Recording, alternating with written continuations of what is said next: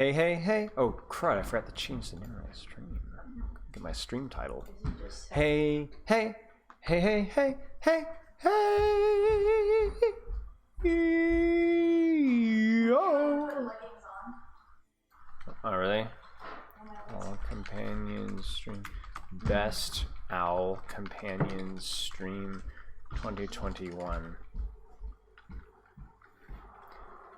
Featuring Spilo and but first some coaching and stuff. See if anybody falls for the your mama thing. Surely. Okay. Thank you. Almost 1 year. Yo, Dr. Pez, thanks for the sub, mate. Almost 1 year indeed. I'm not going to even have time to do the Twitter announcement just yet, so I'm just going to do the Twitch for now.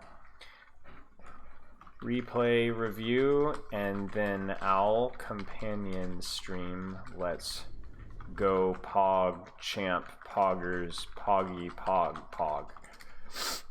And then that, and then let's get a good quality Mimi.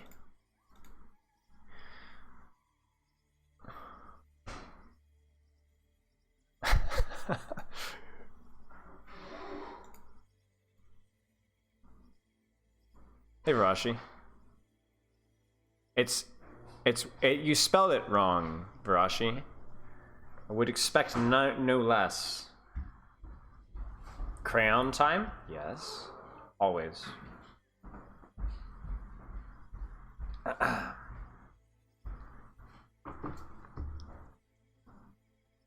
Okay. I think we're good.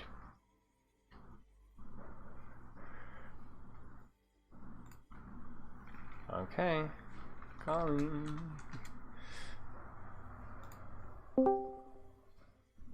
Hey, how's it going? Hey, good. How about you? Long time no chat. You know, it's been a couple hours. Well, yeah, right, yeah. According to Kiev, I should have already purchased and put together the computer and have it operating at this point in time. Otherwise, I'm completely incompetent. But you know, okay. Let's get your form pulled up here. So, okay, here's a corny question. What got you interested in coaching? What got me into what coaching? Interested in coaching. Interested in coaching? Sure. Cause I suck. Okay. But why do you not want to suck? Because I suck at a lot of stuff, but I don't care that much. So why do you not want to suck? I've just been really interested in getting better at Overwatch. I've been playing kind of since the game came out. I saw like the Steva video and I was like, that game looks fun. And so I started playing, and then I didn't play too much, but then during the pandemic, that was kind of the way that I kept in touch with two of my friends. We started playing pretty regularly.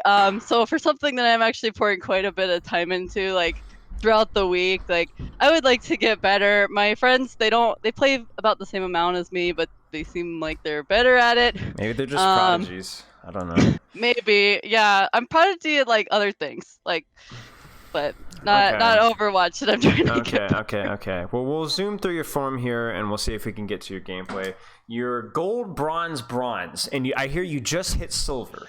I did, yeah, like 20 minutes ago. Congratulations. Okay, so what is your preferred hero rank, or preferred hero or role? What is the one that you want to improve at more than any other?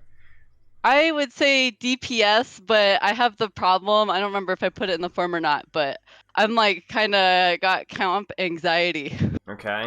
So when I feel that way, I kind of go try like support, but what I really want to go do is be better at DPS. I really like playing Hanzo, but feel like, I'm never gonna get good at Hanzo, so like what's the point? So then I end up like trading around different heroes.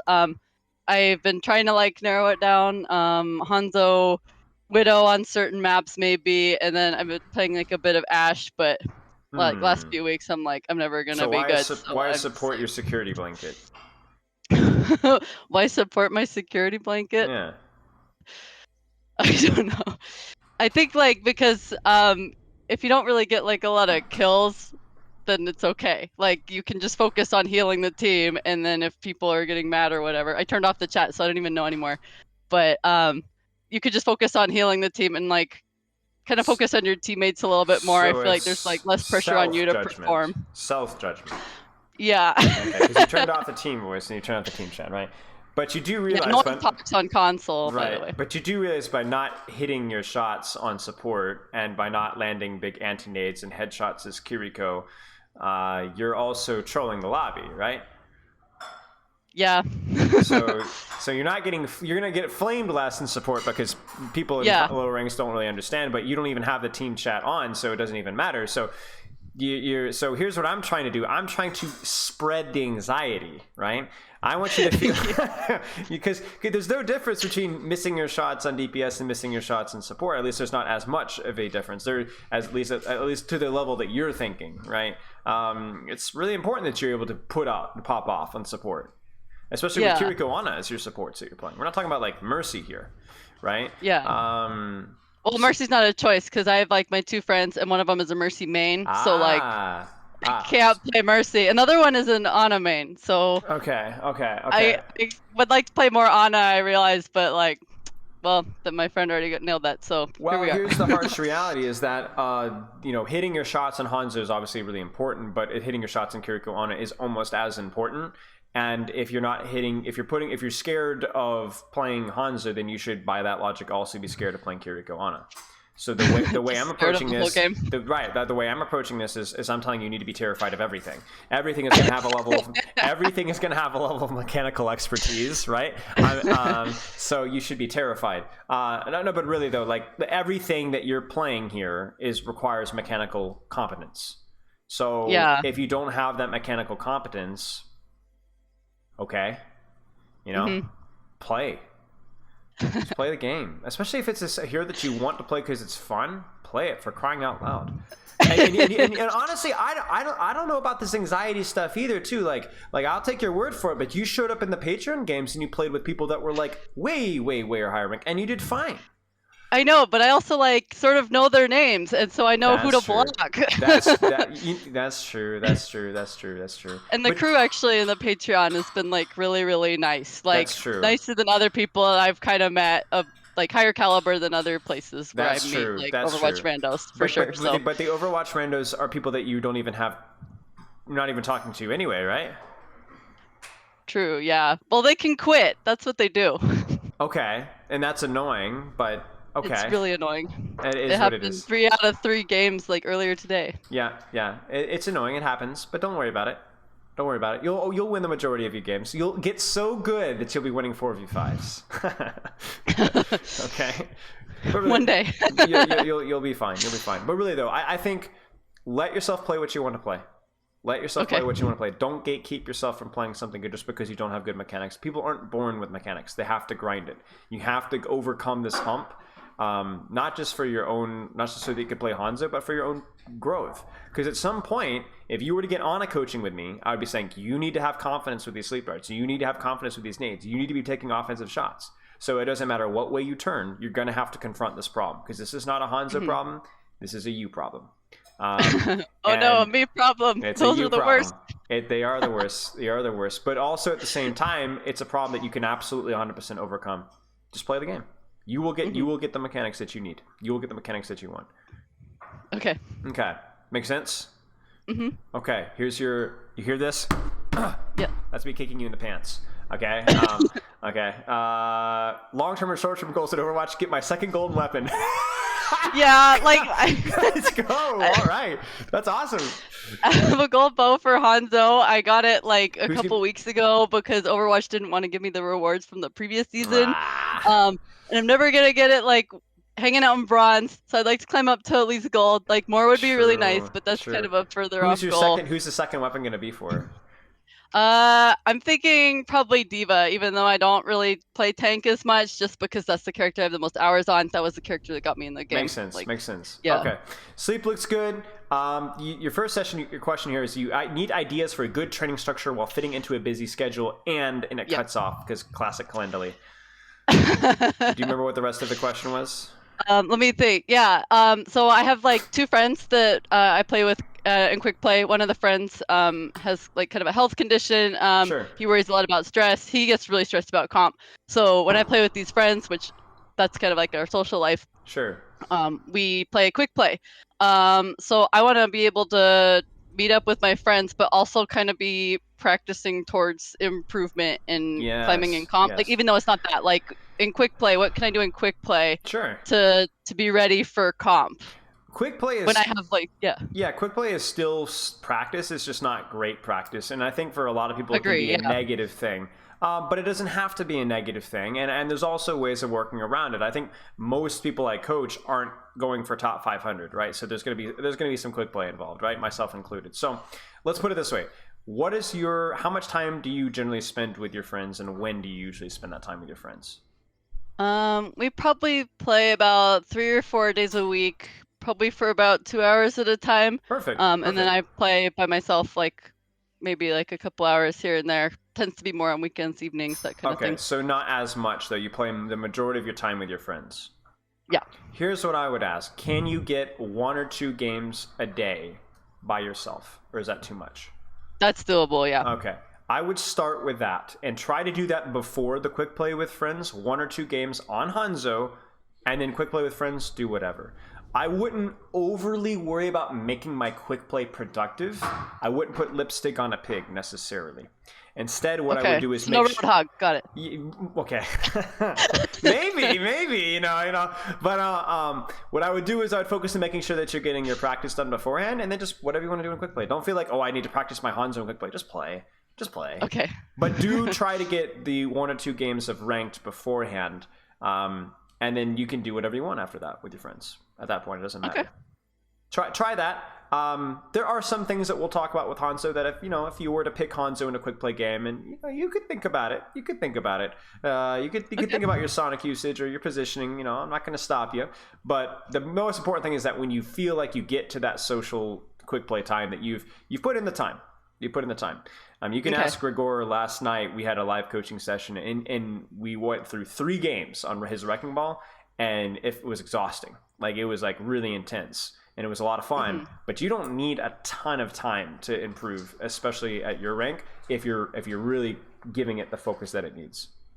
Yeah, I just watched your latest video too. I was thinking, I don't really have like these grand ambitions. I know the amount of time I can put into this right now. Like, Sure, and I think gold is reasonable with the amount of time that you can put in as well. So I think that's something that we can get to. Okay, I don't have a whole lot here. What do you feel is holding you back from improving? You say mentality, understanding, and mechanics. Do you want to elaborate on those a little bit? Yeah, sure. So mentality, like the game that I sent the code for, like I had just lost basically all of the comp games that I tried this week grinding like for this session. Mm-hmm. And I just had the moment like during this game, the one that I sent you. I don't know if you could tell or not from my gameplay, but I just felt like, am I ever gonna be like a Hanzo main? Like, what am I doing? Like, I suck at this. Like, and I know that that's not really the great attitude to have. Like, I try not to have a toxic attitude towards others. Like, I'm not the one to go and blame like my teammates. I'm playing with my friends. Like, I will never ask them to change character or anything. I would maybe worry if they were like feeling really bad. But beyond that, I'm like, if you're having a good game, you're having a bad game. I don't care what you're doing in the game. Like, right. Yeah, I've tried to focus on myself and like what I can do, how I can improve, what I need to be doing, that kind of stuff. And I try not to think about what other people think about my gameplay, which is really hard. It is hard. It's a skill that's worth putting time into, and it's a good life skill too. Agreed. I think it's good to do that, and I think it's also something that there's nothing to be. It's also people I think get embarrassed by that, but like I have a massive sports competitive background, MMA, football. My testosterone count is like quadruple. You're in the testosterone zone. I'm the greatest of all. I'm probably the greatest human being of all time. And yet I had competitive anxiety quite badly for a long time when I first got into Overwatch. For hundreds, like I didn't play ranked. Like I think I placed in gold, lost several games because everybody played in gold, and I was like actually bronze skill level. And bro, I did not touch ranked for like 4 or 5 seasons. That was me. Yeah. Right. And so it's normal. Like whenever there's a lot of, it feels scary. Even the music, boom, you're like, ah, like it's more intense, right? It's scary. Like, so it happens. So there's literally nothing about it that is It's not. You shouldn't be embarrassed or anxious about having competitive anxiety. Is what I'm saying. It happens. Work through it. Move on. Yeah. I guess that's the main. That's partly why I'm pushing myself to do it. Like, right. Because it's like, oh, I know that this is challenging, but I feel like this is a challenge I can like kind of overcome or at least work on. Right. Right. Exactly. Yeah. Exactly. Okay. Do you want to get into the gameplay? Let's do it. I guess that's for a trick question. You don't have an option. We're getting into the gameplay. Okay, so silver. Congratulations, Hanzo. Thank you. Silver 5. Nice. Hoping to keep the climb. Did you see the percentage of what players that you're better at? It was 8%. 8%. Oh, just barely silver 5. You snuck in. Yeah, you snuck in. Okay. A true story. I had a placement one time. For work. Yeah, I got a 99% placement one time. I'm like, no! It was like Diamond 1 or something like that. You're 99%. I'm like, come on, man. Okay. All right, let's take a look at some Hanzo here. So I would ask you, well, let me ask you, are you familiar mostly with what you should be doing as Hanzo most of the time? Trying to get headshots, trying to help the team out with scouting arrows. I'm gonna be trying to go for squishies, trying less to focus on the tank. Sure. And trying also not to die. Okay, brilliant. Let's see if you see what your knowledge skill gap is looking like, right? What you know versus what you can do. Ah! Let's go. That's the Hanzo classic. But you know what?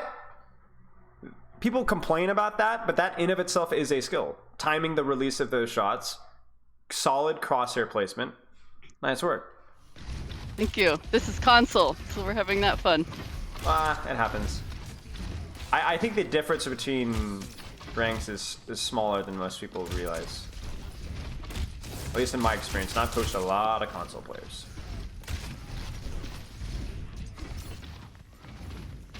So obviously you're like, we're up 1, but like Reinhardt's point blank range, I don't just want to walk through the choke at that guy. So like keeping your distance here.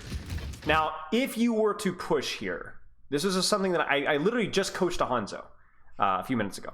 So was it a bronzo like me? No, it was not a bronzo. He was a platzo. So if you push as Hanzo, where do you push?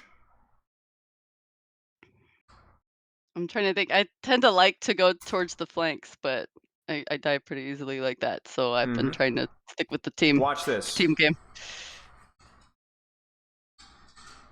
Do you see? Mm-hmm. What did I just do with the vision on my screen? Where did I move? You just snuck off over to the left and used that cover, but they're also piled up. Right. When you push, not this. Okay, this. That's what I did, I think. You see? Or, you know, this. Not saying that this is really an option on this map, but the idea is you want to run the circumference of the map, right? That's kind of what you want to be doing whenever you're pushing up, right? You don't want to be W king as much. Like even here, you're W king, but the intention, where's the end purpose of your positioning here? Is it to be here? No. Where is it? I don't know, and I just did this game 25 minutes ago. Think about it. But remember, I'm going to be asking you questions that you don't know. I know you don't know, but I want you to come up with the answer.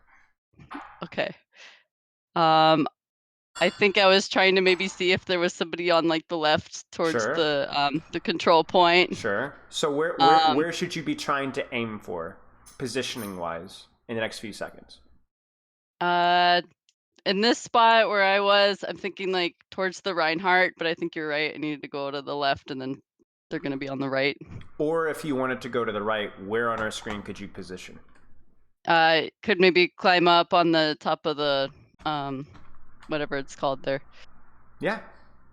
There you go. Does this have a good sightline? Not currently, but like it will. Sometimes when they're on the left side. Yeah. Yeah. Got a little bit of range between you and the enemy Reinhardt, right? He can't just go and beat you with his hammer, right? Mm-hmm. That's what we want, right?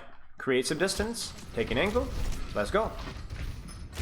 Get off the floor, right? I'm not saying that the floor is bad, but when you have a better, longer sightline up top, take it, right? And if you were to go left, would you go left here? Maybe, but you could also go left where? Kind of towards like that big mega on the left. Right, over here. Just a little bit further, but Sure. Or even the boxes, right? Just a little bit of distance, right? So again, remember when we asked you, like, when you push, how do you push, right? Right? You notice that when we're pushing here, it's like off to the side here, off to the side here. There's always an element of distance involved. You're playing a sniper, right? And you can push as Hanzo. You can even get up close to people if you need to. But it's generally better whenever you can, nice shot, to create a little bit of distance between yourself and enemy backline. Okay. This is play the game, I think. This ultimate is just not real. No, it's a different one. It's just not real, this ultimate. Now,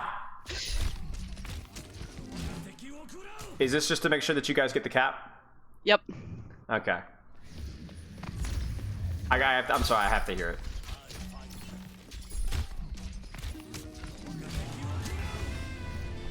Sorry, we just have to let that play. Do you like the That's great. dating show music? That's great. That's great. Okay.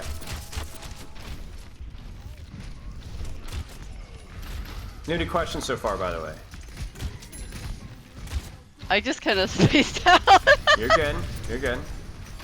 What's the problem with your positioning potentially right now?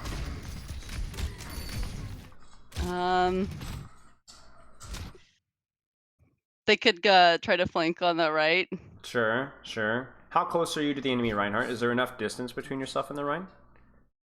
I think right at this split second, yeah, but there's kind of the payload and everything in between. Sure. And then So there's it's okay. Kiriko also. So it's okay. Where could you be on the map that would be better than where you are right now? A little bit more distance, a little bit more vision. I think up top, but the reason I don't tend to gravitate towards high ground, even though I know that's like high ground, right? I'm not very good at like aiming from high ground, and I've been like trying to work on that.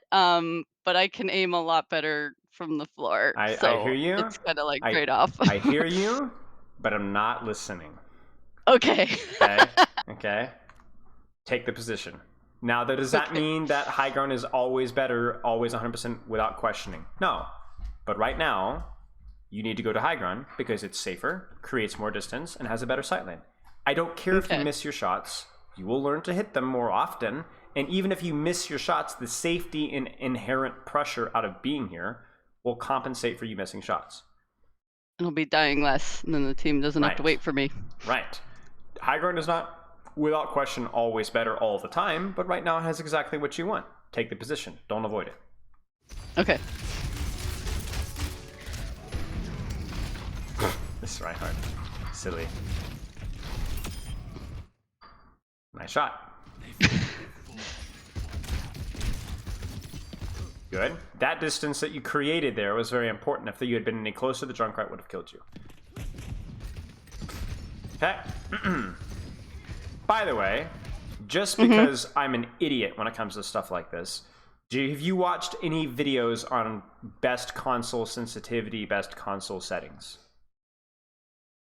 I have, and that's actually part of why I think I've been on the losing streak, because I was messing with the sensitivity too much, and then my aim just like started to really suck. And like this week, I just was like, you know what, I just have to put it back to like defaults, and then put it up to kind of where I think it was, because I've messed with it too much, and I don't understand these settings.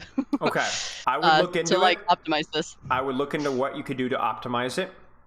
Okay. And then don't touch it once you figured it out. If it feels a little bit messy, everything's going to feel messy and uncomfortable because you're new to it. Just let it roll. My point is that do your homework to find what's best for console, and then just let it go, and then just practice with it. The only reason I ask is because most low-ranked players would benefit from a little bit of settings adjusting. But then actually, once you do figure that out, just do it so that you don't have to worry about it ever again.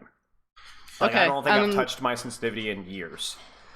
One question that I would have about that is because I don't just one trick Hanzo, right?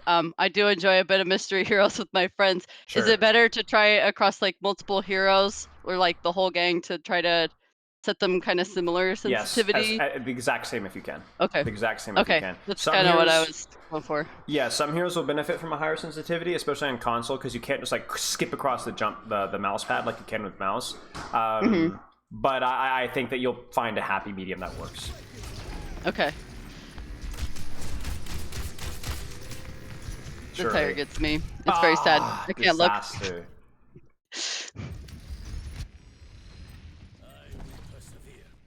Okay, let's keep watching. Now, I like this position. Why? We talked about it a little bit already, but I want to hear from you. Because the Reinhardt can't easily hop up and get me. Why? It creates distance. Why? Because he's a Reinhardt. He can't like wall climb. Like he's Right. gonna have to go through the whole team and then like Right. walk up the ramp like a dum dum. Do you have an angle? It's like a dum-dum, yes. Like, do you have an angle? Not like right now, but like kind of when I was on the ramp, Yeah. I can kind of see Do them you down have there. cover? Yeah, I'll just back up Do or you like have drop off like we range? did with Junkrat. Yep. And that's it. There's Definitely your holy got range. trifecta. Cover, angle, range. Check, check. That's what we're looking for. Does that make sense? In fact, that's so important that I'm literally going to put it in your voice channel. Cover, or voice channel. Cover, I'm also writing it on my notes posted angle, over here. range. That's what you look for in a positioning. And if you could check 3 of those boxes, you're good to go. Now, what you might need to do is, as you're learning this, is you might need to focus on just 1 or 2 of those little details until you get more comfortable doing it without thinking, and then go, oh, I'm really good at taking angles with range, but I sometimes forget about cover, and then you work at that. But so don't try to like check all the boxes all the time. Just something to kind of consider. But this positioning has all the boxes. It's unfortunate. Probably should kind of towards your spawn. Yeah, that's fine. But you see, like, the guy had to pin to get to you. That's what you want. That's what you want. If he has to pin to get to you, you've chosen a good positioning. Take top. Nice. It's almost as like I could hear you in the future. I know, it's right. My shrieking nasally voice. Okay. Now, where should you be with cover, angle, and range? Probably going up to the top left. I was feeling a little down about myself at this moment. For some reason, I remember that. Yeah. So I was like, I'm gonna stick with the team, like, because if I go, like, they're all probably clustered up there. It might be like 1v3 or something. So I was like, shame on you. You're too good for this. Don't. You're too good for this. You have too good of a mentality for this. Like, you shouldn't be. You don't be embarrassed. Go up here. Take it. If you die in a miserable, tragic death, great job. Try it again. it's a hero's death. Right. You know what? I just realized. Cover, angle, range. It's car position. Car. Drive position. the car. Always drive the car. Drive the car. Not the payload. But like right now, again, This is you, bronze. That's your job, right? Right, sure, fair enough, right? Everybody needs to be pushing payload. But like, look at this, right? You're outside of dash range. You're outside of concussive mine range. You're great position here. Even if you miss half of your shots, if 1 shot hits, it matters. And if you have to back up, you lunge away. Okay, it's fine. Because you see how they're pushing right here? You see how they're pushing? Sorry. You won't be able to stay here, so you'll need to back up. That's okay. Just like when the Reinhardt pinned you earlier, right? Nice. He tried. He did. And then I go back and try to peel for the Kiriko. Do you have cover right now? Nah, I'm just there. Not really. Do you have an angle on the enemy team? Kind of, right? Sort of, yeah. Do you have good range? It's okay range. It's okay. They So switched to so that's it. Even when, because fights are going to get messy, right? If you could check 2 out of the 3 boxes, we can live with it. Right? Am I surprised that you did that? No. I have confidence in your ability to aim. That makes one of us. Yeah, well, I'm the one that's being proven right, so screw you. Okay. Nice job. No! Yeah, because I went back to like help him, the other healer, and then they did not heal me, and I was like, please heal me, and then they didn't, and then Now, okay, I was not very happy. This is a bronze moment, okay, when it comes to the healing. That being said, to prove my point, because it's all about me, why did you die? Lack of healing and car positioning. Which one did you not have? I didn't have a good angle on them here. And what was your range on the Junkrat right there? Not enough. Not enough. Point blank, right? Now, that's not really why you died, but I don't care. It's gonna prove it's part of my philosophy, so you have to brute force it to fit what I wanted to say, so you know. But it is also good. gone for the health pack. Right, true. What do you think about this positioning? Cover? Yes. Angle? Yes. Yep. Range? Yes. Yeah. So we're not going to be surprised when this works out. See?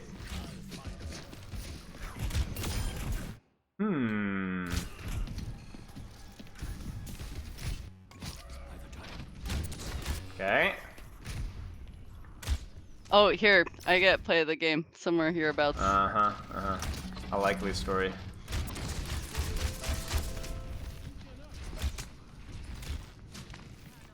Car positioning. The fight's about to start, right? Mm-hmm.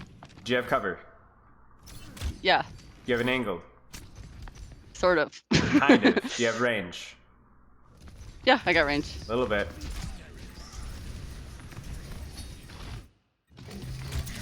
Oh yeah, get ready for it. Cover? Nope. Angle? Yes. Range? Moderate. Moderate. Could be better. Now, this is very ugly. I don't know where you go here, to be honest with you. Maybe you play a little bit further back, near the wall here. A little bit better cover, a little bit better range, right? There's going to be parts of the map where you're just not going to be able to have car positioning. It's not going to happen. Think about walking out of that first choke in Blizzard World, on the very, very first choke, right? Where are you going to go? You could flank all the way around left, but that's a little scary. That's a little too close, right? Yeah. So you might just have to be patient. You could take that flank and play for a high risk, high reward play. In fact, I would encourage it, but it's not very far. It's a Ka positioning, right? There's no range there, right? Stormcrow. Right, exactly. And then sometimes you might have to take an angle and it doesn't have any cover and it's going to be positioning, right? So, and then there's going to be the position. But yeah, anyway, long story short, you try to check as many of those boxes as you can. Right now, you're just not going to be able to get a great angle. That's just how it is. So at least find something with a little bit of range and a little bit of cover, right? And then let's see this play of the game. You baited me.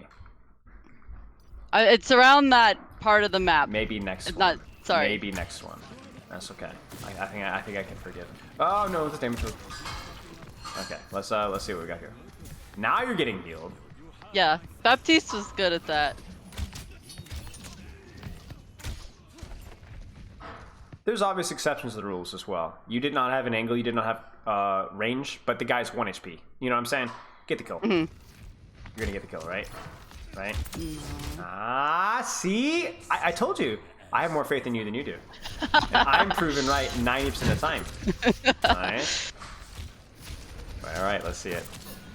Surely it'll be this fight. Now, like again here, right? You have cover, you have range, but you don't have an angle yet. But yeah, where on earth are you gonna go that you're gonna have an angle right now? Right? There's nowhere around that corner. Right, there's just nowhere really here. It's just a nasty choke, so it's fine. Alright, let's go. Use it.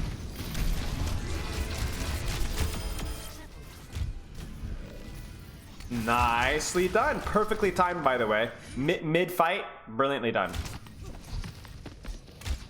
Wait, come on. I want one more shot. I just want one more shot, please. Oh, you're 9 HP, I guess. Okay, nice shot. Nice Baptiste, help me. Nice shot. Thank you. Okay. Not that nice. I can't have you getting too big of a head, but it was okay. Okay, now the map has opened up. What do we mean by opened up? You tell me. There's kind of more options for angles that I can take here. Right. So now you can actually car position. So where should you go? Probably over to the left to try to get an angle like to where the payload stops. Like here? Ish, yeah, there's some cover there. I mean, they'll be coming through there, right? Yeah, these are some options. There's another option up here too as well, right? So you have several options far left, high right, and you notice that all of those positions are deeper angles, but they're still safe because you have cover. And they're still safe because you have range. That's what you need here. If you take an angle like this, yeah, you might be kind of scared. If you take an angle like this, yeah, you might be kind of scared. But you're over here, nah, you're good. Over here, you're good. Let's see. Now I know you're not going to take them. Any of the above. No, right. I know you're not going to take them. There's a reason why you're silver. Okay, you know what? Never mind. Just every time. At least you said silver, not bronze. Yeah, true. And I say that as soon as you hit a headshot. Oh my gosh. Okay. Now you're just making me look silly. Okay, let's keep going. Do you have any questions so far? No, I think everything's been pretty clear. So what are you looking at? What are the skills that you need to improve? I think positioning a bit, trying to go for the car positioning. Yeah. Okay. Car positioning, cover, angle, range. So that's what I got so far in my notes. I agree. I think for the most part, that's mostly it. We haven't talked as much about cooldowns. Do you have any questions about your cooldowns? I think at least like Hanzo, I have like enough hours on him that I'm kind of like don't really need to like think about them too much in a way. Like I kind of am just like, oh, I think that my arrows are ready now, and Mm-hmm. generally like they are, right? So it's not Yep. just like, oh shoot, do I check? Like, and I think with Hanzo, like they almost kind of don't matter as much. Like Storm Arrow, like a little bit. But I'm trying to think what I want to say here. It's not like on a nade where you live and die about whether you Right. use it properly. Yeah, exactly. Yeah. You said it better than I could. Yep. Well, I've had more practice saying it, so that's what all I do is talk about on a nade. Okay. I mean, I would definitely say that, like, it's going to be something that you will want to revisit as time goes on. But if we're talking about the low-hanging fruit, right, it's not the priority for you right now. Yeah. This is delightful. Is this car? This is car. This is car, right? But Now, you're gonna enjoy watching me miss shots because I'm really bad at aiming from high ground. well, and that's normal, right? It's the second angle, but it also makes it harder for them to aim on you, and usually the benefits outweigh the drawbacks. Okay. Now, what I will say will help you to improve your aim from an angle. Describe the urgency with which these shots are being delivered. It's not super urgent. It's like if I can get a pick, that'd be awesome. But it I'm not feels gonna like live or die it by feels these. almost like for me, there's too much urgency. Okay. It feels like almost like there's a little bit of panic on some of those shots. Even the Storm Arrow. I don't think you hit Gotta jack perform. all. Everyone's looking at me. Right. But who cares? It's like, oh, in a power position, I have to hit the shot. Just relax. Take your time. You don't have I to. do way better when I relax. Like I had a really bad day at work, and I went and just like put in Mystery Heroes, and I just didn't even care what happened. And it was like probably the most fun I'd had like in a long time, and I was really popping off too. Like I wasn't even like thinking about it. Yeah, and there you go. Oh, That's I need to hit that. Mechanics and psychology are connected in an unbelievable way. So what you could do to practice that is not to force yourself to calm down, but force yourself to take a second between your shots and aim. Not only so that you can kind of force yourself to calm down, almost like controlling your breath, but also so that if you miss, you give yourself the time to readjust. Right now, there's nothing learned here. You're just mashing buttons. True, yeah. I will say credit for the positioning, but relax. You'll learn more. That was good. If you actually settle a little bit more in your shots. Car, by the way, is completely gone. No cover right now, no range, you're dead. Probably fine. It was worth the risk, but because the fight was pretty much lost. But yeah, okay. Yeah, Farah. Those things are hard to hit. Yeah, so then don't worry about her. Take an angle on something else. And if she gets close to you, you Storm Arrow and you light her up. Okay. What was that you said? They're hard to hit. Where should she be? Car position. I should probably be up top. Mm-hmm. And I think I do take that at some point. There's the juice, right? Look at that. Everything checked off in once. Not always going to line up like that, but sure as heck it's going to do here, right? Oh. Nice. There's one time I climbed and then I just totally failed. I forgot if it's this game. Relax. But see, the thing is even though you're missing the majority of your shots, you're taking a position where you can actually hit shots and do so safely. Whereas if you were still back here, it would have been a little bit more risky and also harder to actually hit their shots once they turn the corner here. But once they duck behind here, you're not shooting this Hanzo. You're not shooting this Moira or Queen because you're sitting back here. But now that you're here, you can continue to shoot. That's what the angle provides. That's what the high ground provides. Okay.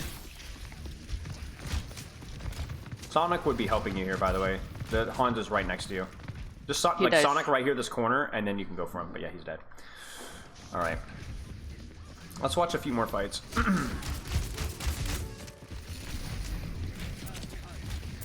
Nice. By the way, you want to push this angle, right? You're up a few. Where do you push? Car.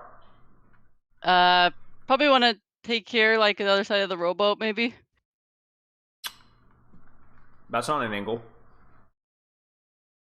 True. Maybe off to the right, like near that mega, sort of. Aren't you feeding if you come here? It's a trick question. Maybe a bit. I don't know, because like the rest of the team is off to the left, so if I can like hold, like maybe get a couple shots off, like they're not gonna have time to react. Is this car? This one would be car, yeah. So then is it worth the risk? Yeah. If that Junker Queen shoots you, if that Junkrat shoots you, are you at risk from where you are? More at risk than I would be like up top, but. But you're doing nothing up top, literally nothing. Right? Should start emoting because it'll be the but same. Basically, yes. This is about as safe as you can be.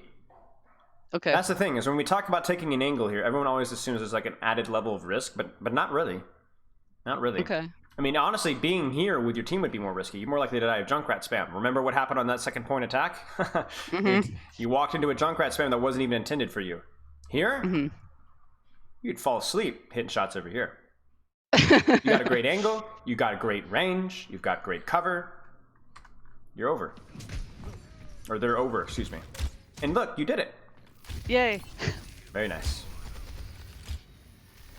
You got time to watch one more fight? I do, yeah. All right. Careful. Your angle here isn't particularly good. You don't have cover, and you don't have range. And you know how you don't have range? Because you're a Tankzo right now. You got nothing on your screen. And it's just a micro adjustment too, right? It's like the difference between being here and being here, or like on the boxes, is just like worlds of difference, right? Significantly safer, significantly more likely to hit shots. Nice. Too soon. Let them walk up. Too soon. Let them engage. Okay. It's going to be harder for them to split and avoid, and even if you don't get a kill, it will cause so much chaos that your team will capitalize off of it. Oh, nice. Car? Ish. Cover definitely. Range, yes. Angle, eh. Yeah. My thoughts exactly. So now your Ramatra's pushed from here, and your DPS are pushed from here, and then now you're just like, I would be with my BAP here. Better sightline. Okay. Better cover, all that kind of stuff. And he actually heals. Right. Where should you go? Car? Probably but next to the BAP. Or maybe I could like peek a little bit. Maybe you could also go up top. Okay. You see the high ground true. in of itself creates range, right? I mean, think about it even mathematically, right? It's not just the cover itself, but also like Pythagoras theorem, right? This is more distance than just being at that same distance on the floor. So you create distance by being there. Nice shot. Nice shot. Your mechanics are fine. Okay. Okay, I say that, you just pop off again. Come on, 4K, 4K, 4K, 4K, 4K. Oh, Nice. yeah! Nice, Okay. nice. Okay, we stop there. Hanzo. Okay. Hanzo. What skills need to work out with Hanzo? We talked about car positioning. Car positioning. Car positioning. Anything else that has come to mind? Little details, because that is just one thing. It is a big thing, but if there are any other details that might be fun to work on. Don't feel too bad about mechanics anymore. Ignore It'll come. mechanical High ground. performance. But that's related to car. Yeah. Put yourself in good positions. See what happens. Take a breath between shots in the high ground. On shots, yeah. And maybe more patience with dragons. Okay. Once fight starts. And you can do it as soon as the fight starts, right? You don't have to mess around, but just that was only a one-time thing. That's worth looking at. So pick one of those things, practice one of those things in the game. Next game, decide if you want to continue to practice or if you're bored out of your mind and you want to practice something else. General, 1 to 2 games before QP. Play Hanzo, you coward. And that's it. Play Hanzo, you coward. That's it. That's it. Okay. Do you have any questions? What about so I play like with my friends and we'll play like different stuff, right? Sure. I know that like car, for example, is what I should be doing kind of on any character that I'm playing, right? Yeah. I guess if you're me and you're playing like competitive and you're Hanzo and it's just going like horribly, keep playing Hanzo or like switch. Yes, keep playing Hanzo, you coward. Okay. Because remember, it's a learning experience. No Widow, no Ash. It's a learning experience. Now, if Widow is a hero that you want to improve at too, then go Widow. But you're at a point in time where you really don't want to be playing too many heroes on your work games, right? It's true. Yeah. So Widow Hanzo, I would limit it to that. Ashe Hanzo, I'd limit it to that. I wouldn't do any more than that. Okay. I don't mind swapping if it's to one of those heroes that you really want to practice also like Hanzo. Okay, pick But 2. Stick with those. limit it to that. You know, if you're like, I want to play Widow here, I think Widow would be better. Sure, I'm down for it. And really, everything we talked about with Widowmaker also applied. Hanzo and Widowmaker, excuse me, right? The things that apply to Hanzo also apply to Widowmaker, right? So, yeah. Any other questions? I think that's it for now. But thank you so much, Spilo. You are very welcome. Good work. I appreciate your help earlier with the computer stuff. Yeah, and I'll anytime. chat with you later. Sounds good. Right, thank you. You're welcome. See you. All right, that was Cheery, one of my good friends, and we're going to be doing an Alco stream. So before I get started, I want you guys to notice what is in my lap. Is Alindiel still here? Had Amari Pepper cameo. You guys probably noticing me looking down. This is the cat. She's just got her head burrowed into my hip, sound asleep. So I can't even move.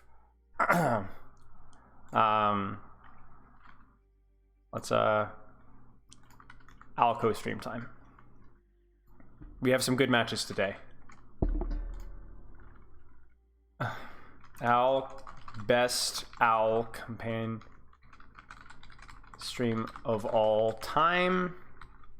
Link in replies. She's twitching. I think she's awake. You watched Florida Houston? Only a teeny tiny bit. Only a teeny tiny bit.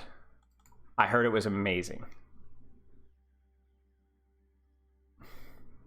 Was it amazing?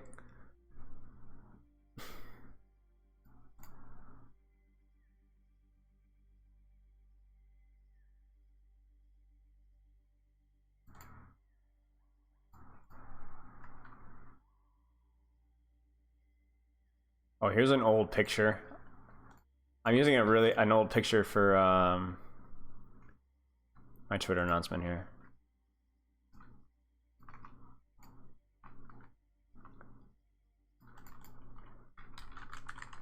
Top 5 match of all time?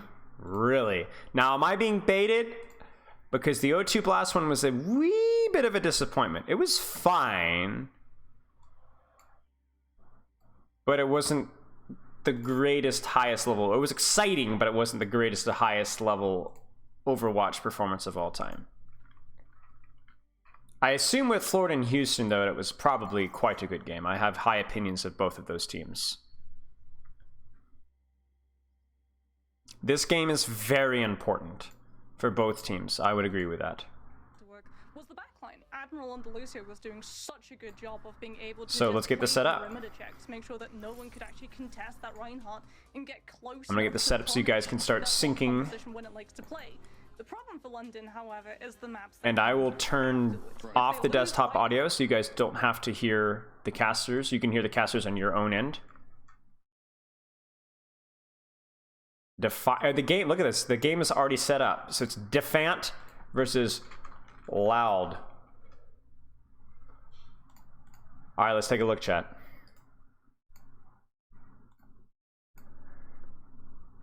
Is this the Avast Methadone stream? This is the, I would say budget Avast, but I don't think it's even budget Avast. It's the budget Avast for the budget Avast people.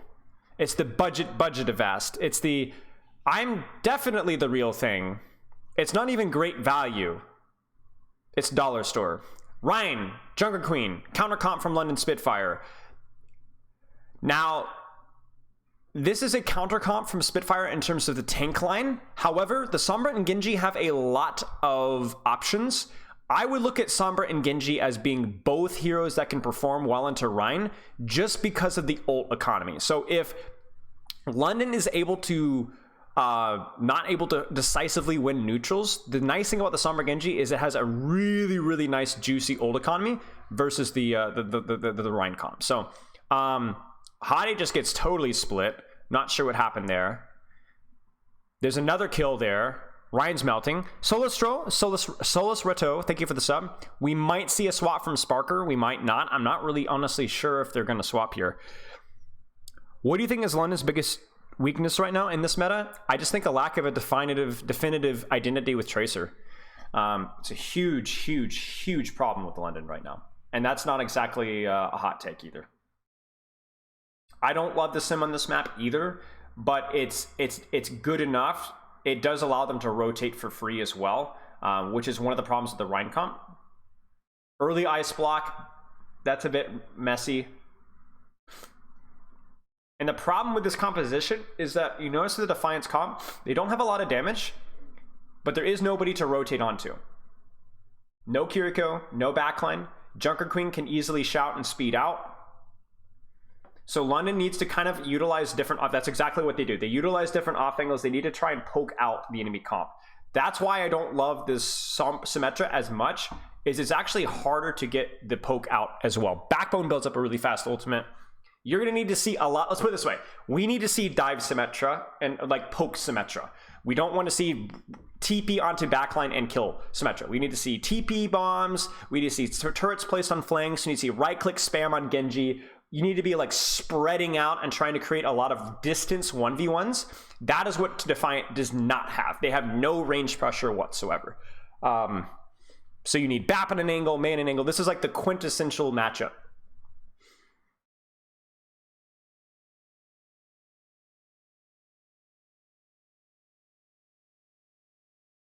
Huge spy check on Sam.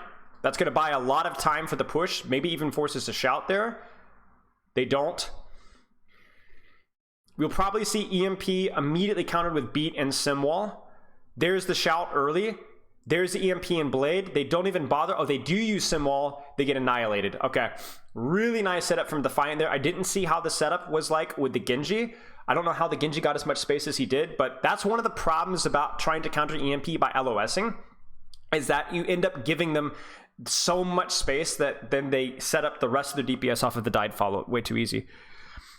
Genji is just for Blade. Genji has better ult, and it's also a hero pick thing. Speedily's Genji's better than his Tracer. I like the Genji on this map better versus the Rhine comp. Just having the ult is going to be a big thing. Probably see a beat engage attempt. Honestly, I don't even know if we see a beat engage. It might be used to counter the okay, they do beat engage. It's gonna be countered beat, and then they're gonna use the Junker Queen ult instead. That's the one problem about the beat engage. It's gonna be pretty easy to counter, and that's exactly what happens. I would have liked to have seen London try to set up on point first, and then try to bait Toronto into walking forward, and then either try to just buy time so that you can get Blizzard or some other way of forcing point.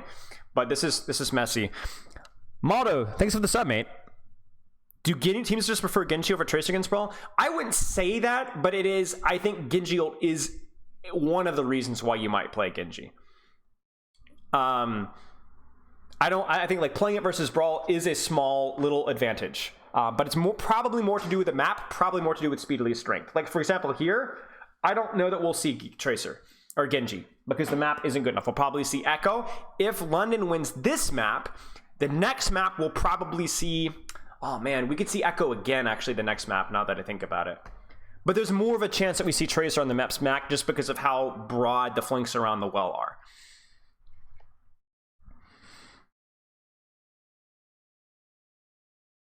London have been really disappointing so far. Yeah. So London, I didn't catch the game when they didn't they do a TP to point and succeed with it not too long ago? But Toronto is hard counter-comping. Like hard counter-comping. This is going to be hard for London to play versus. This comp from Toronto is straight up trash if London open dive. Like it just loses the Sombra Tracer, but look at the damage that they got before they even go to point. There's the nade. That's Lamp before they even touch point. Kaluj does get pinned though. That's a monstrous. Oh, he doesn't even finish the pin. Oh no. Too much damage. I don't even know what you swap here. I think you might just have the full swap. Unbelievable that Kaluch lived there. Really important. And honestly, really quite good stall from Toronto here. Like this is, or from London. Like that's really, really bad for Toronto to get that big of an advantage and not be able to execute there. Really, really, really, really rough. Oh, he doesn't get his lamp off.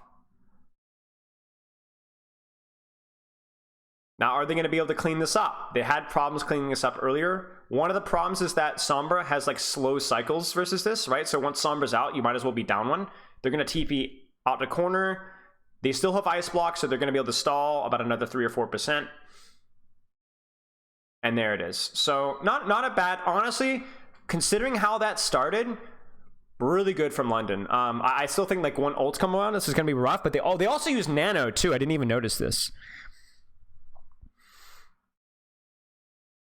I would argue as well that the Rhine comp hasn't just been found out. I also think the execution this season hasn't been as good. I think it's been a solid step behind. I think that's one of the narratives that's being put out right now. But I think the London's issues are a lot more complex than just the one comp doesn't work anymore. Huge TP, very, very cheap fight flip. Again, really well executed by London there to get the point. The EMP is big, but it's not fast enough. They do get the kill on Admiral. Kaluj doesn't even get the chance to use Primal. He gets nuked. London is finding ways to pull this one out despite honestly horrible.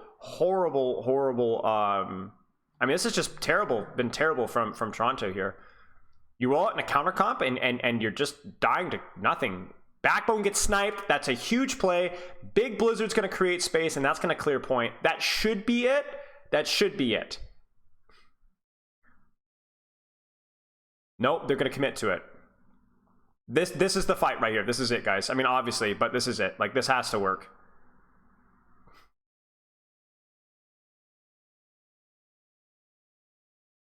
They isolate backline dies. Hottie just pieces out. Geez, guys, this is really bad from Toronto. They're really struggling. Really well done by London on some of these TPs to point have been crazy.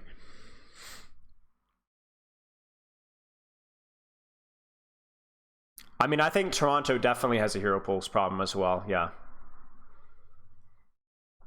These are two suffering teams in terms of what I would imagine to be hero pools. TP to point, Blizzard point. There it is. Kaluj is frozen. He should die. He doesn't. Oh my days, what a sleep. And even if let's see, Shatter. First thing that touches, Shatter right there. That's huge. They're trying to block it. They do get it, but speedily get Sparker. The window's out. They get the copy. Could go either way. The pin's out. The EMP's fat, but there's not enough follow-up. Landon does die for it, though. The copy's out. Will speedily survive. They get the res on Kaluj. Hottie's dead. Oh my gosh. Honestly, from London, really, really, really, really good so far in terms of execution, considering the counter comp. But that's like millimeters away from going either way. Yeah, that res in Kaluj was huge. Okay, the problem here is that even though Spitfire has it, oh no. Because now this might be, that might have been game, guys. That might be game. Obviously it could go either way, but like Toronto has the big two ults now, which is Primal and Nano on this point. Even with the beat, assuming that Kaluj doesn't just freaking die like last time, this is last fight, and you're going in with 3 ultimates, and they're going to build both DPS ults as this fight goes along. The nade only hits Rhine, though. The beat is good. There's the Primal. They're nano-primaling. Not what you love to see. So this could be okay for London. The sim wall is going to come out. They don't get the sim wall out. Where's my sim wall Sparker? Where's my sim wall Sparker? I guess they track EMP. They track EMP. Huge fire strike. Huge fire strike. Unbelievable. How are London getting this away with this? There's the sim wall now. This is disastrous from Toronto. London, well played by London, but they had no business winning that one. Going into Nano Primal and Nade, and they're not able to clutch through. Disastrous. The Mercies for more damage boost on Echo. There's no other support that's going to contribute a lot there. The Mercy is a fine swap. I mean, Toronto rolls out on the counter comp and can't execute. Crazy, crazy stuff from London there. That fire strike did win it. Yeah. But honestly, like the fact that Nano Primal, even into beat, you can't get anything even low. Like you can't force beat with just Nano and Nade and Echo off angle and Sombra off angle. I don't know. My little alarms are going off with the Sombra. I want to know what Sam was doing on the Sombra there. It's the damage boost. It's the damage boost and how aggressively she can play with.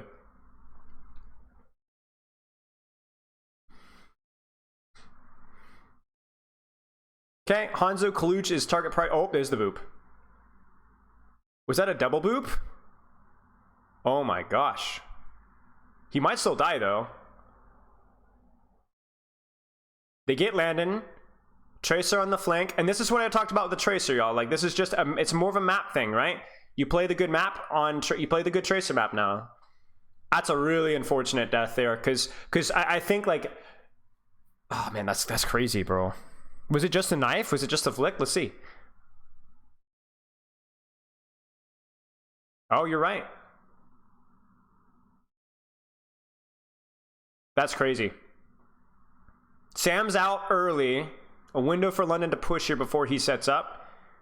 He's setting up. He's not quite there yet. There's a Sonic on the flank. That's a good Sonic. It's going to provide some information. They're going to try and leverage point pressure. That's London's advantage here, is that even with the Queen that can touch point in Tracer, there's a lot of damage right there. You guys can see it. So London just should be able to, as long as they mark their flanks with the Sonic and Lucio, they should be able to establish point pressure. The wall doesn't quite hit, though. And Toronto is juggling this one pretty well. They're going to wait for Pulse, and we'll probably see a hard commit right about here. What a shot by Sparker. There's the hard commit. It doesn't quite work. So basically, like, Toronto's comp is just basically like, we're going to try and fish, we're going to try and fish, we're going to try and fish, we're going to get an ult advantage, and then we're going to push. Oh my gosh, how's Backbone dying? Landon popping off. Still being really stalled, though. So kind of like a 50-50 trade for both teams. But the big thing is that Toronto walks away with it. A pretty decent fat ult percentage, considering that Lucio just freaking died.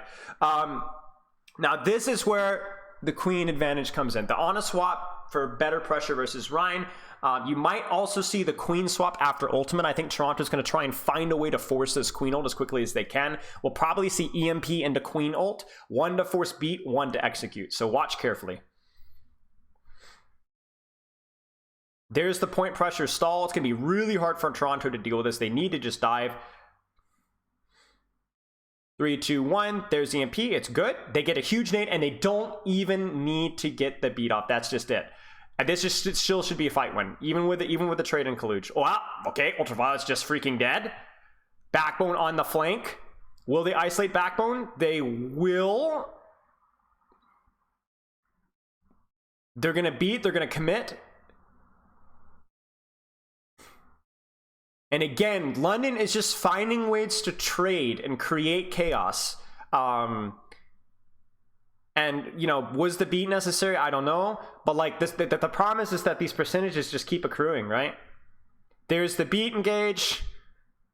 And that's going to be quite expensive. They do dodge the Blizzard, though. Oh, he doesn't dodge the Blizzard. I thought for sure he had. Everybody's 1 HP. Nothing's finished off. More stalling, guys. Like, oh, this is so bad. Kaluch goes Winston here. There it is. London's just finding ways to trade. This is what London was good at last year. They were good at creating chaos, taking angles, and just rolling the dice, right? Hadi hits a shatter. Backbone on the flank kills your Ana. Sparker hits a headshot. We've not seen that. We're seeing it a little bit here. This is terrible. This is really, really bad. Toronto is in a really bad spot right now. They have the Nano Monkey. It's all in the Nano Monkey. It's a huge lamp, but everybody's 1 HP. Admiral gets naded. Very, very important that they get that kill, but are they going to actually finish this? That's the thing, that they've not been able to finish this. There's no ults to trade just yet. There's the hard commit. He gets the pin. Oh my gosh, bro. Like, this is London Classic. Like, this is still being stalled. This is still being stalled. And even if they lose this, like, Ultraviolet just dies. Just dies. That's crazy. That's crazy. What inspired your video earlier about you're not going to hit GM in Overwatch? A lot of things. It's been a video I've been wanting to make for about 2 or 3 months. I just have ideas. Usually when I'm sleeping or, like, when I'm trying to fall asleep, I just think of ideas I want to do.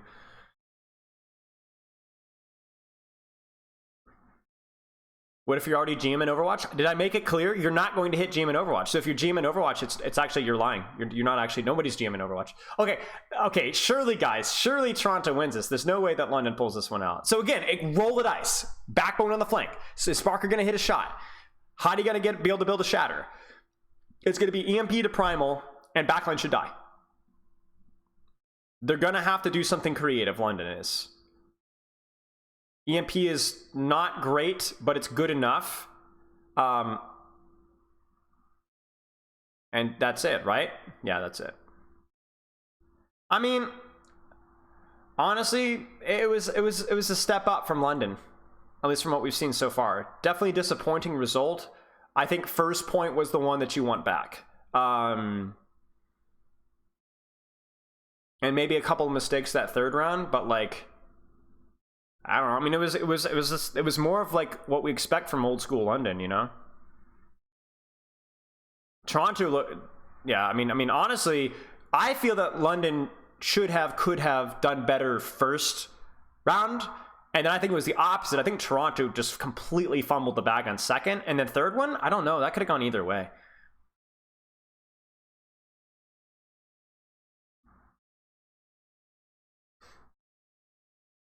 Now, the key thing, though, for Spitfire is, like, what you lost the first map, okay? So, like, what's going to happen next map, right?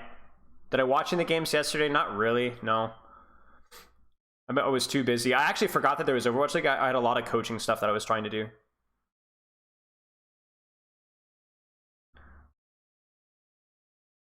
How does that pull? Because he was already leaning that direction. King's Row, that's promising for London. Havana, promising for London. I mean, you can't ask for a better map pool for London. You literally cannot ask for a better map pool for London right now. Havana, King's Row, Colosseo, Antarctica. This is it. This is the one London wins. If you're gonna win a match, it's gonna be right here.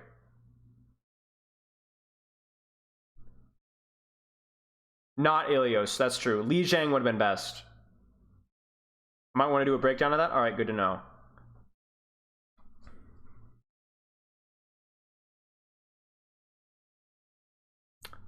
Yeah, surely. I mean, I think, like, King's Row is going to be the toughest one, I think, because Brawl is harder on that map, with the amount of high grounds on first and third. But at the very least, you know, you could see this is a reverse sweepable map pool. Yeah, Vegas has looked better. Do you think Match will help with the Timor? Yes. It gives them at least flexibility with like Kiriko Ana compositions on maps like Blizzard World and Rialto. I don't know. We might see Magid next map.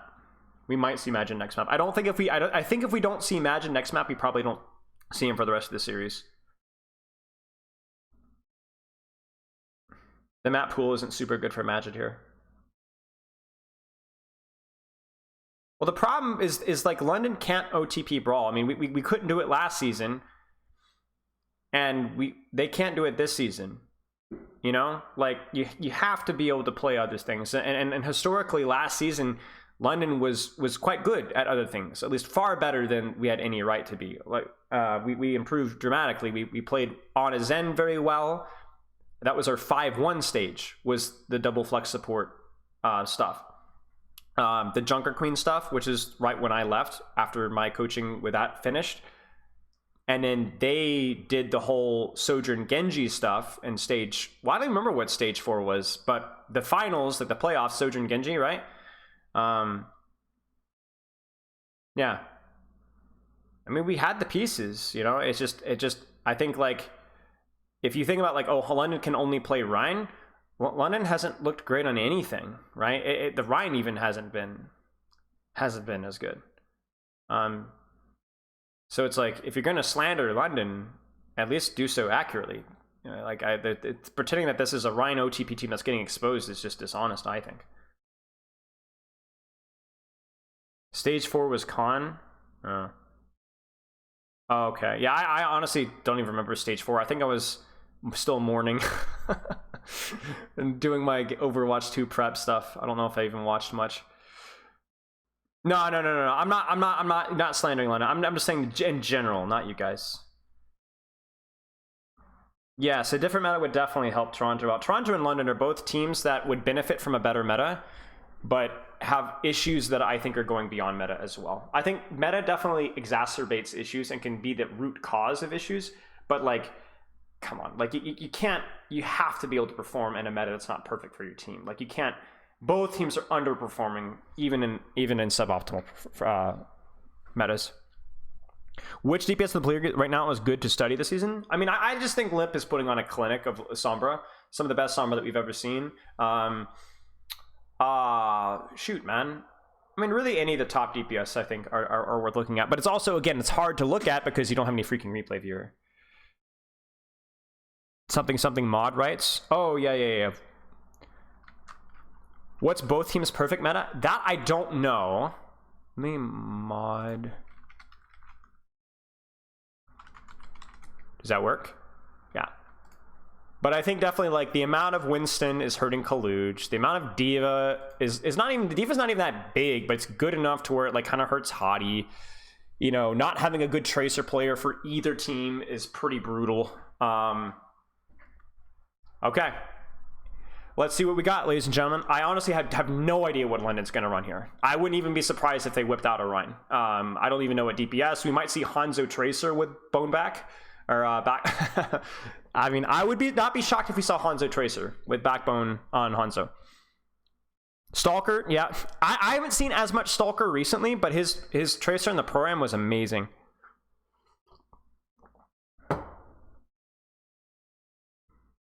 Is Hydra not crazy on Tracer? He's good. He's good, yeah. Sombra Tracer with Backbone Sombra. Okay.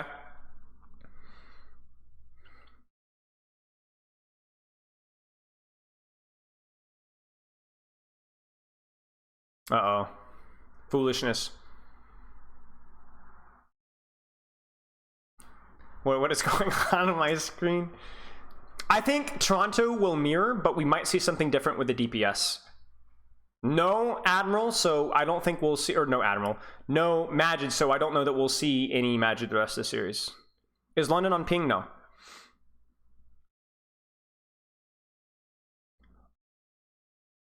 On a Brig, Hanzo Tracer, there we go.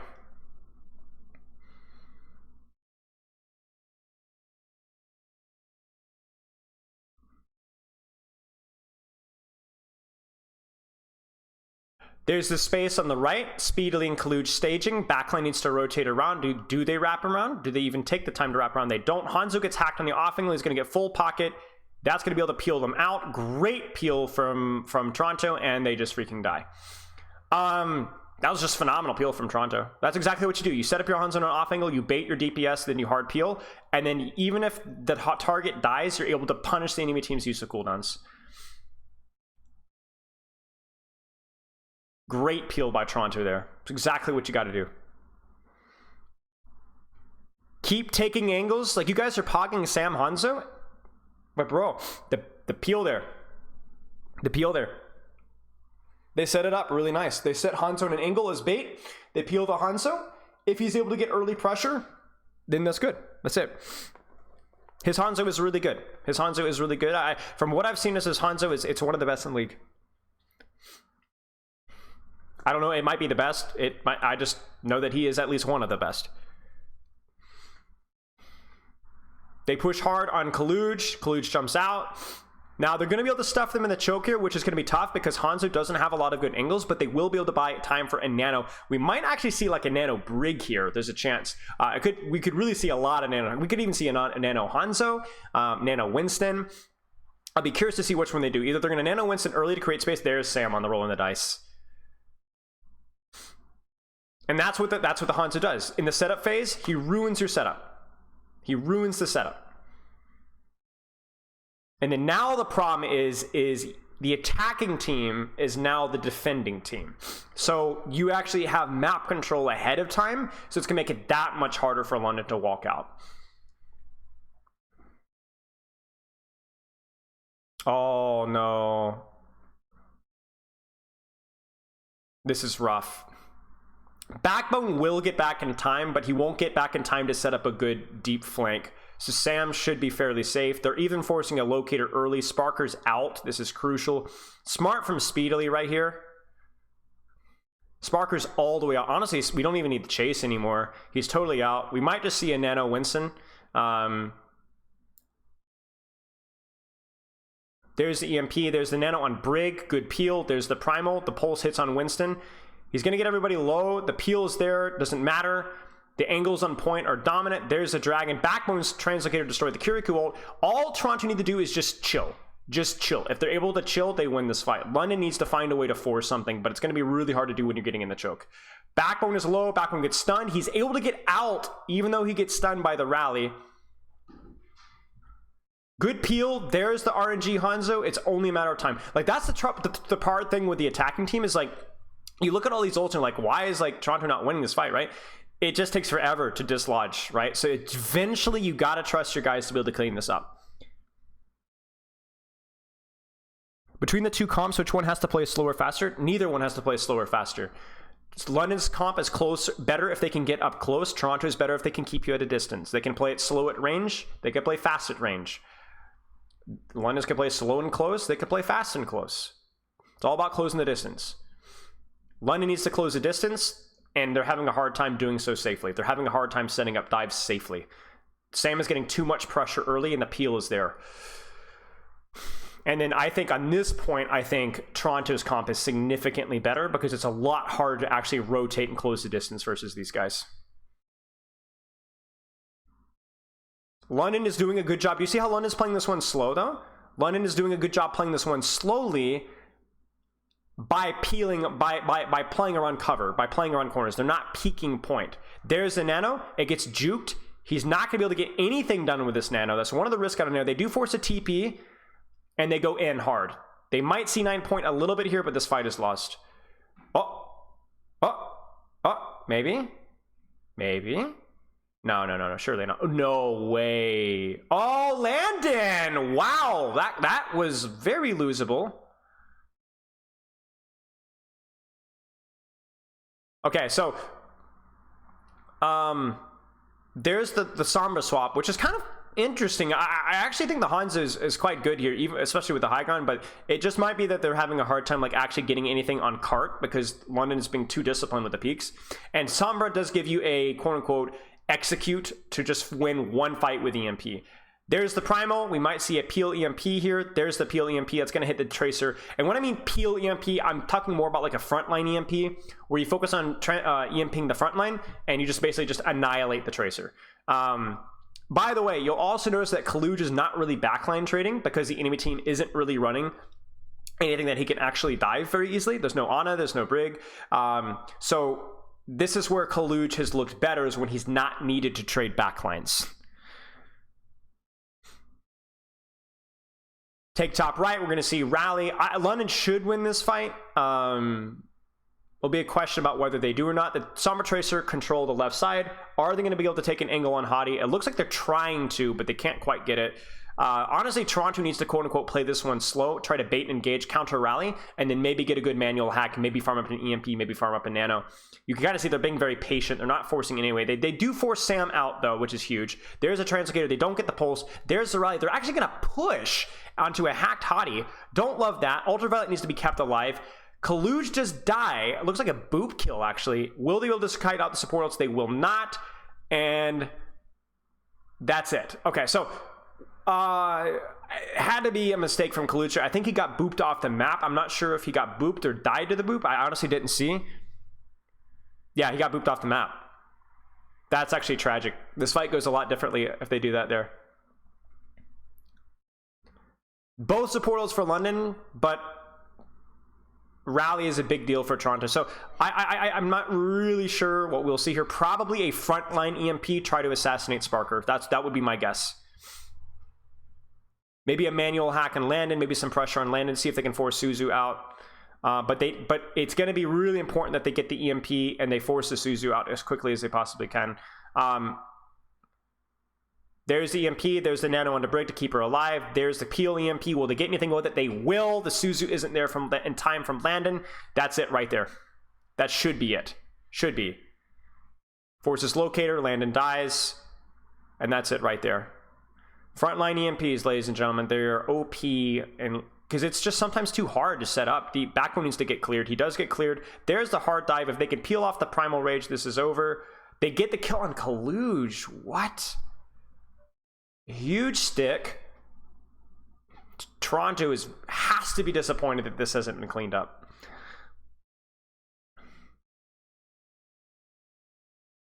London should be thrilled with this hold. Terrible finishing from Toronto here. Really struggling to actually finish. They're just going to run. We're probably going to see a rally just for tempo here. There's the rally. The Primal's there. They don't get it in time. The Suzu isn't there in time. They just need a clear point. And that's going to be it right there. But honestly, phenomenal hold by London. Had no business holding as long as they did. No business.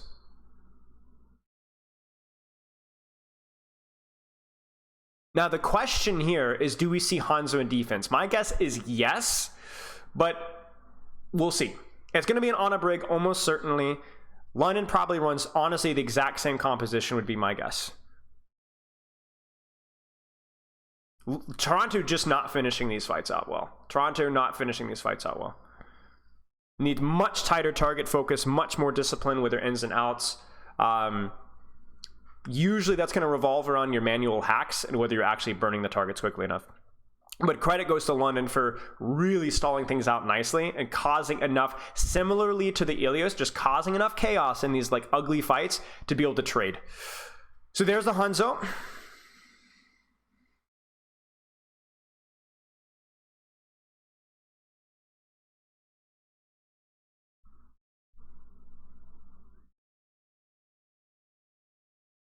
Okay, let's see. All going to be about what they did on first fight on attack, which is get your Hanzo in an angle, survive the dive, either with, on a brig pocket. I don't think... I'll be interested to see what Kaluj does. Was Kaluj going to continue to counter dive or peel dive, or is he going to actually try to pressure the enemy Lucio Trace or something like that? We'll see. King's Row Rush. I think Toronto is pretty happy with their comp into this, though. I think they're pretty happy with this comp into this.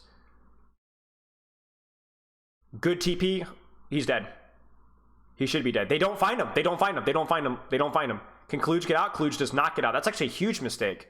The nade is not there either. Huge snipe from Backbone. I don't think we see any swaps. We might see OG and Kiriko would be my guess, if any swap. Lucio, interesting. Lucio is like a budget Kiriko, essentially, in the fact that he can kind of play by himself, but I think we see the same comp. Sombra? Interesting.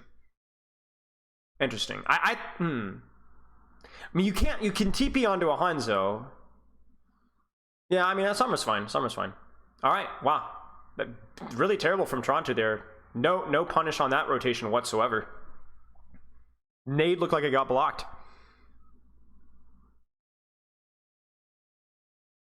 Oh. Backbone goes Sombra versus the Sombra Tracer.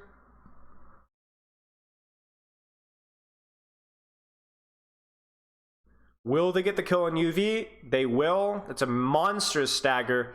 Toronto looks completely flustered. They're going to be able to get Sam too, I think.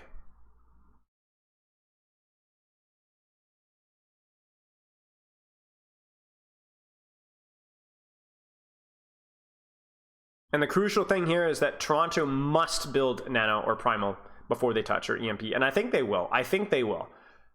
But if London just gets a pick here, it's over. If they just get a pick here, it's over.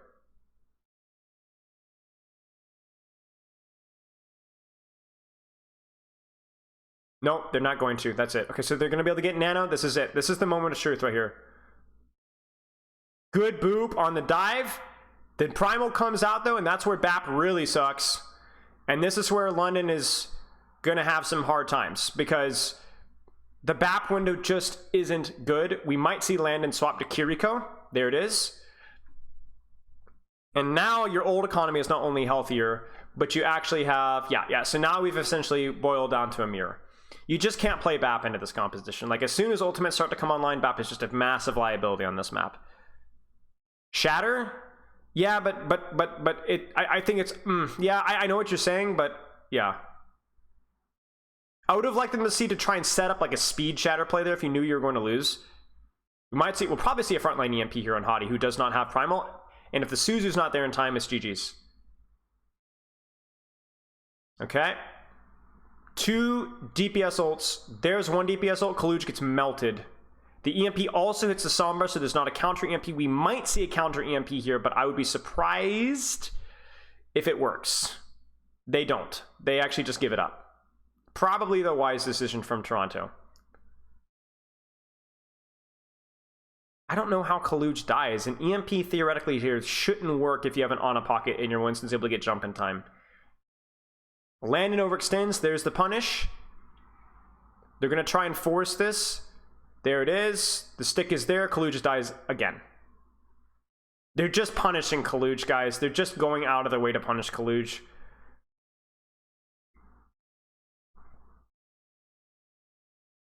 They're just targeting Kaluj. Whether it's with Pulse, these mid-fight trades, these EMPs, Kaluj is just getting punished.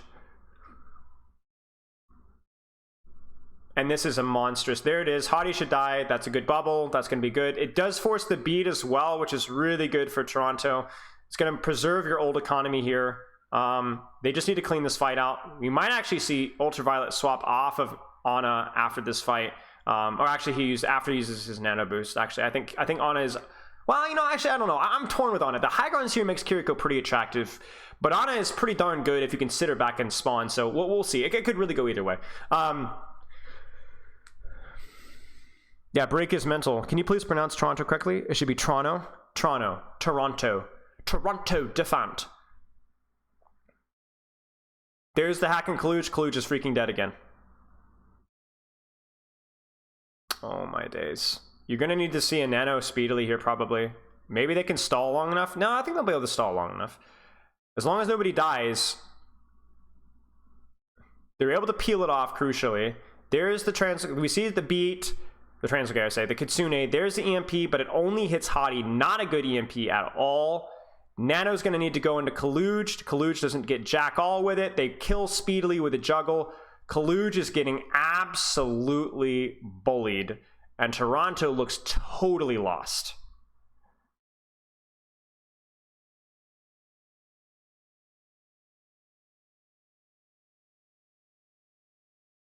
Kaluj is getting bullied.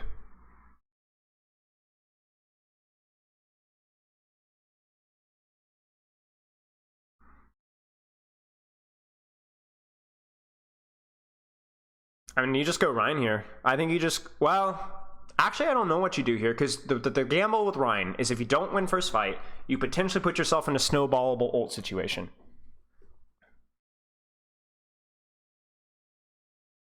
Toronto probably opens Sombra. Yeah.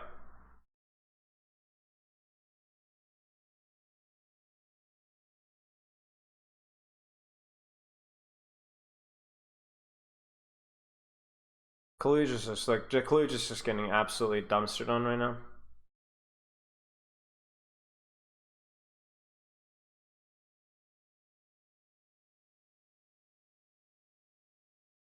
Oh my gosh, that fire strike. So one tick's a problem, but I think it's good enough.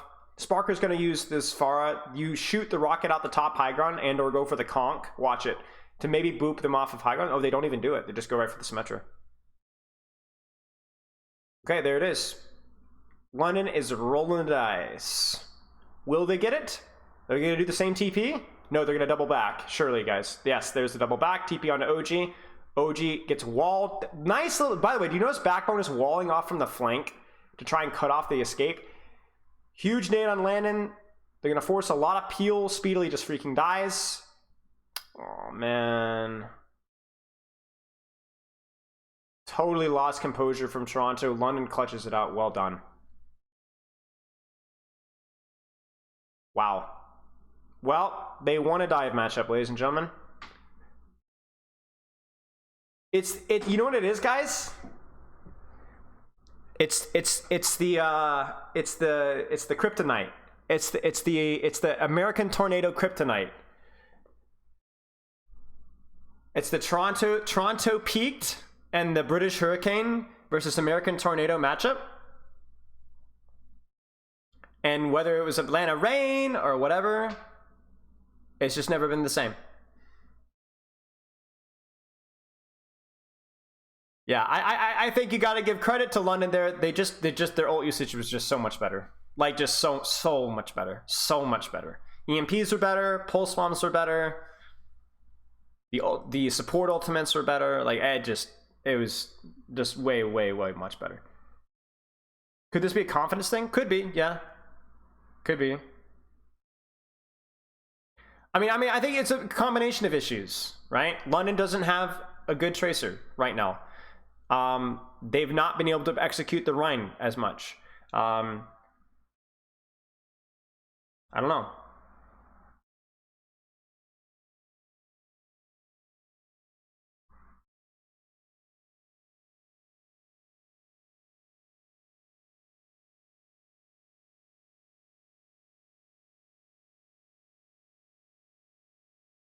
What happened to Shax? They went in a different direction. Shax is still playing.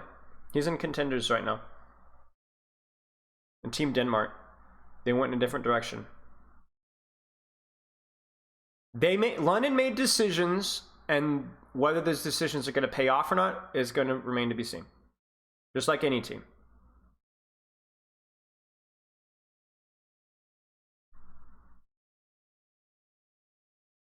And that's just part of how it is. A lot of your success comes from roster building. That's not a hot take. That's something that's talked about a lot and is 100% accurate.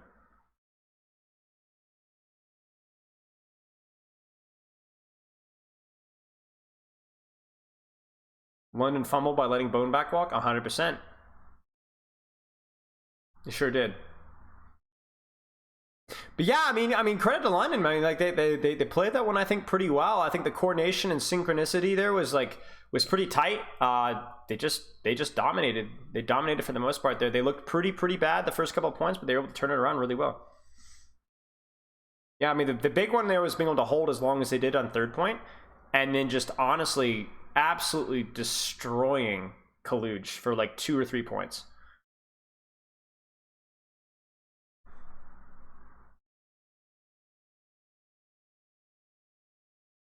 Who's better, Sparker or Kai? I mean, I don't know.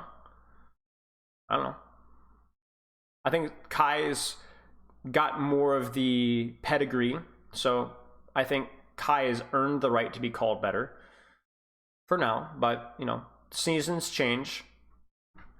Development happens. Nothing is static in the league. How important is coaching versus roster building in Overwatch? I mean, you guys probably know the answer to that. Roster building is much more important because the majority of coaching and the majority of leadership in game is done through the players. So you can guide and lead players and create a good culture, but you need to develop players who are able to like work with that culture. You can't call players from the sideline. So I would say coaching is very important, but it is not as important as roster construction. I think Gator said that coaching is overrated, and I agree. And I said this already though, but I think Gator's also worked more in player-led teams where the coaching was not as important. That being said, he is 100% right that there is a limited amount of coaching that you can only do. So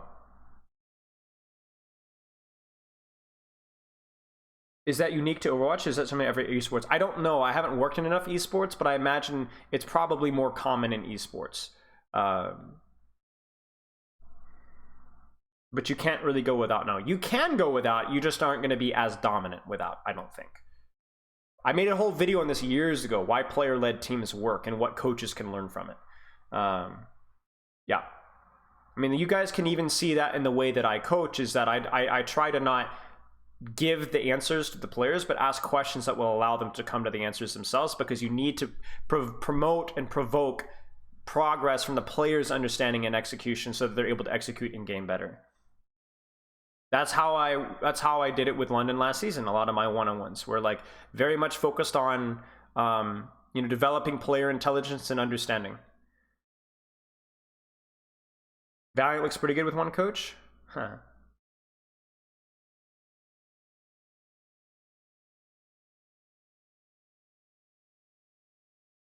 Mod right thing didn't stick, I think.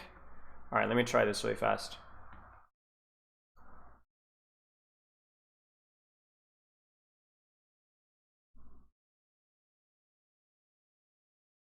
How do I do this? Try it again, Varashi. Oh, I don't think I did it correctly, Varashi. That's why. I forget that you're Varashi OW.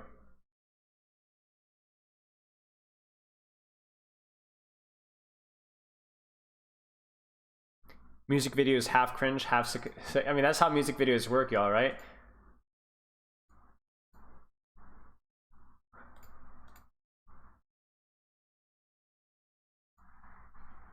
Okay, there you go, Varashi. Should work now. Yeah, exactly. I don't know why the hype video has a WWE vote. Why are you not coaching the league right now? I mean, here's the thing, guys. I'm not going to sit here. I'm not going to pretend to be humble. London would benefit from my help. I had a lot of impact last season, not only with the one-on-ones, but with the entire strategic vision of how we played the game and how we controlled space with macro, with planning. I also had a lot of impact with our ult cycles and our power in Junker Queen before I left. Part of the reason why they did as well was my impact. But they also have really smart players. Chris was built a really great culture, and this team should be successful without me. And so I don't know why. Losing me was a loss. I'm not going to sit here and pretend that it wasn't. I'm not going to pretend to be humble, okay? I think it was, obviously, otherwise I wouldn't be doing what I'm doing. But they've also tried to construct a roster. They've had time to develop. They've had time to cook. They should be doing better than what I'm doing. So I read these comments about like, this is what they get. Spylo diff. Spylo was the real coach of the year. Come on, guys. Like, that's just cringe. That's just cringe. Like, don't let's not pretend that that's the issue. And then why I'm not in the league? I just don't want to be in the league. Like, part of the reason why I wasn't brought back was because I was not willing to coach in person. I'm not willing to relocate for $40,000 a year to LA when I have a family and a wife and, you know, a house for 7-8 months out of the year. So that's why I'm not in the league. I made no effort to get back in the league. I did not trial. I did not reach out to any teams. I'm not interested. I enjoy what I do now. If teams want a consult, I'm fine. But I'm not screwing around with this league anymore. It's fun to analyze, but the league is way too bush with its approach to long-term or longevity. It's just not worth my time.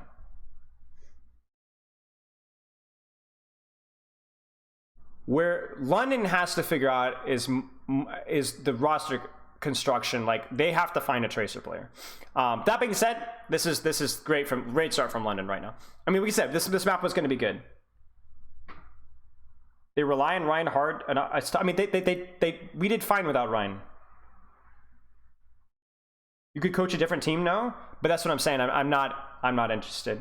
If a team would be interested in my advice and working with players remotely on a small part-time basis, I might be interested, but no team's going to be interested in that. So.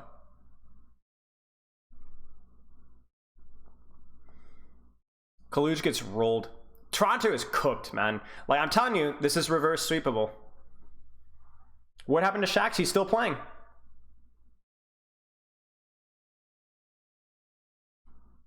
Do I still enjoy watching Lens Bedford? Of course, they're my guys. I care a lot about these guys. That's why I don't VOD review them. I don't mind doing a companion stream because we're just doing light analysis, but I'm not going to sit here and like break down the details about why London is losing game after game. And I'm also very pleased that they're performing really well right now. I care about these guys a lot. I mean, it's not just about last season. I worked with Hottie in 2021, that disaster of a season. And I've worked with Backbone since Contenders. And I've worked with Landon since Contenders. Landon freaking collab with me in a Lucy review years ago. I love that guy's attitude. Sparker is one of my best friends when it comes to one of the best players that I've ever coached with and one of the most fun players I've ever coached with. Nice block in the mail. Will they be able to break the spawn camp?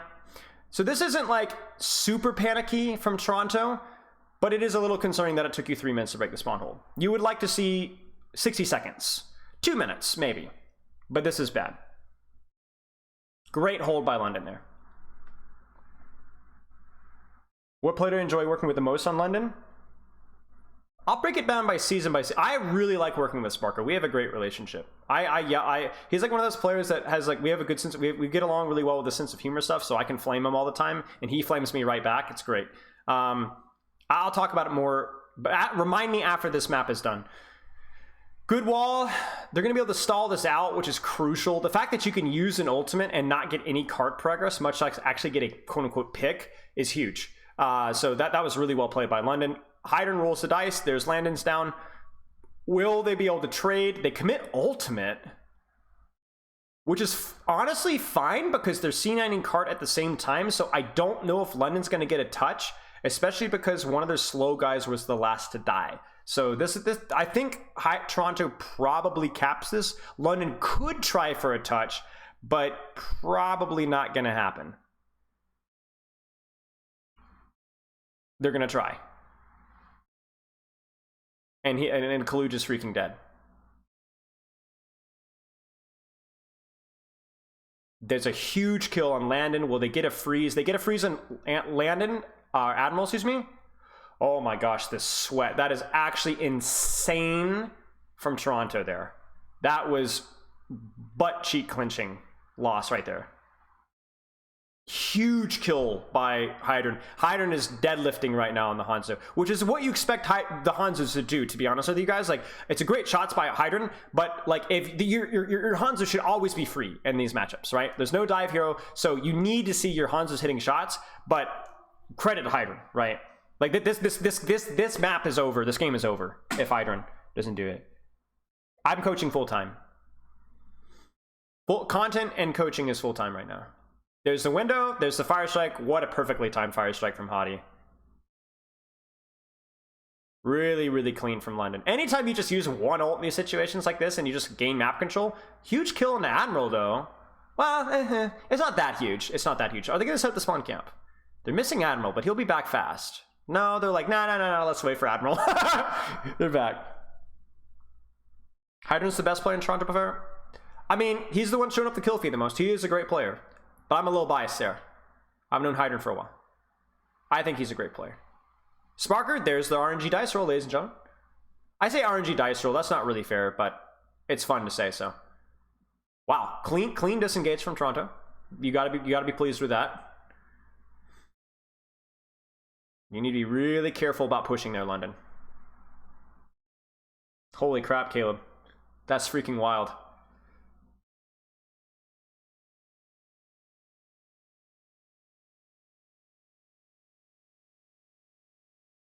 Now, they flip the map, but Cart's kind of stalled here, and Ryan can stall this for quite a long time. We're probably going to see... What are we going to see from either team? This could go really either way. We might just see just... I mean, London might not even use anything crazy here. You don't need to force anything. There's the BAP window. There's the shatter. Is he going to hit? He gets the UV. Oh my gosh. They commit Blizzard and Mayult. Sam is not able to get his ice block off. Kaluj is now freaking dead. Really, really phenomenal ult trade from London there. Toronto's getting their tails kicked. They do commit the window though, but still, I mean, this is a really, really great great series of events from for Toronto, or for London, excuse me. So you're gonna see probably a beat engage with Dragon. Is Sam gonna hit anybody fat with his Blizzard? That's gonna be the key thing. Honestly, London might not even push this here. There's the Dragon. Did they force ice block? They do. There's the Blizzard, but it doesn't hit. Oh no. Oh, the Blizzard doesn't even hit off of the ice block. Wow. London makes them look like pikers.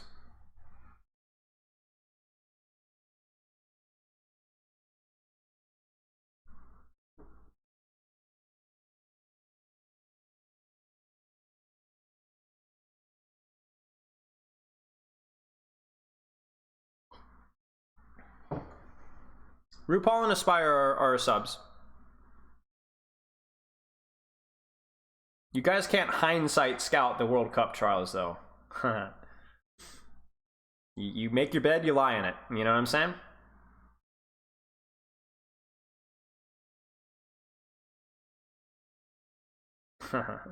So thankful for Super.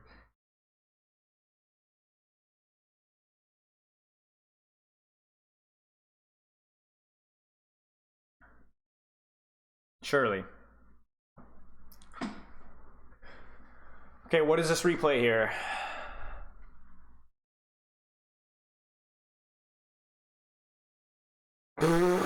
Total blind shot. That's crazy. Yeah, so London's ult trades there were just significantly better. And a lot of the ult trades are cleaned up from better wall usage, better positioning, things like that. How's the spawn camp, ladies and gentlemen? Let's find out. They're going to open Symmetra, which is cool.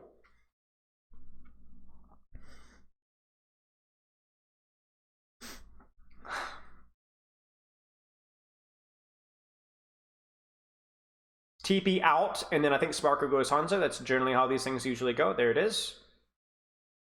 So they TP out to break the spawn camp and flip the map, and then you're able to set up a Hanzo off angle and spawn, which is spooky, you know? 3, 2, 1. They walk out.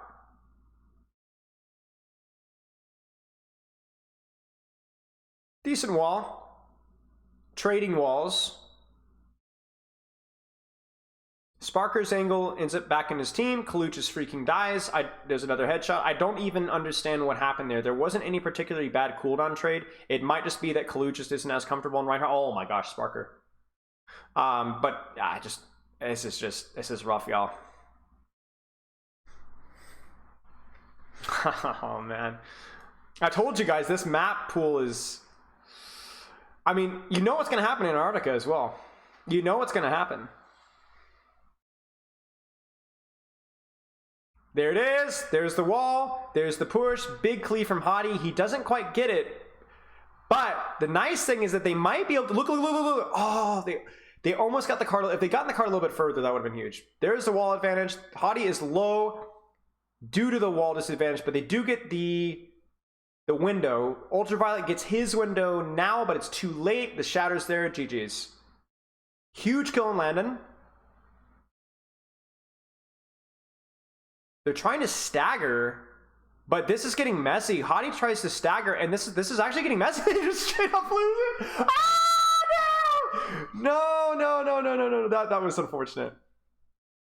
That's crazy, y'all. That's crazy. That's actually that is like really actually pretty big here, because that was no.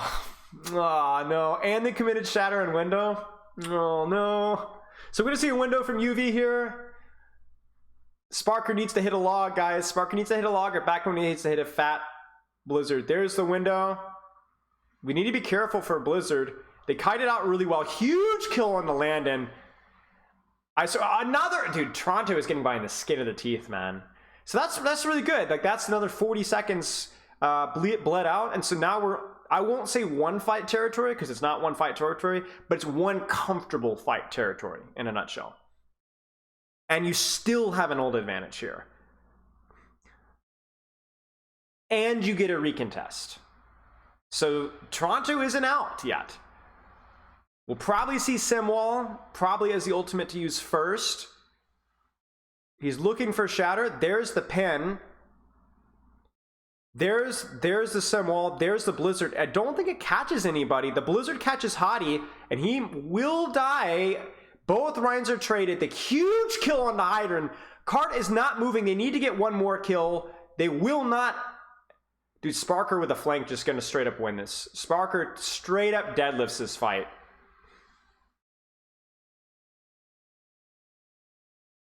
No. Well, maybe. Yes, with Teleporter, you get it. 100%. Can they get Ice Block now? They need to get Ice Block out now. The touch is bad. They don't touch. The Shatter is good, though. The Lamp is better. And Hadi trade Shatters, that's it. Will they get a touch? The door is still opening. Yes, they will get a touch. Maybe. 12, 13, 14, 15. Wall here? No, that's it.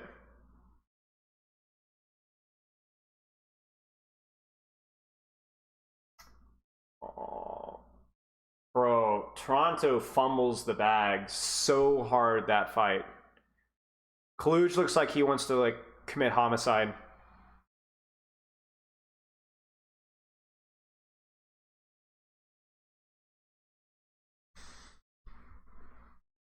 Bro, Toronto absolutely stole 2 fights, then completely fumbles the bag in a 2-ult advantage fight. And I give a lot of credit to the Sparker flank, ladies and gentlemen. Sparker flank wins it. I mean, that's just the nature of, you know, running the Symmetra there. If you're not able to win that frontline trade, if you're not able to get backline pressure, I would have liked to have maybe seen some TP stuff from Hydran there, maybe a TP flank on the backline, or some sort of pressure onto the Baptiste, right? Not a team TP, but wow. Sim and Havana is just, I mean, powerful old economy, 3 guaranteed fights, maybe an easier spawn camp. Sim is fine. I mean, freaking Atlanta runs Sim, right? So, it's just a flavor. Wow, that is a disaster from Toronto. Like they pull out a couple of cheeky fight wins, and then they get cheekied on. Oh man. All right, somebody was asking my favorite player to coach. Was this on London specifically?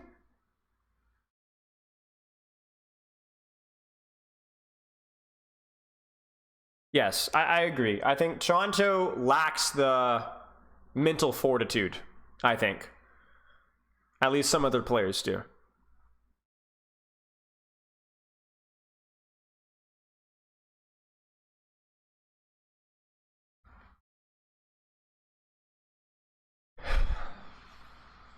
Very streaky.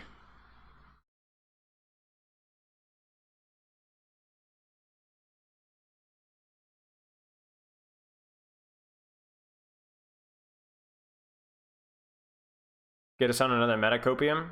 Yeah. I mean, freaking, man, London rolled the dice with this map pool, bro. I'm not gonna lie to you. I will say that... Oh my gosh, we have Colosseo next, guys. Chat, are we cooked? Are we cooked? Is London about to pull it out?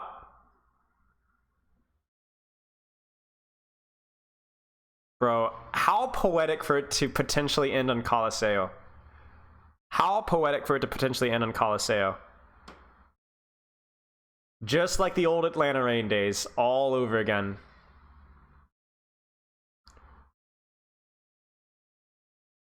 That's true. They did win the one dive mirror on King's Row. So you can't really remove the glass, ladies and gentlemen. Remove the glass! Remove it! Stop delaying! I hate that so much. Every time I play that map, I'm like, why? This map would be so much better if you couldn't contest from high ground.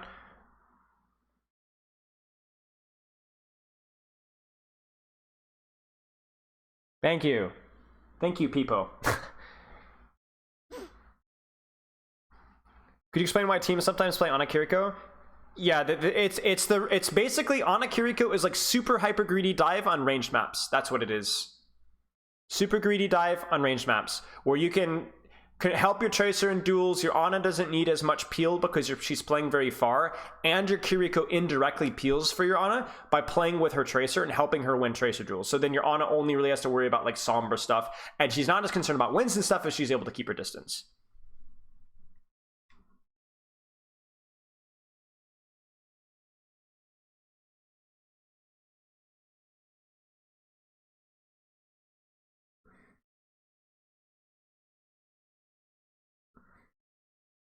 Yeah, no worries. It's just you only see Count and Kiriko in maps with like longer sightlines or good high grounds where they can kind of set up their Ana safely.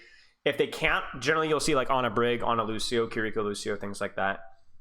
It's also something that a lot of teams with like double flex supports will play.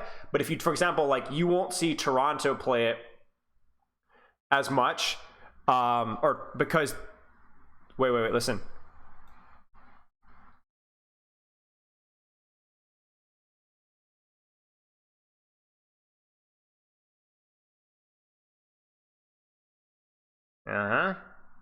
Amen. But you won't see Toronto play it because they have OG. If that's why I was expecting if they're gonna play Magic, it's gonna be on a Kiriko map like Blizzard World Rialto, something like that. Yeah, that was Backbone talking. Well, actually, Hottie and Backbone. Magid, oh, Magid's still not there? Oh, that's right, because he has the visa, but he hasn't there yet. That's right.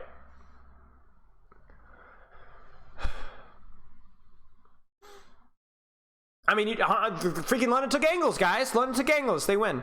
They did the thing, the Spylo thing. Not that I have a monopoly on it, but I'm taking full credit.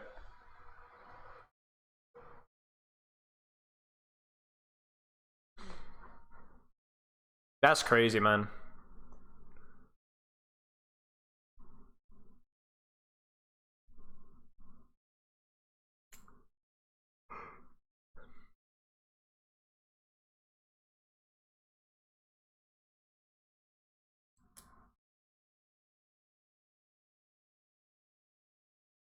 What happened with you not coaching Len anymore?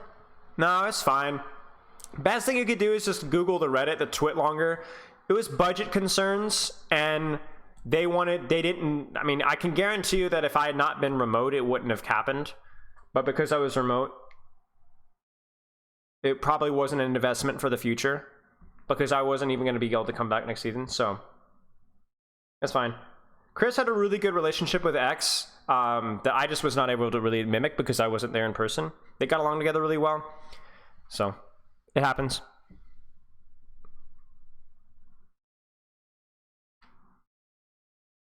It ended up being perfectly timed because it gave me time to like actually start realign my coaching and my content work, so I was able to transition a lot smoother into Overwatch 2. If it had been any later, it would have been really, really rough. I might not even be here doing this. Okay, are we going to see a Rhine mirror? I would be shocked. Surely Toronto doesn't roll out a Rhine mirror, right? I mean, maybe that's what they've practiced. So they might do it. Backbone's face is getting uncomfortably close. Oh my gosh, Backbone. Yeah, they might go Rem.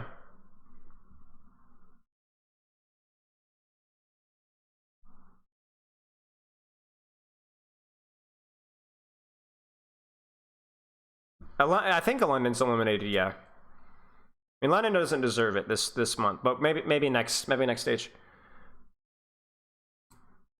Locking in the Hog? Surely. Listen, you can whole hog Rhine Shield and break Rhine Shield and win. I don't know why no team has done this. Shoot Rhine Shield with your Hog, and then you win. And then you can hook Reinhardt, and you can also shoot Reinhardt, and then he will die.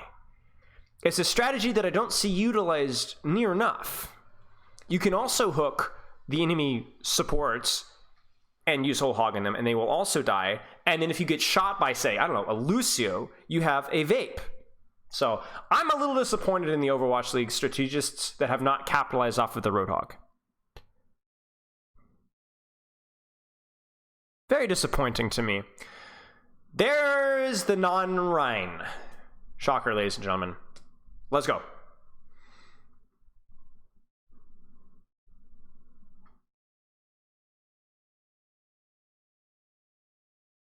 Why don't they just pick Widow and shoot the enemy? That's another great strategy that I don't see utilized enough. I appreciate somebody else is recognizing that besides myself. Toronto, they're going to lose first fight.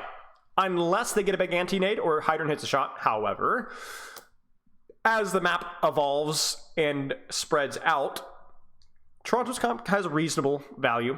It could work. There's the flippity flop. They're going to go for the backline on the Ana. They might catch the Soldier. Hydron gets out. Wow, that was scary. That was spooky. Cute, good try from London. Back to cart. Back to cart. Back to main. Idiots. Go home. Sparker. It's a little scary for the Sojourn here because you can't really do much until you build charge. And it is hard to build charge. Kaluj is going to get his bubble force. There's the RNG.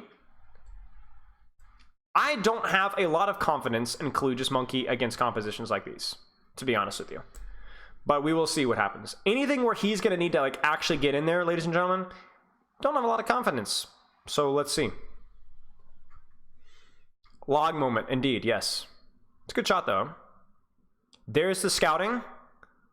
There's the nade. There's the dive. The dive is very cowardly from Kaluj, and they're not going to even finish the kill. That's the kind of stuff you can't do. You get a nade like that, your Sombra Winston have to be there. Like, you just have to go. You got the hack scouting. You got the nade. Sparker's half HP. You gotta go, man. You gotta go. Why are we diving Hottie, man? Like, you gotta go. Go! There's the dive, but there's no nade follow-up, and so Kaluj just freaking dies. The nade comes after the dive. Toronto's not going to win playing like this, guys. It's just not going to happen. This is just horrible, horrible timing. And then Nano? What are they even nanoing? Hydran? Oh my gosh, guys. No way, man.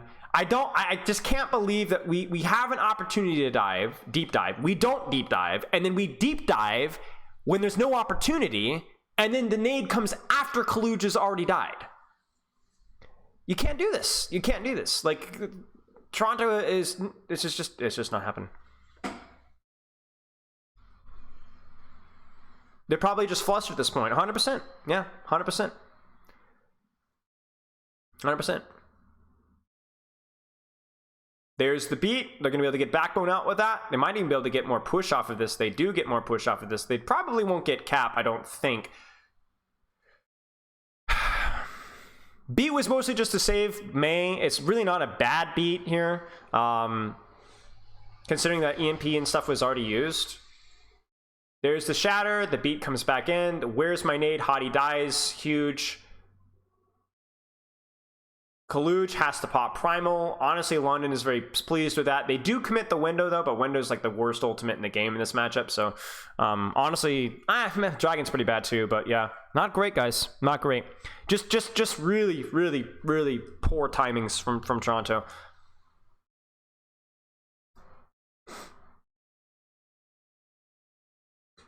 Okay, so we should see a fight win here. We'll probably see Blizzard on the monkey post-jump.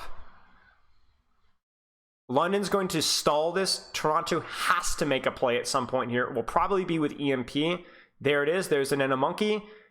Do they get the Blizzard on it? They're going to try. They do get the Blizzard on it. Kaluj survives, though. The Sojourn ult comes in afterwards. The Dragon somehow catches OG. They flip, and London is just running away with it, ladies and gentlemen. Man.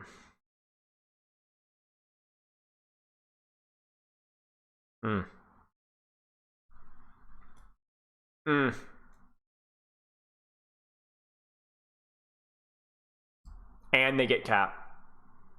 Wow.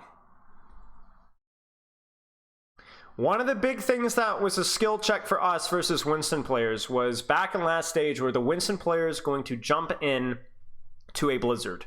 You automatically Blizzard the monkey. A lot of monkeys were a lot smarter with where they jumped and how they used jump. Kaluj gets punished for it there, and the Nano Monkey gets 0 value. So even though Toronto squeaks out a win, it's ugly as sin. And 0 progress, essentially. There's the EMP. Landon will die, but that goes without saying. Instead, it's going to be how tradable is the backline. The backline manages to survive long enough, and there's a trade on Sam.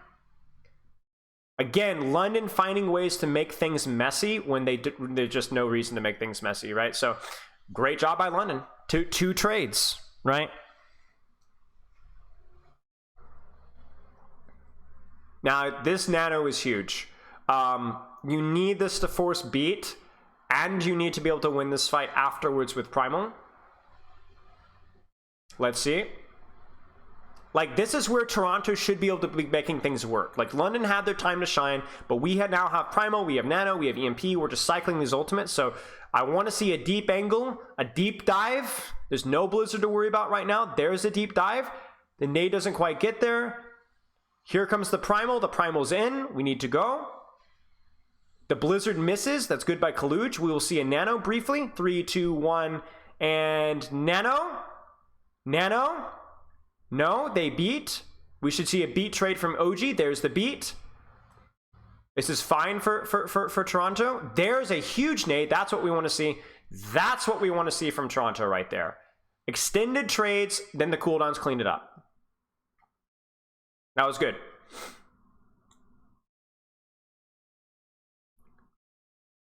Three ults for 2, you take it if you're dive. And then the crucial thing here is that we actually have a wee bit of space here. There's spy checking for Sombra.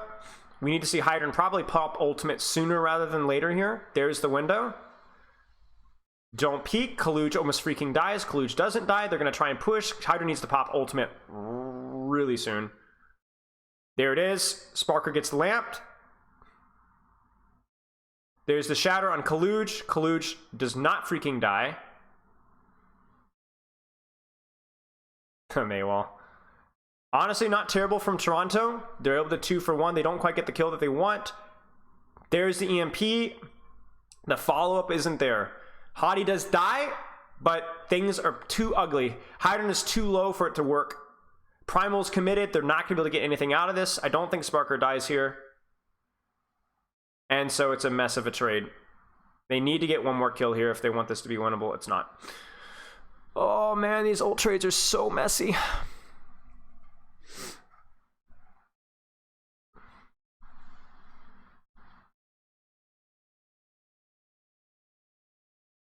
This is a really important fight win for Toronto because they need to be able to win these trades. They force ice block. They don't force ice block. There's the window. Kaluj jumps out. There's the hack on Hottie. They really are they're gonna need to get a nano here. Nano on backline, but lamp has not been forced. There's the nano monkey. Sombra isn't there. Huge nade though, and that's gonna be a pretty nice fight when they need to finish these kills. They need to start C9ing cart as well. They do. That's a very nice fight win for Toronto. They're only nano committed. They do trade that for window. And they get a nice push here. Hottie's still not spawned, which means that we're going to get some early space. We're going to go into this fight with Beat and Primal.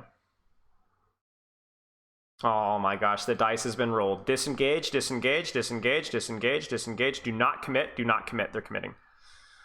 Oh my gosh, oh my gosh, oh my gosh. Why are they committing with Primal, guys? Why are they doing this? Why, oh why, oh why?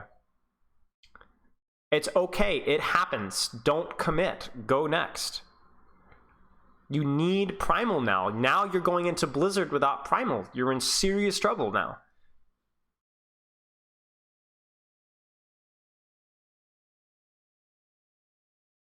Kaluj gets out. Heal back up. There's the flank Blizzard. They don't see it coming. UV does make the jump and gets slept. Oh my gosh! UV with a hero play. He doesn't get beat. Oh, he does get beat. Oh my gosh. Oh my gosh. There's no way that that just happened. Holy hero play.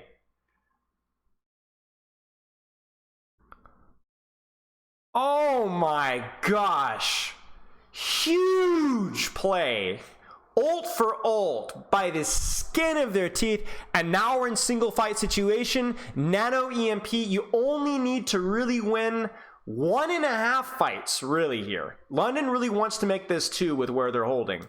There's the shatter. It doesn't hit. Kaluj on backline, but Kaluj is killable. Kaluj needs nano. He needs nano. He needs nano. Okay. No, wait. They need to clean this guy up. They need to clean this guy up. They do. My heart is pounding, guys. I want London to win this, but this is super close, guys. So they're gonna have cap and they're gonna have time. OG's dead. OG's just freaking dead. OG should die. OG should. Oh no! OG overstays. There's no way! There's no way! Oh no, Toronto! What are you doing?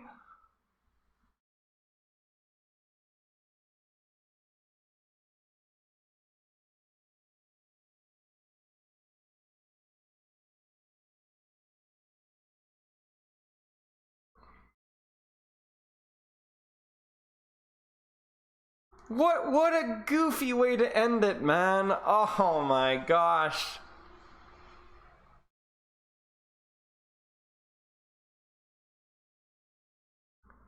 OG's on cart, but he desperately needed to leave cart faster, even to let OT tick.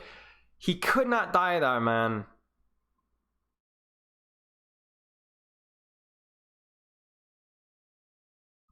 Congrats to London. I'm gonna message my guys.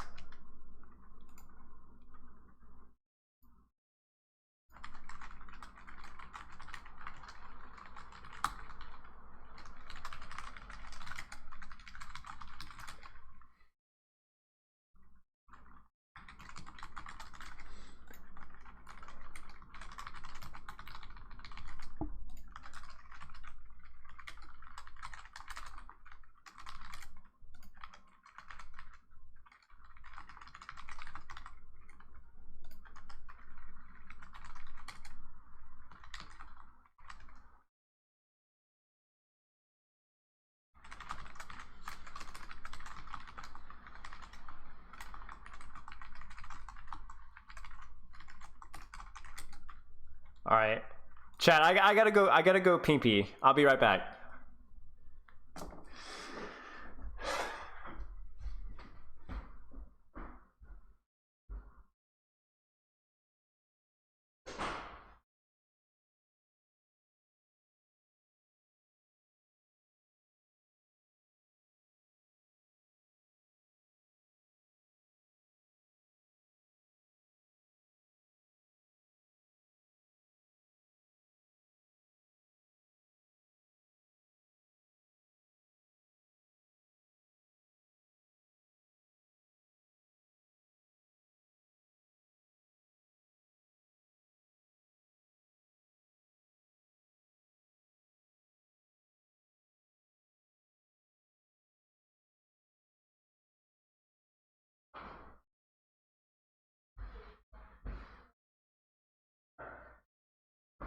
Oh my goodness. Like, that is... Okay, I gotta turn the light. It's dark in here. That was tragic, man. That was tragic. But you gotta give credit to London. I really do think London played at a much higher level today than we've seen in the past. I think they played well. I think they played well.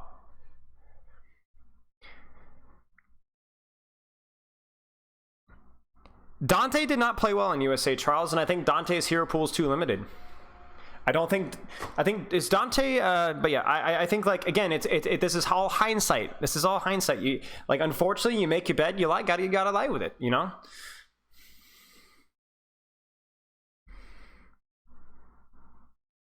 Defiance not gonna get swept by Vegas, but yes. Hawk wasn't interested in trialing, sadly.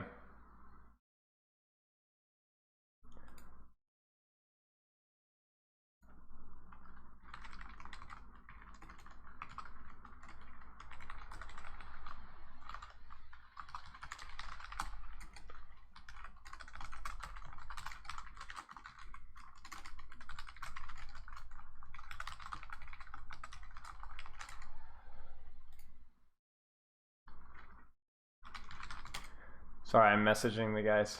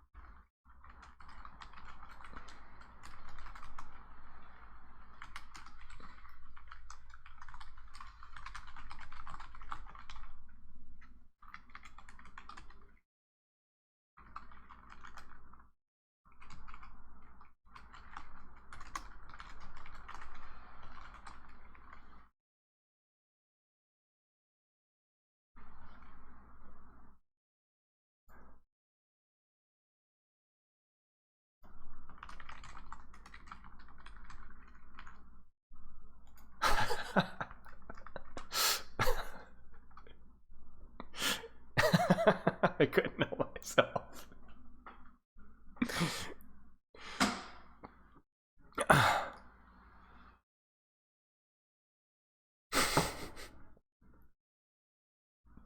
I'm sorry, I couldn't know myself.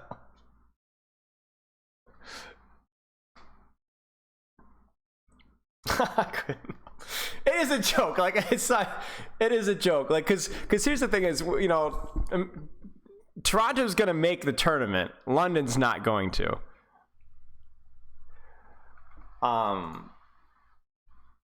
But it's funny. So if you're gonna talk, if we're gonna talk, at least be funny out. That's my rule.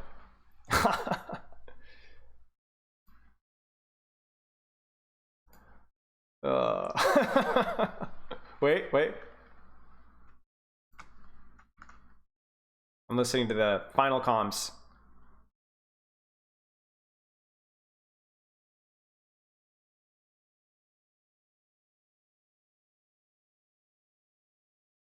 There it is. No, I mean, London only makes it if they sweep, you know? Their map scores have been too bad.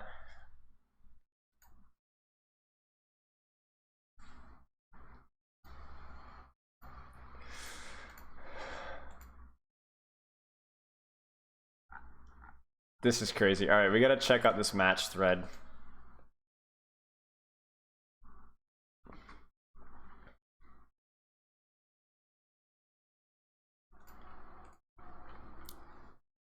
Nah,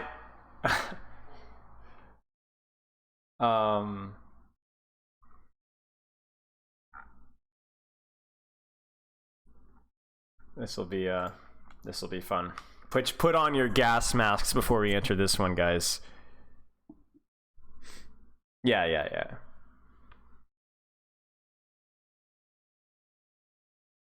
How much time Team ASU has been under Gator for coaching? Guys, we haven't scrimmed once. Not once. And we probably won't scrim for some time. And if we do scrim, it will be minimal. Much less VOD review. You got everyone's like cooking with the Coach Gator Team USA. Bro, Coach Gator picked the roster. And that's it. There isn't enough time. People are focusing on their Overwatch League thing. You guys remember talking about, like, Coach Gator was talking about, like, how coaching in Overwatch League is underrated or overrated? And then there's coaching in the World Cup. It's like down here. Maybe in these other, like some of these teams, like these teams that are already scrimmaging. But bro, nobody's scrimmaging. Korea isn't scrimmaging. I guarantee you China is not scrimmaging. I mean, China is basically just team, like, Spark, right? We're gonna show up, you're gonna play, and then we're either gonna lose or we're gonna win, and that's gonna be it. I mean, maybe we'll get some. I'm sure we'll get some scrim time as we get closer, but like, these teams aren't, like, we're not actually scrimmaging. These people are focusing on it. So it's not like Coach Gator's gonna be cooking something up and VOD reviewing and leading. Nah. It's not happening. They're gonna show up. If the players show up, the players show up.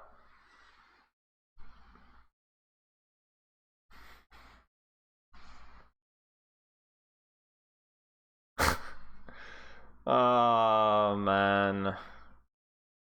All right, let's actually give this a proper read here. I'm skimming. The fraud bowl. That's actually true if you think about it. Like, we didn't really know how weak Shock was at the time.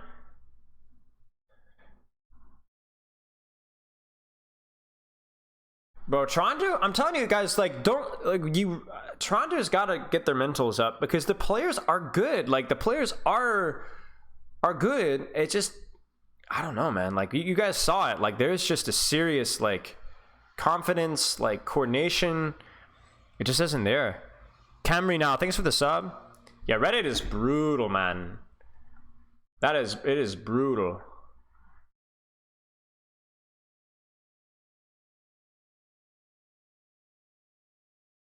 And there's also people I'm seeing in this thread, I won't say who, were like actually dogging on London, and everyone's like, oh, you go to London. I'm like, yeah.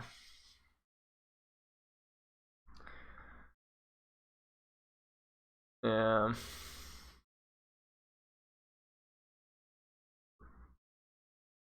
Big thing though, don't forget the map pool. The map pool was like unbelievably good for London. It literally could not have been better outside of Leeching Tower for Ilios. Oh, that's not what I wanted to hit. Hit Windows E if we can open up Microsoft, or not Microsoft, Windows Explorer. That's tough, man. That is tough. Trade speedily for Dove. Yeah, I mean that's the kind of take that we're talking about. You know what I'm saying? It's like, come on, y'all. Come on, y'all.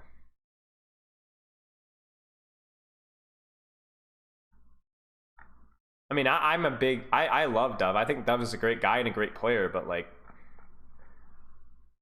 yeesh. What's Antarctica Peninsula for Rhine? It's pretty good. It's pretty good. I mean, it's probably the second best Koth for Rhine, in my opinion. Why can't you play snipers versus the Russian Havana? A lot of the hit scan heroes are a lot weaker, so the meta has moved a little bit away from snipers.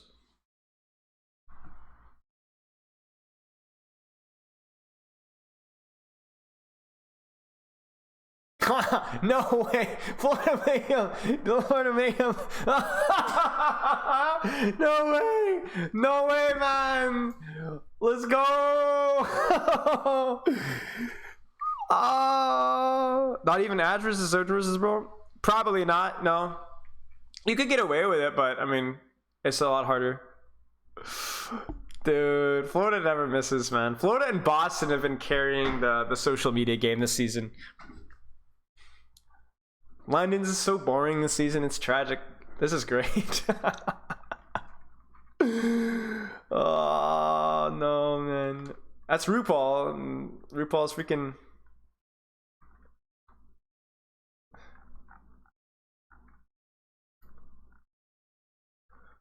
Oh my gosh. All right, what is Bathroom gonna say?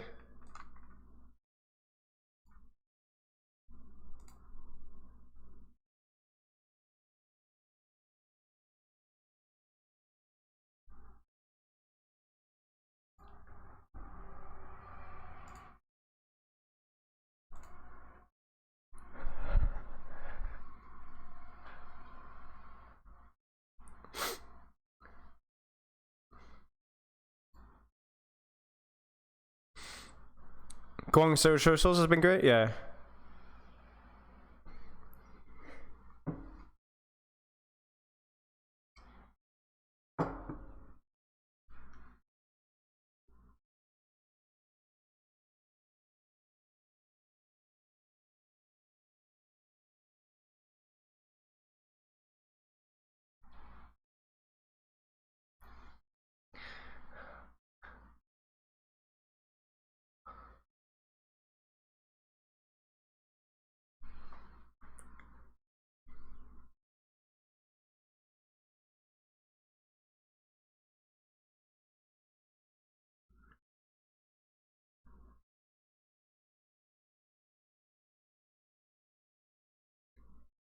Hey, it's Rich Rad.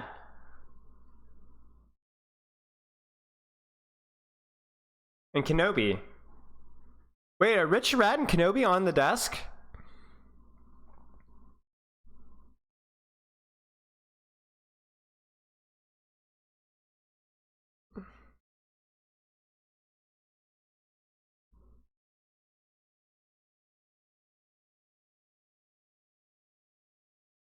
Ah. That's right.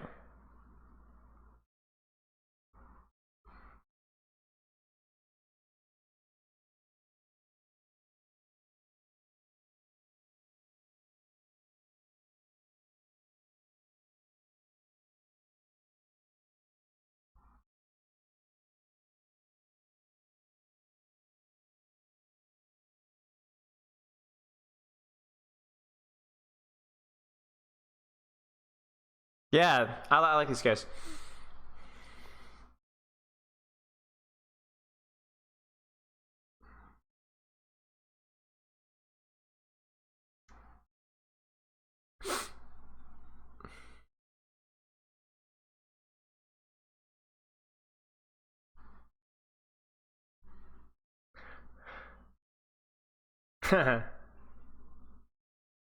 He had some good ones today.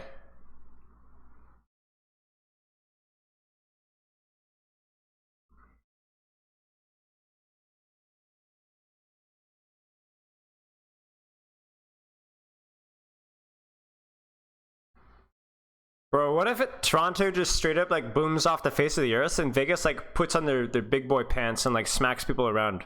When is the Vegas game? When is the Vegas game, y'all? That tomorrow? Nice.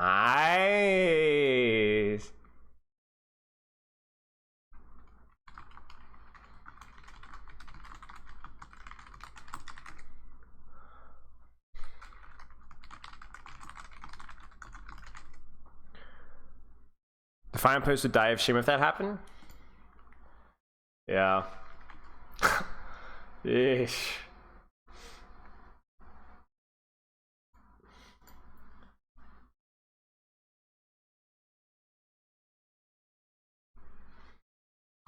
Okay, what was I going to do? Bro, they're not that bad. Vegas is nowhere near as bad as Shanghai. It ain't even close. It ain't even close.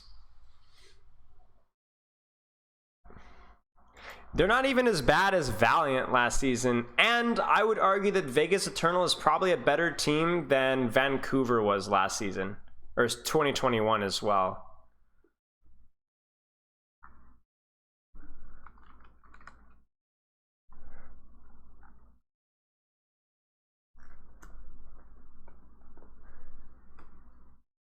No, Shanghai would not be Vegas. Y'all are capping. Y'all are straight capping.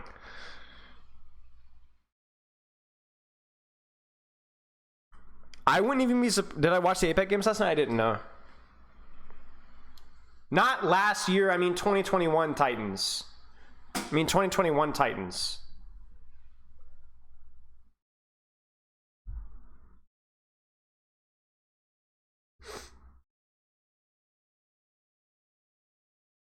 Yeah, like you guys are smoking something probably illegal if you think that Vegas would lose to Valiant, if you think Vegas would lose to Shanghai, or if honestly my hotter take is the 2021 Titans.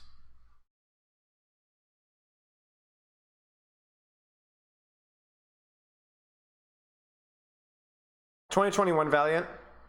The London game was good. Yeah, I enjoyed it.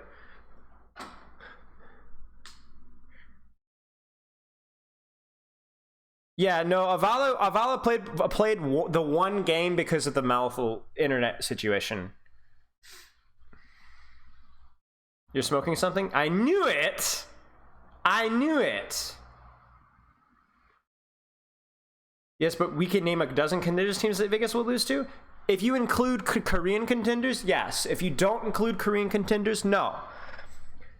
There is like, you could probably make one team, maybe two, that would beat Vegas in Western contenders. But if you're thinking that there's 12 contenders teams in the West that would beat Vegas, you're capping. We could talk without going hyperbole. You know what I'm saying?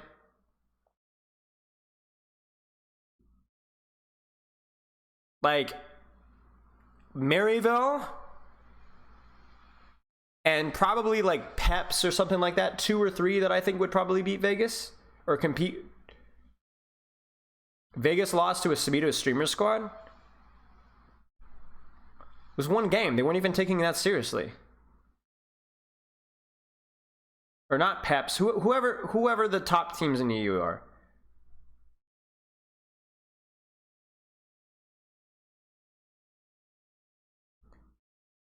I don't even remember, how did Vegas do in Pro-Am?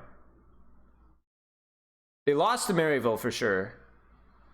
Twisted Mimes, yeah. I could see 3 or 4 teams in Western contenders beating them. Yeah.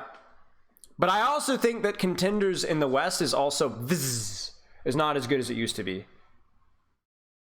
I think Western contenders is a lot worse than it used to be. So it's not saying much that you could beat like most contenders teams anymore.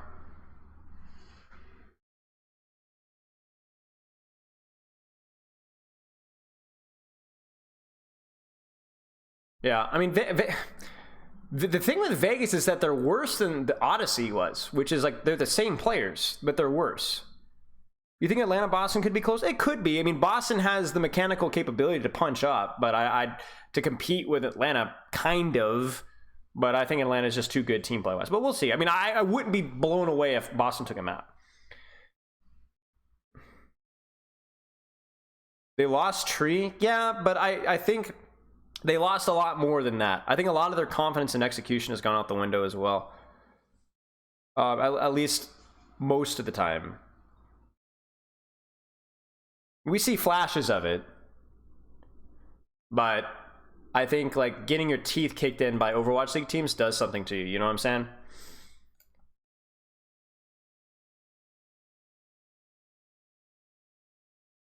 Yeah.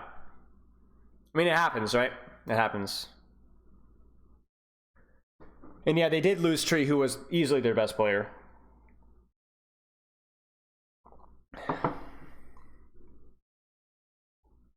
But even if you go back to before Tree, I think Odyssey was still a better team than what we saw here. Just being honest. Okay. Overwatch League time! Let's go.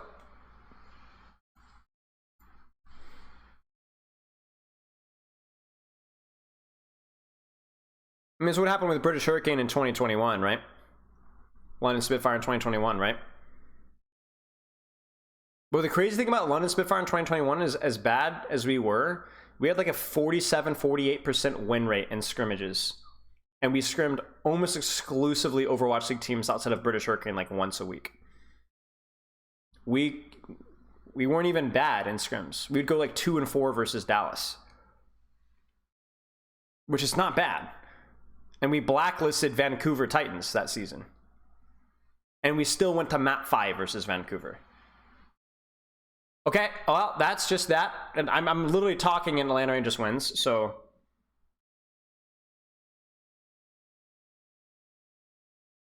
So, I imagine we're going to see most of these mirrors, like the Ana Lucio, Ana Brig, maybe a little bit of Kiriana here and there as well, but Sombra Tracer for the most part.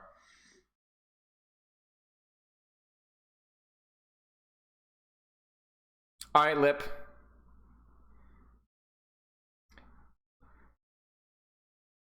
And Izayaki just dies. Do you know why they call him Lip?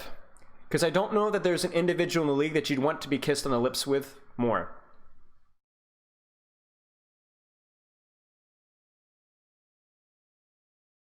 That's why they call him Lip.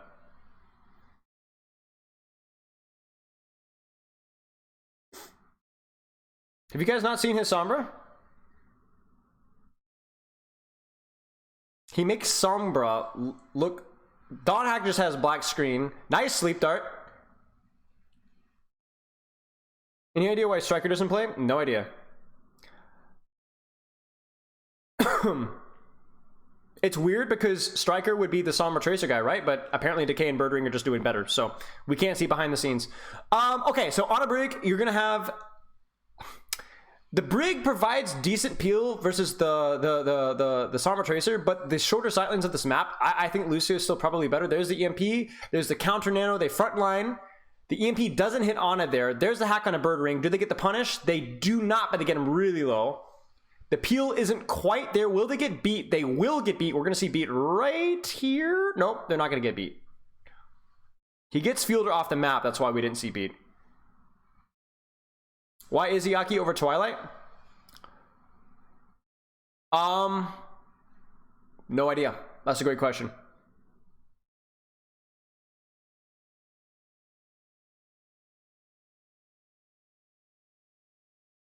They find Lip. So you're going to see a rotation point. You're going to see a fight on point. Probably an EMP countered by Beat. And then either a mid-fight Pulse and Primal. Lip, I guarantee you, is looking for Bird Ring Translocator. They beat in. They actually don't look for a Translocator. They just go in hard. There's the rally. They need to get out again. That wasn't really a great fight plan from Atlanta, right? I don't love that into the rally. I don't like just W keying it in when you have no map control into beat into rally. I don't like that. It's way too easy to just press Q as a Brig and just survive. They had no cut. They had no anti-nade. They had nothing. I don't like that fight plan from Atlanta. That was poor. That's uncharacteristically poor fight plan. There's a nano monkey jump. The peel is there, and it's there in spades. That's going to be a punish and trade on the Lucio. The EMP is committed, but it's uncharacteristically greedy. But they do get the kill on Smurf. There's the pulse on Dawn Hack. He's not going to be able to get out. The huge sleep on the lip. The hack punt. Wait, what? They don't get the hack on him. Wow, ladies and gentlemen. So far, so good. There's the punish on Stalker. They don't get the finish. They are able to push him back. They try to set tempo with Nano. They get the punish and the kill. Stalker gets the trade into K. And the stick on Smurf. Wow. Okay, so Atlanta pulls it out. Boston's will be able to recontest though. I imagine Lip at this point in time is probably hunting a locator because Birdring's got EMP. So Lip is going to go in deep and try to screw up. So Birdring is the play here. Birdring must die. Birdring must die. That's the plan. We have to be looking for Birdring. Where is Lip? There he is. There's the farm. No, Lip's not even worrying about Birdring now. I lied. They're building up their own EMP. This is it, ladies and gentlemen. Which Tracer's going to die? Which Tracer's going to die? Which Tracer is going to die? Tracer or Monkey is my prediction. The EMP on Smurf is not going to be good enough, though, because he has Primal. He doesn't get it off! Oh, Nelly! Oh, they get the trade! They get the trade! It's a Lucio for Winston, which is not the end of the universe. Both are going to get back in time. Atlanta is able to keep the point. Fielder almost dies. That's going to be a defensive nade. He's going to have to rotate to get the rally out fast. The Nano Monkeys is there? Where does the Nano go? Goes to the Tracer. He nanos the wrong target. Donhack might die. Stalker dies. Oh.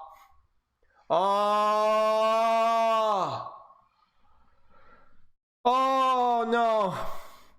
I don't think the steal of the Nano mattered that much though, but like, so huge burst, but the Lucio has been, Chio has really struggled. There's been a lot of, like, Lucio is a more fragile target in this composition. You just play it because you like the rotations more, and you can get across, and the faster nature of the map rewards the speed boost more. And a map that's more open, you would not see Lucio, you would see Brig. Huge sleep dart. Izuaki's been popping. I will say the one retake fight where they beat engaged into rally, that's the one that's sticking in my mind because I think that was an atrocious fight plan from Atlanta. Made zero sense into the rally. I don't know what they were doing that fight, and that puts them a way far back in this fight. Orisa time!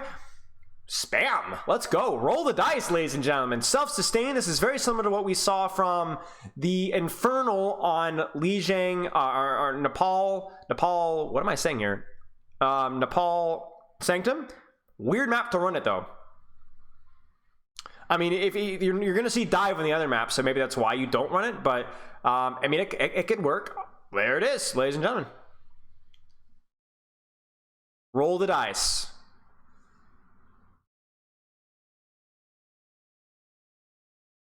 Smurf just goes in and does his own thing. The Sombra swap is good. I mean, here's the thing, guys. A good Ryan comp is going to beat this comp on first fight. But you roll the dice. You roll the dice. Boston has looked absolutely tragic on Ryan comps this season. So why play Ryan comps?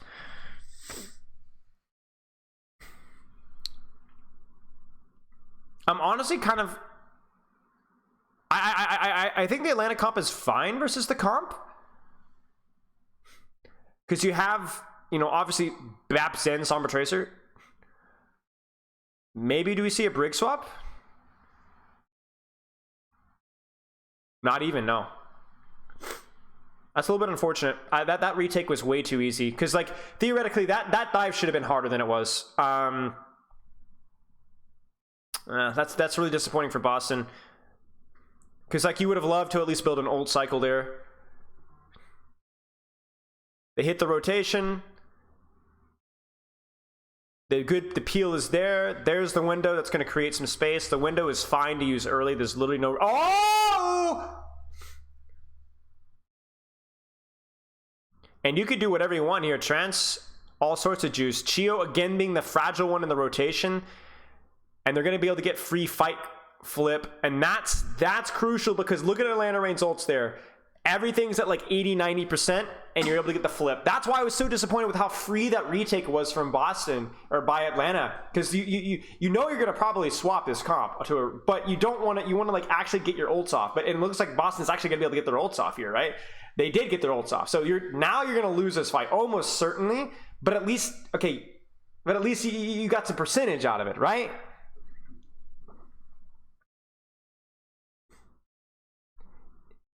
Are they going to cheese it? The front line EMP hits.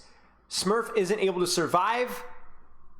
Now we should see a snapback from Boston. Boston needs to walk forward. Ah! The pulse doesn't go off.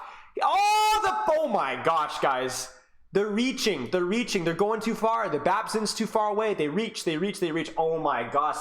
The fights that they should be winning, they're losing. The fights that they should be losing, they're winning. They're reaching. I'm gonna whip out Microsoft Paint after this map and explain to you what I'm talking about here. Honestly, just frontline EMP here. Don't do it yet. There it is. Backline dies. Doesn't matter. You can't stop that. I would have preferred if Boston hid a little bit better, considering the beat engage.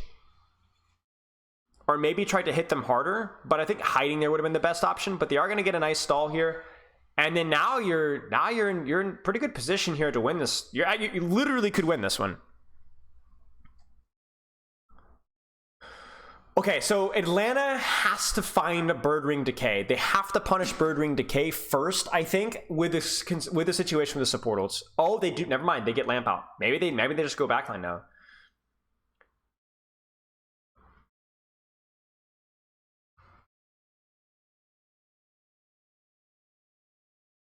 Oh my gosh, they kite it out, they survive it. They got to be careful of Chio Boop, but there's the trance now, so they can walk. Birdwing should be fine. There's the juggle from Smurf. Dawnhack will possibly die. No. There's the trance. They need to get lip. They need one more kill, guys. They need one more kill. That's a good kill right there. But the follow-up isn't there because the Lucio's dead. No way, guys. No way.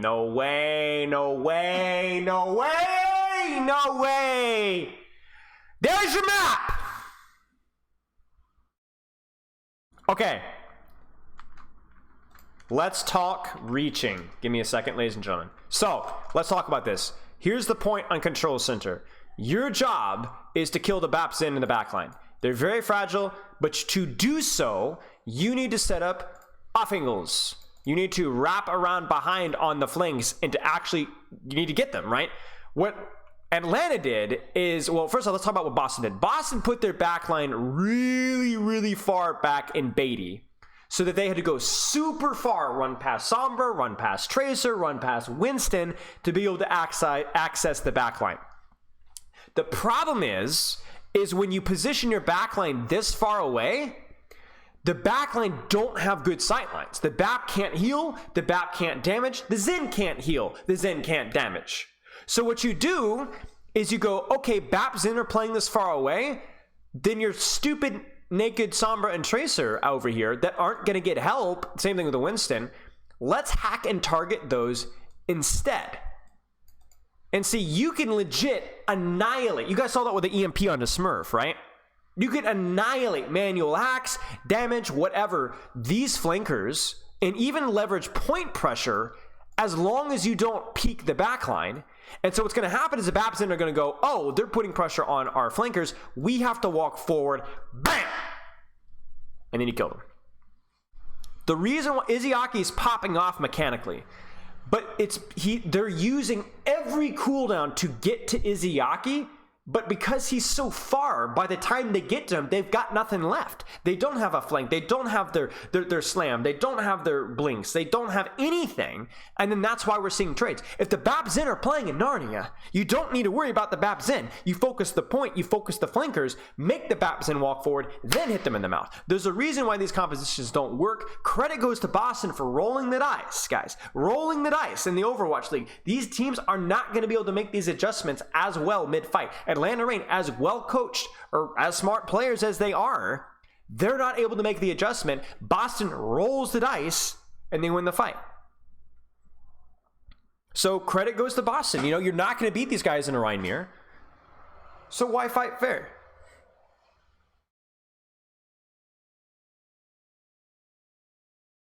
It's not a gamble if you win, right? I mean, you're not going to beat him, so you might as well try it, right? Izzyaki is also a freak. Well, that's the thing. You set yourself up for success by making Atlanta reach, and then you just pray that your players are good enough to actually execute. And Izzyaki is good enough to execute. He hits the shots. Because that's the thing, is we saw that with Vegas on Kings Row versus Atlanta. Was it Atlanta? No, it was Gladiators, right? You guys remember that game? That match where it felt like I felt like Vegas was playing really strong strategically, but they just didn't have the players to hit the shots.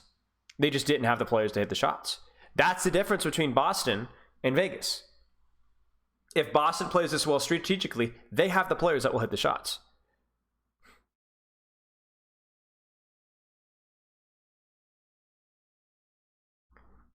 So, wow, nicely done. How should the Orisa play into the dive comes? Just try and zone backline. Well, you just try and punish the enemy tank as much as you possibly can. And if you shoot DPS, that's good too. Like, Orisa doesn't bleed damage. That's the thing. It's like Orisa's pretty tanky by herself, and she can put out a lot of good pressure. Similarly to kind of how like a D.Va would work, but it's a shorter sightlane map, so you don't need the mobility of the D.Va as much. Who do you think the top 5 in NA are? I don't know. Let me actually look this up. I'll give my quick opinion. I normally don't do power rankings, and I'm not really going to do a power ranking. But currently, right now, top 5 in NA are Atlanta. Wait, this is... What is this? Let's just do this one because these are... Okay. Where am I? This is Korea.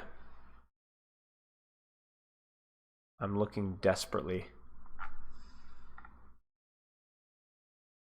Wait, what? Is this not even...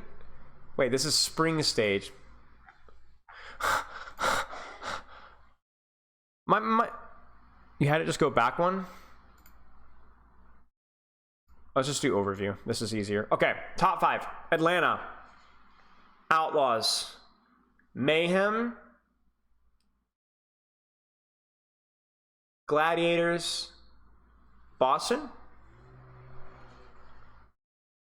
That would, I mean, I don't think that's too controversial.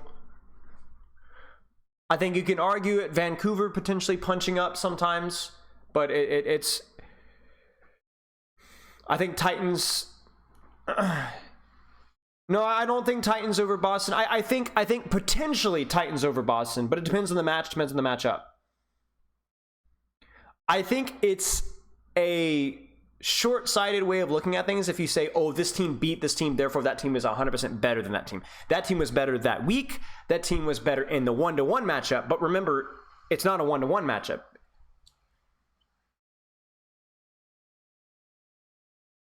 But right now. And I think that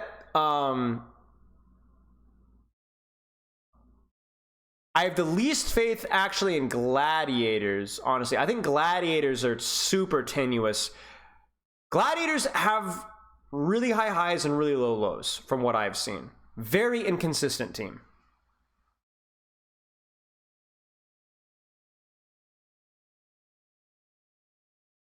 Because Gladiators have looked good at times, and they've looked really bad at times. Gladiators almost seems like they play their competition, I was saying the other day.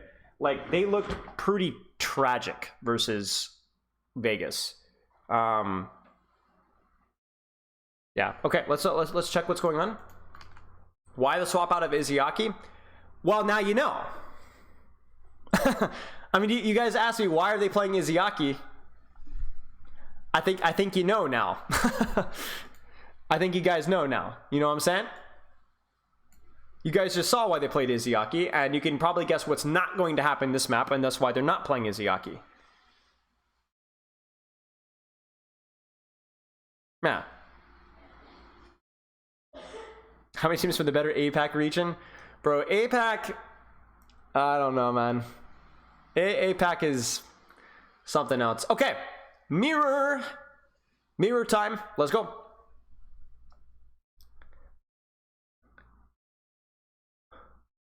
I want to see some DPS work. Nice little nade there. All right, Lip, show me what you got. He's looking for a locator, looking for Sombra. The backline gets top. That's good.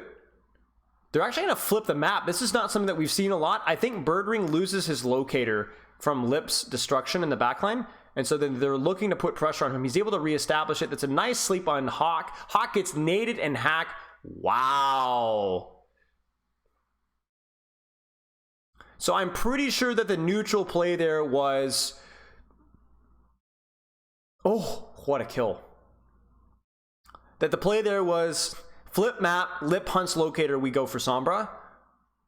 But Hawk gets absolutely annihilated with a really well... You're going to notice a lot of Ana's versus D.Va. There's two ways to sleep a D.Va as Ana. Really fast or really slow. Anything in between gets eaten. You either catch the D.Va off guard or you just wait out the entirety of the Matrix. It's a really nice sleep dart from Twilight. Lip is frontlining. Lip is 76ing. They force the Sombra out. That's really, really huge. They force the Tracer out. So Lip is catching up on ult charge here. We might just see a frontline EMP. That whip shot's going to force him out. We're just going to see most likely frontline EMPs traded. That nade goes out, but the nade is mistimed. And so the follow-up is going to actually be neutral, where technically Boston should have the advantage in the follow-up there. Huge matrix from Hawk. And in the chaos, Atlanta Rain's going to capitalize off of this. So like the nade came early. Huge eat. We might see a Nano D.Va here. There's the D.Va. The sleep is eaten. Decay gets traded on... Decay trades Fielder on backline. It's so hard to track what's going on here. Hawk is going to commit bomb. Are they going to be able to keep him up? They are going to be able to keep him up. He gets the remech. They force the bomb, counter bomb. There's the rally defense, and they get Kalios. Oh no! That's your most important person on the battlefield right now. D.Va's out. They do have rally to stall this. They might nano the Brig or D.Va for stall. Might even nano Tracer here. Let's see what they do. I was going to say they get mana on D.Va, but they won't. There's the nano on Brig. It gets slept. We might see nade here, but there's no... the Matrix is there, so it doesn't matter. Lip is out. Pulse is there, and it's huge! And they pushed out. So they just brute force it out. The kill on the remech was really huge. Really, really, really huge. Kind of snowball things from there. It's a solid defense by Boston, all things considered. So they're going to retake top, point pressure. We'll probably see more frontline EMPs here, like seeing who can, which Tracer. Basically, this is just it's almost like a reaction speed test for like which Tracer, which D.Va is going to react quickly enough. Either for blinking or repositioning yourself quickly around the EMP. Point pressure. Now we are going to have support ults online for Atlanta pretty darn soon. So that's going to provide something to deal with the EMP on the front line, and just freaking dies. Oh, the EMP. There's the frontline EMP, guys. There's the frontline EMP. I wish you could have seen it. You're just not going to see as much backline EMPs in this comp because it's too hard to get to actually dive backline without a Winston. The D.Va is just not as good as like actually executing on kills. So you'll see a lot of EMPs on just Tracers, on D.Vas, things like that. The Tracer gets destroyed. Birdring's in really big trouble. They get the EMP onto Tracer, but Birdring should die for this. No way he gets out. No way he gets out. He gets out. He gets out. And he gets out. Holy crap. What happened? How did he not die? So they destroyed Translocator. It's a Lip classic when he doesn't have EMP and the enemy Sombra doesn't. They go hunt Translocator. They catch him, but the EMP catches Stalker. Stalker dies, and they're not able to punish Birdring with the Nano D.Va. That's a huge misplay from Atlanta. You would have loved to have seen a trade there. Obviously, Stalker should have dodged EMP, but the big thing is at least Birdring has to die there. There's the rally trade. Kalios loses the HP trade. They don't hit the Stalker. Oh no. They get the nade on Lee Jae-gong, but I don't think that's going to finish here. I would be surprised to see Hawk. Hawk is going to go for the bomb.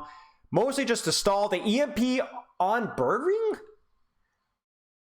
pretty greedy fight, frontline EMP there. But Boston can definitely stall this. We're going to see an EMP any moment now. Any moment. Any moment. They don't get it off. That's it. Wow. That's just crazy, guys.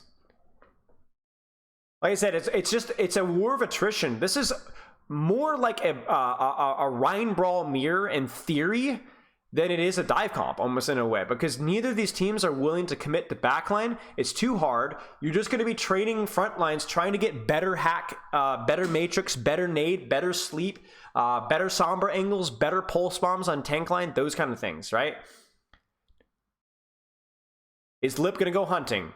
Check that translocator from Bird Ring. Does he get it? He's looking for that frontline EMP. He's gonna, nope, Lip is actually frontlining here.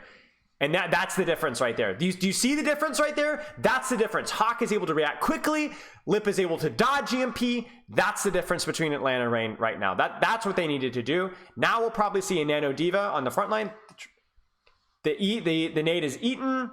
There's a stick. Oh my days, but Hawk is purple.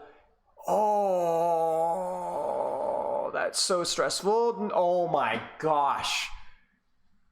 Micromillimeters. Okay, Atlanta are very fortunate they win this one. EMP needs to hit a flanker here. The rally, unless they nade Li Gong, the EMP is not going to get a kill. It has to be on a tracer. Let's see. Maybe they nade Li He's going to go for Li Gong. He's going to go for Li Gong. They hit the nade. They don't hit the nade. It's eaten by Kalios. The peel is great. Huge response by Boston. Now they can actually walk forward here. Maybe they can bleed Hawk out of Mac. They don't. Now really Atlanta just has to wait for hack or nade. Now you're just basically neutral trading, hoping that you can get an advantage here. Oh, aggressive push. Matrix is late. Both are traded. Hawk is gonna die. Kalios is gonna die. Both are gonna bomb. Bomb diff. Doesn't matter. That's it. So it's honestly okay for Atlanta here. If Atlanta should be able to reset here and retouch. It's not a terrible trade for Atlanta. They kind of stalemated that one. Yeah, it is scary. So you're going to need to see a nano peel. Again, how is Atlanta? They're in a rush to touch. Are they going to be able to respond? They might just go for this. They might just kill the Brig. Brig just dies. That's good from Bird Ring. Just take the kill. Just take the kill. They're worrying about... Oh, Stalker. Oh. The Hawk has to keep his mech. The nade is there from Fielder. Keeps him up. Atlanta's going to get an EMP on frontline. Is the nade going to be there? They might not even matter. They just get a kill in decay. There's the EMP. The nade isn't there. Doesn't matter. Oh, there's the nade. And that's it. Holy crap. Stalker with the heroics. It's not going to matter. It's not going to matter.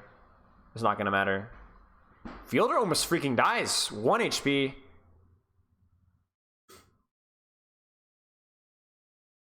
Wow. Wow. Exciting. Exciting stuff. A lot of frontline EMPs, right? And it's going to be about which flanker, which diva responds to quickly. You know, because it's all about, first off, number one, can you get the kill on the tracer?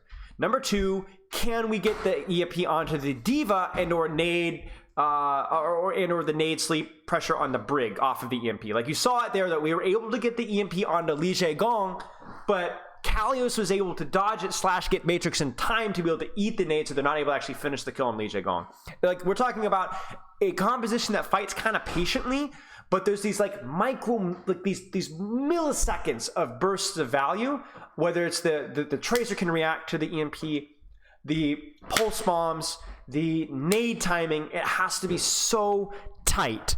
And Atlanta Reign is killing it with it right now. And honestly, Boston has done a pretty good job as well. And this is tight, guys. That's a good push by Atlanta, though, especially on this map. Should they have swapped Izayaki out? No, because Twilight's the better Ana player. I mean, yes, they should have. Excuse me. This team is comfortable in Ana. They want the Ana from Twilight. So, yeah. All right, Lip, what do you got for me? No. Did they go on Akiri? I would be surprised if they go on Akiri.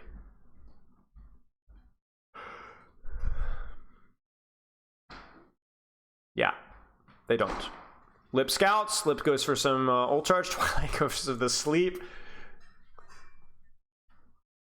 Lip is really close, but they're not able to get the punish. They're not going to be able to get the punish yet. So very aggressive from Kalios. There's the hack from Lip. A lot of things too as well is like the Matrix hack. That's one of the big micro plays as well, so that the D.Va doesn't interrupt the hack with her damage. So you use your own Matrix to Matrix your Sombra for going for the hack timing. It's a little micro play that you're going to see very frequently in trades. And then here comes the war of attrition. Which team is going to have a better Sombra angle? Which team is going to be able to synchronize their Ana cooldowns and actually land their Ana cooldowns? Decay just freaking kills Stalker. I don't know if Birdwing got a hack there. It's a big nade on a Twilight, something that you don't see every day. Twilight peeled on the 1 HP, like we said, milliseconds, guys. They do get the kill on Li Gong, which means that they will be able to recontest this. Chio is able to stall a little bit as well, so that's going to buy time for Hawk to get back. Really nice from Atlanta. Way to turn Luminated into lemons. Wait. No, it goes the other way. That's it. Oh my gosh. Wait, no! Oh my gosh. What is going on? I think Boston takes that trade, though. I think Boston takes that trade. Maybe? The pulse doesn't hit from Stalker. Because both the supports... Oh! I don't even... This is insanity. These trades are insane. Can you elaborate on the logic of choosing D.Va and Winston in these kind of comps? D.Va, long range, Winston, the ability to actually execute backline. Blizzard World, first point high ground, second point high ground, and to a lesser extent, third point long sightlines. It is too difficult for Winston to go for hard dives in backline. Are we going to see an early EMP here? We're going to see an early EMP, aren't we? Is he going to go for D.Va Brig? He might go for D.Va Brig. You know, he doesn't get it in time. He doesn't hit the timing in time. Okay, so we're going to see a frontline EMP. But it's too hard to dive backlines on this map. So the D.Va is better. So you're just going to see back frontline trades. Here comes the EMP. 3, 2, 1. Will they get the nade? They get the nade. He's dead. The peel's there. Chio might need a rally. Might not. No, probably not. Hawk needs to be very careful here. And he is. I do think it's a bit of a misplay. Like I think it was too easily hit on Li Gong here. Too many people got hit by the EMP.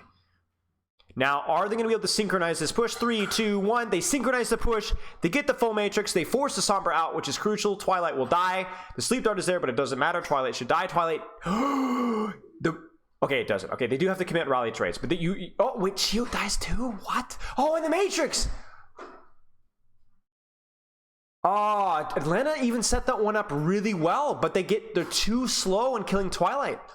So like we see that sometimes where people push into that but to push the advantage, but they desync their push. The D.Va goes in and then the backline goes in afterwards and things get really messy. Atlanta timed that one well, but they're not able to get the trade out. We're going to see a Nano Tracer. There it is. The hack is immediate and there's the flip. Whoa. Does Atlanta go high? Atlanta might not go high. Atlanta doesn't go high. Hawk is sleeping. Hawk needs to get out of there. Okay, and then they retake high. Nade and backline. Atlanta's going to play this patiently. Hard spy check. Looking for bird ring. Being aware. Now, I'm curious to see if Boston's going to go for a backline EMP or a frontline EMP. The problem with the frontline EMP here is that usually you don't see... Yeah, right there. Like that's the difference between Lip and other Sombras. You see that? You don't manual hack Lip. My man doesn't like it. There's the EMP. Now we see a frontline trade. There's the EMP. It doesn't get the follow-up. The cover isn't there. It's messy. I'm surprised Li Gong died there. Again, Stalker gets hit by the EMP. He's going to die. So we're going to see trades on the EMP front.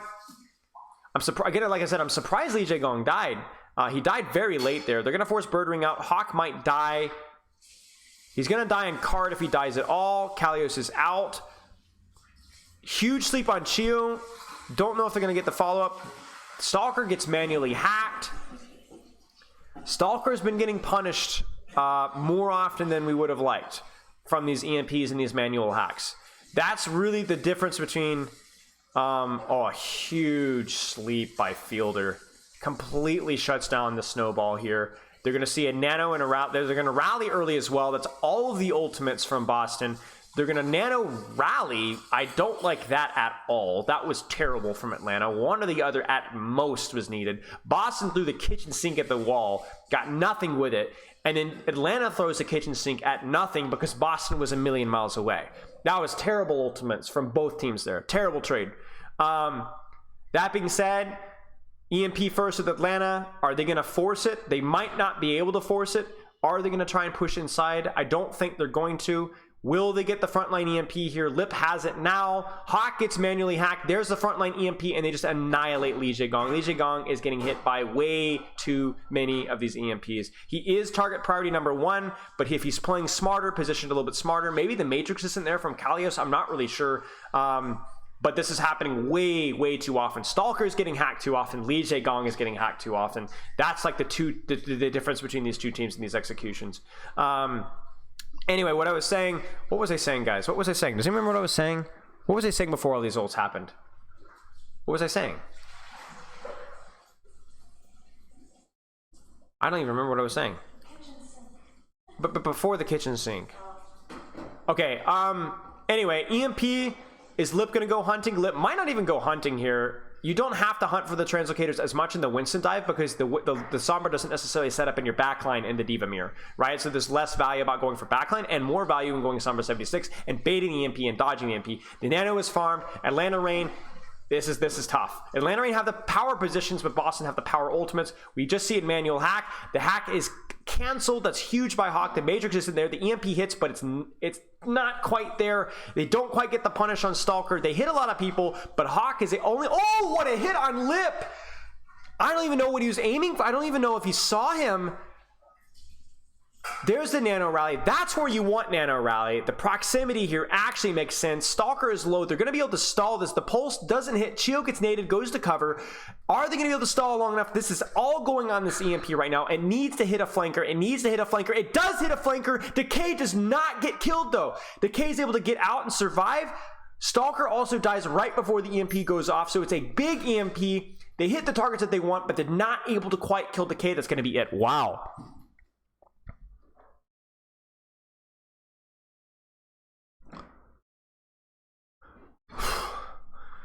Okay, so a lot of ultimates committed there from Atlanta. Really not the result that you wanted whatsoever. That was really their fight to win, especially considering that they didn't get the EMP that they wanted. Boston didn't get the EMP that they wanted. You can see how sloppy Lip is getting with his translocator placement just because it doesn't matter as much in this matchup. As there's a lot less hard dives and backline. You could see Birdring's position on front lane. He's not going to be looking for locator. So really Atlanta needs to play this one patiently to try to dodge. They don't dodge it. Lip doesn't dodge EMP. And the nade happens. So an uncharacteristically fat EMP from Boston. Usually you see Lip and Hawk play around those ones a little bit better. Usually it's Stalker getting caught by those, but this time it's Lip. And that's a really cheap fight win for Boston, all things considering. Atlanta's coming into this fight, and they might not hit their power spike of ultimates in time. They desperately need this Nano. Chio gets naded. He's okay. So he gets naded. They get Nano. Are they going to be able to get EMP on time? They are. The card's not being pushed. We're going to see a frontline EMP. It's going to be about who this EMP hits. It's everything right now. Who does this EMP hit? Is it going to hit Li Jiegong? They nano Li Jiegong. It hits Decay. It's over. It hits Decay. Chio lives. Huge Matrix. They just need to focus Kalios. They get the hack in Kalios. Baby Diva needs to die. Baby Diva doesn't die. That is good news for Boston. This is going to be recontestable, though. They just need to focus. Oh, the whip shot of Birdring with 95% ult charge. But that's it, guys. That's it. I'm telling you guys, it's all on your flanker's reaction speed.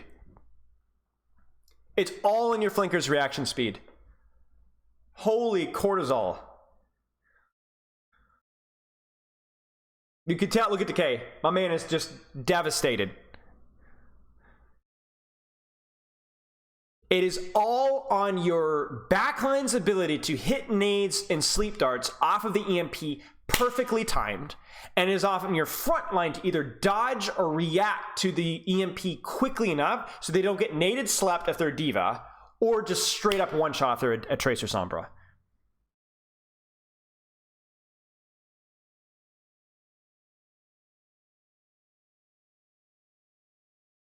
I will say on a micro detail, Li Gong got hit by way too many EMPs and died way too many times. If you can kill a backline in this composition with an EMP, there's something going wrong. It shouldn't happen. The Tracer Sombra thing is a skill matchup. This is it right here, right there. Okay, bang! Look at that. Oh my gosh. Oh my gosh. I don't know if Boston was like, okay, so sometimes, okay, this is where you get a reaction speed problem, okay?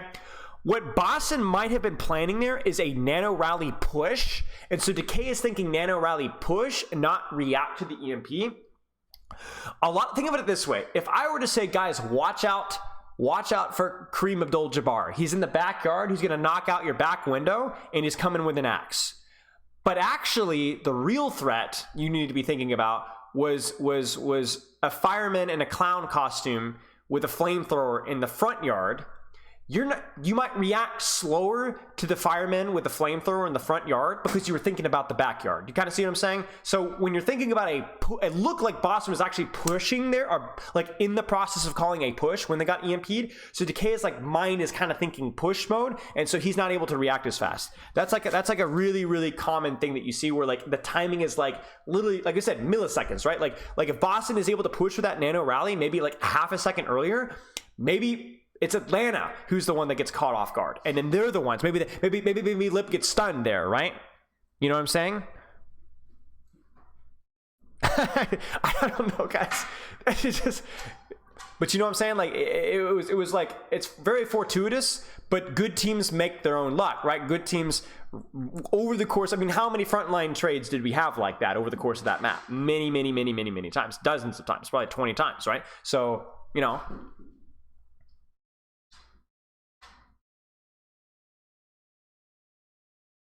So that's a very map-specific composition. We could see that on, I don't know what the rest of the map pool is, but if we saw like Rialto for example, we might see that composition again.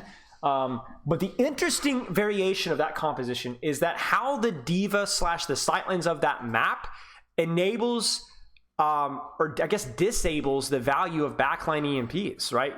You see Li Gong occasionally getting hit because he's playing too far forward or not playing around cover as well as he should, but a lot, you will see frontline EMPs frequently, but you will also see backline EMPs frequently, except for that matchup.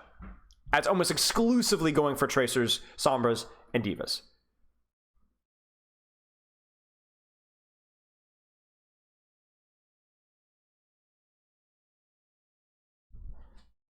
So you won't like I was kind of a little slow there to recognize that Lip isn't hunting Translocator as much because there's not going for backline as much. So if Birdring isn't in your backline, why hunt for his Translocator? Guys, I found Birdring. Yeah, he's in front of us, idiot. He's not in your backline. Why are you hunting for him? Right? He's standing right there, right?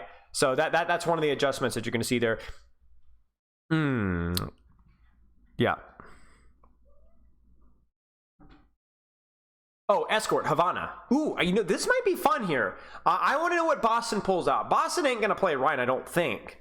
So we might see, as crazy as it sounds, we might actually see dive on Havana. And it might be interesting to see if Atlanta decides to mirror them or if Atlanta decides to play Sombra May or Sweater May. I honestly really don't know here. I would like to see Ryan. I think Ryan mirrors would be a fun change of pace, but I honestly don't even know. We could, you might even see a Diva mirror actually on this matchup again, given the sightlines of this map. It might be a Diva matchup. Hey, it's the Boston thing. I've been there. Okay, fun fact, that room, me and Flats sat together and watched a couple of Boston Uprising games before Flats was even streaming, way back in the day. He is a big man. I'm not exactly the tallest guy in the world, but he is a big man. It was like, you know, this, and he's just... Yeah, I was there with Flats. Flats used to watch my scrims back in the day. He would sit right next to me. Double sniper in Havana? I mean, you could actually see double sniper in Havana with these two teams.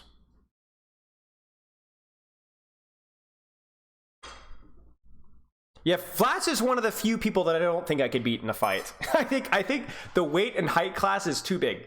He is a big dude. Not mess with Flats.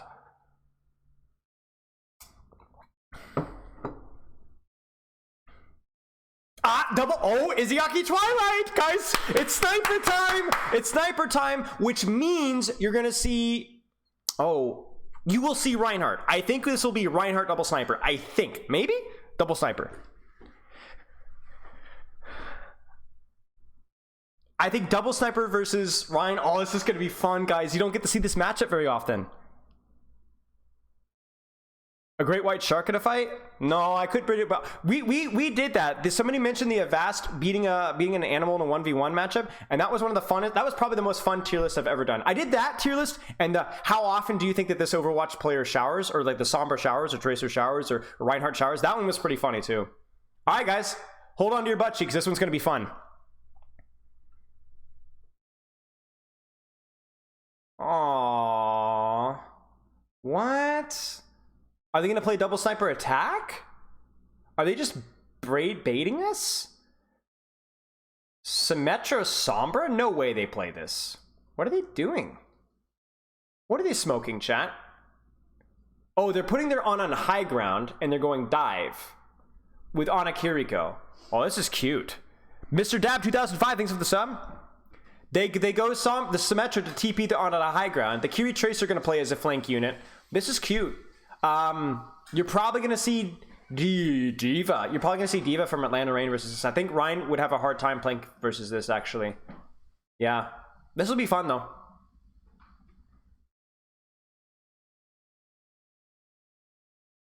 Yeah, I think both of these compositions have logic.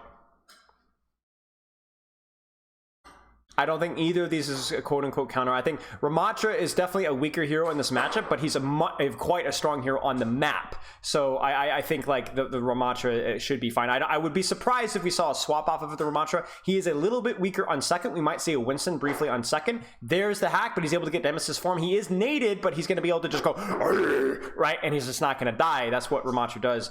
Think of this like the Florida matchup when they were playing this stuff, but instead of the Ashe, they're playing the Sombra instead.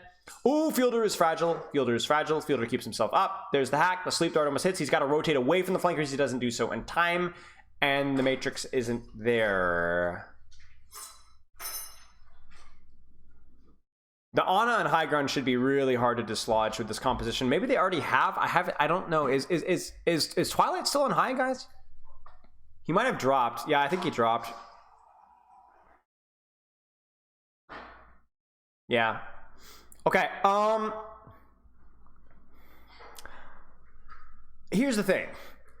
I would prefer if Atlanta was able to play Ana Kiriko. I don't know if Chio can play Ana or Kiriko. Does anybody know? Have they played Ana Kiriko with the support lineup? Because I think on this match, or this map, Ana Kiri, especially versus what Boston is playing, it would be better.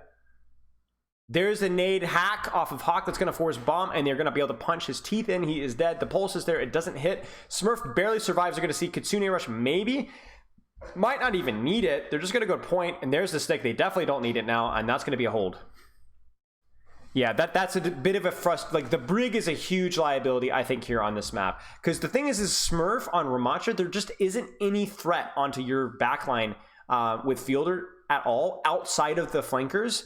And you would prefer a Kiriko to help control the flankers rather than, because the Brig doesn't do as much versus the Sombra Tracer as the Kiriko does. At least in this open of a map. It's like the prevention that the Kiriko provides rather than the cure. You know what I'm saying? Are they going to be able to get Smurf? This is a really risky play from Lip. They get his locator. They get his locator. They're going for him. They're going for him. Oh.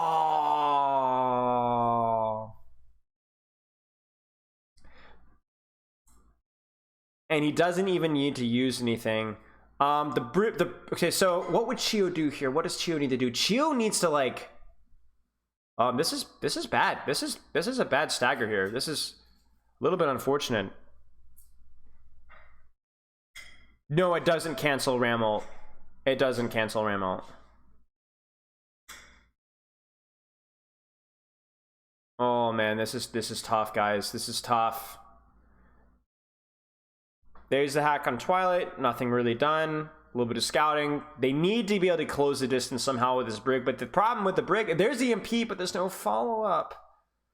Oh no, a rare miscommunication or mistiming from Atlanta. Not something that you usually see.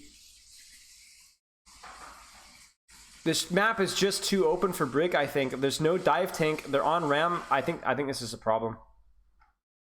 Kitsune rush is good. They're gonna push Lip out. Lip is out. They do get Bird Ring, crucially. I don't know if that was a locator destruction or more of a misplay. Izayaki catches Stalker. We want to see a Nano. Oh, this is where like the Ram is really scary. They're gonna see Nano on the Brig. Hawk is DMAC'd again. They get, wow, huge hack from Lip onto Smurf, cancels the punchy punchies, and then they barely cap. Now, this is where the Brig is more useful. The shorter sightlines of this point gives the Brig a few more options and will make it feel a little bit better versus the Kiriko. Oh, they might just go. They might go Ram. They're gonna go Ram. They're gonna go Brawl. They're gonna go Brawl. They're gonna go Brawl. I like this. I like this choice. I like this choice. The Boston comp is too good. It's too good. You need that. Ana Kiriko is too greedy. It's too hard to play versus. Okay, let's see what we got. The Hanzo swap as well makes it something more. You have more rushable targets. Moira implies we're rushing hard in backline. It doesn't have the sustain to sustain frontline, and Hawk just freaking dies.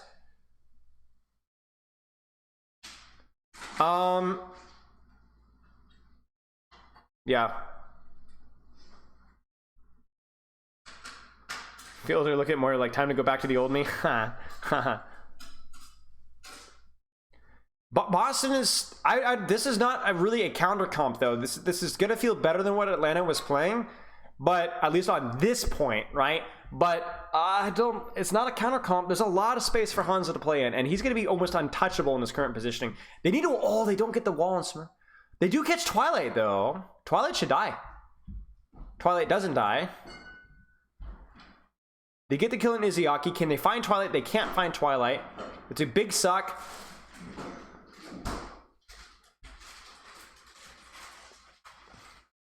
They don't quite get Twilight is playing Ringer on the Rosie, guys. Like this is insanity to me. They have not been able to lock him down.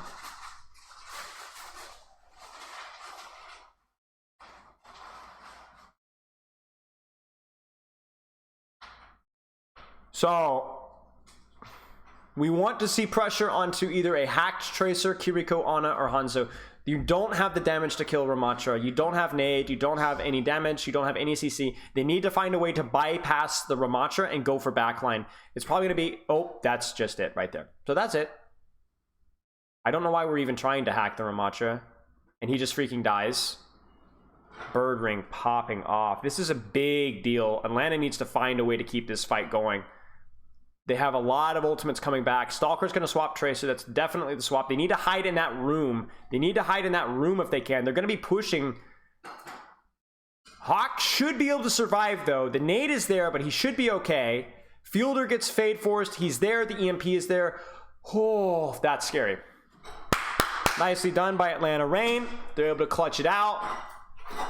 Spooky stuff. Now, I'm curious what they're going to swap to here. They might stay on the same comp. There's the Mei swap again. The Moira, I feel, is worse. There's the Sojourn. There's the Ana. Okay, because the map is too open. So then they're going to go even greedier with the Zen. We might see Lip go back to spawn. We might see Lip go back to spawn. We might see Lip go back to spawn. Lip goes back to spawn. Okay, let's go. No counter comp here. This could go either way. Raw skill. All right, Lip, bring me home, daddy. Oh, show me that somber flick. So Beat's probably gonna be mid-fight, maybe off of the Nano Ram. We might even see a Nano Tracer. I'm not gonna lie with you guys. The lip, I say, is there. The peel needs to be there. There's the peel. There's the Nano. They How do they just kill Nano? Who do they even Nano, chat? Who do they Nano? Who do they Nano? Oh my gosh, this guy, man. That is disastrous. They don't even use beat. They don't even use beat. This is over. It's over. 3, 2, 1, beat? Maybe? Oh no, it's oh no, bird ring. Nano on Ram, surely. Lib gets a kill in Izayaki. There's a nano on Ram. Decay needs to die. Decay does die. Smurf is low. I don't think this is going to matter. I think Smurf is cooked. Wow. Who did they nano? Who did they nano? They just straight up nanoed and they just died. Was it a nade? I bet it was it a nano on Ram, but did Fielder hit the nade on the Ram? It might have lost it. Yeah, I was looking at Lip. I wasn't looking at the thing at the top. So it might have been nano on Ram, but it was either too late or he was naded in front of a May wall. Because that's the thing. When you go Ana, you get a good wall on Ram. You know, you could just kill him right through the nano. And they might have gotten to sleep too, which means that he can't go.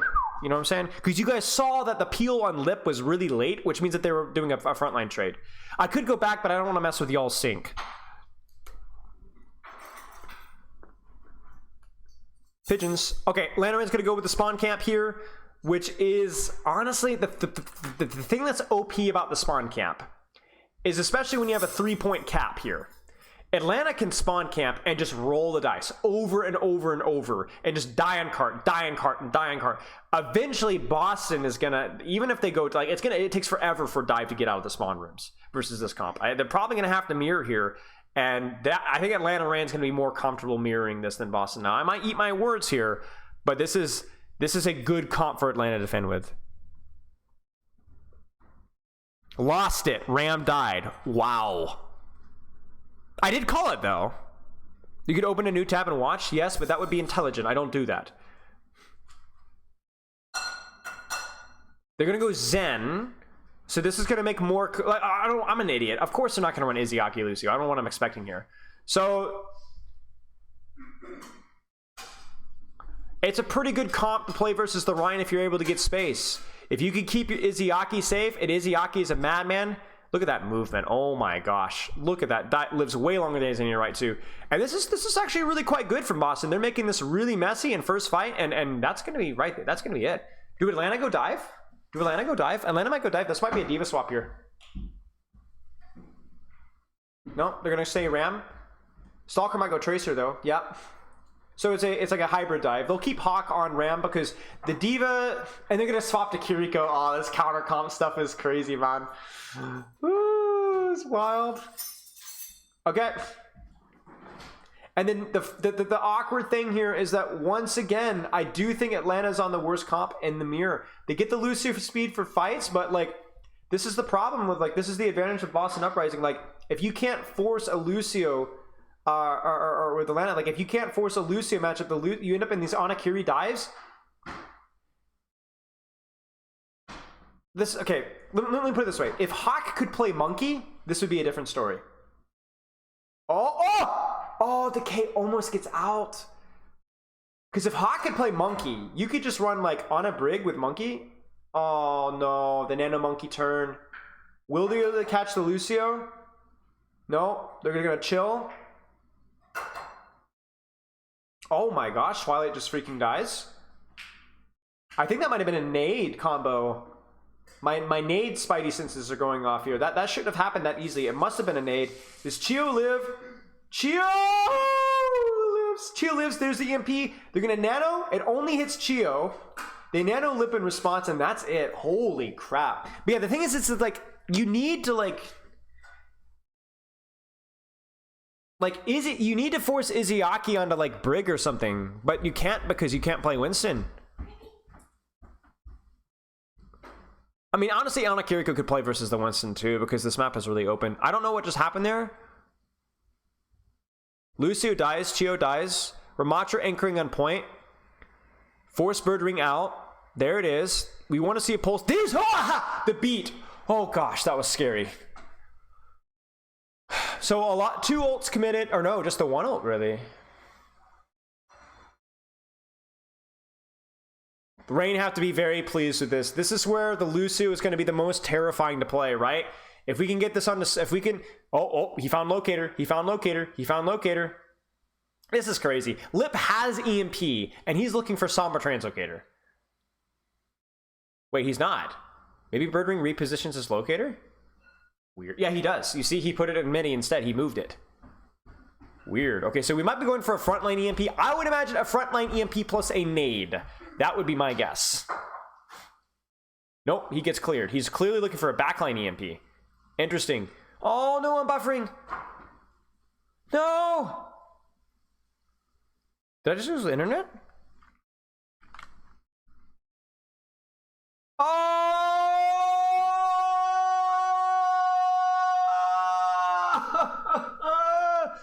No! No! Okay, so Lip goes in for backline EMP, which is interesting given the fact that they have... I guess it's because Anakiriku is a little more fragile, but they're going to try and force Suzu, maybe. And then that's probably... Like, I think that's probably why. They want to at least force Suzu out, even if you're going to go for a backline or frontline EMP. Refresh? All right, refresh. Wait, why did we go back in time?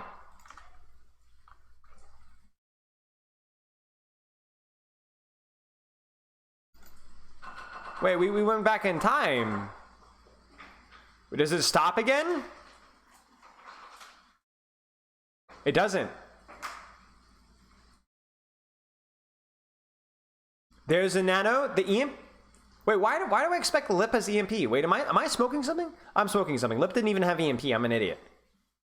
Wait, I swear Lip had EMP. Well, this is so anticlimactic. Wait, huge sleep dart. Oh, he doesn't get the touch in time. He used it? It time skipped. Man, what happens? All right, I'm going back, man. Screw this.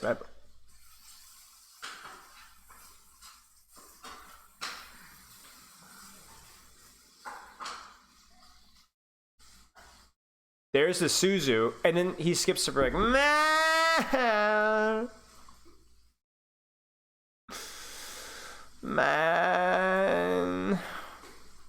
No, it's just gone. It's gone, man.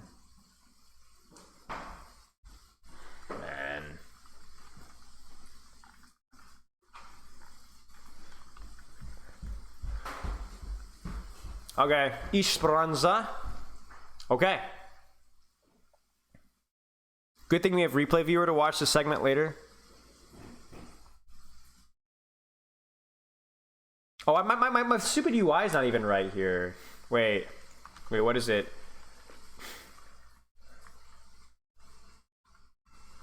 A ding dong versus...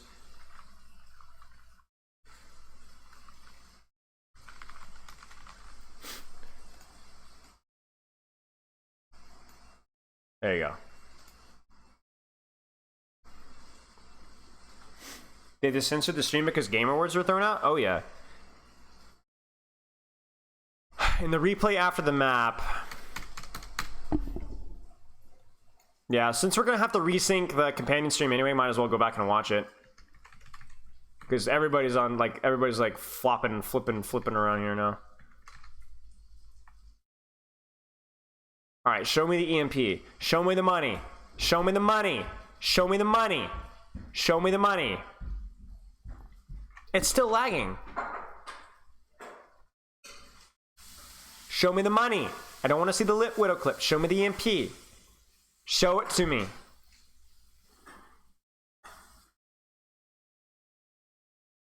Show it to me. Okay, here we go. Here's the juice. He translocates out. There's the frontline EMP. See, I was right. He forces the Suzu out, then frontline EMP. See? There. Okay.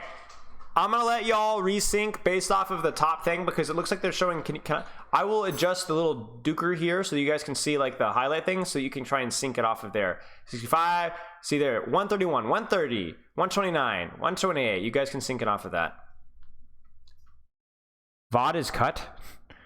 Yes.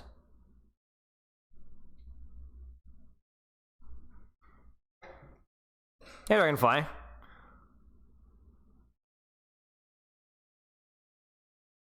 Bishop Vigilante and Anna and Fielder's in the Atlanta. Yeah, that's whack.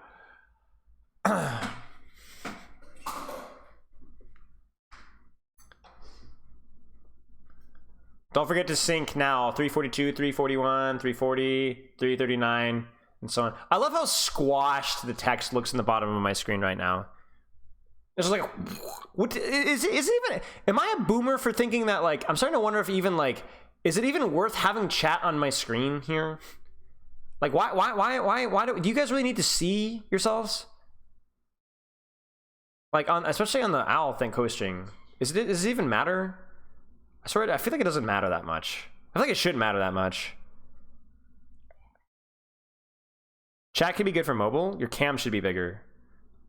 I don't think you want to see more of my face, but maybe we could, like, throw in, like, a giant red apple here or something. Or a smiley face. For this stream, not at all? Okay. Yeah, because I know some streams, like the Better Co streams, have, like, the emote things and the foolishness. But we're like Stone Age, okay? Actually, we haven't even figured out stone, okay? We're still working at, like, we bite the trees down. We're like human beavers. We haven't figured out stones yet. You should have a notes panel. Takeaways of the match so far. Okay, let's do that. Let's do that. You guys help me make a note for this match so far. What do you guys think are the main takeaways so far? Number 1, main takeaway of the match. Let's use Comic Sans because I think that's what real gentlemen would do. Number 1, and I think pink, or I think purple actually. What do you guys think? We need the Kevster wet wipes. I think that's a good first point. I think we can also change the color now. Lip is lip. That's a good one. And then the third point here, what do you guys think for, maybe we can do one more, I think. Boston are not suck. Yeah, I think this is good.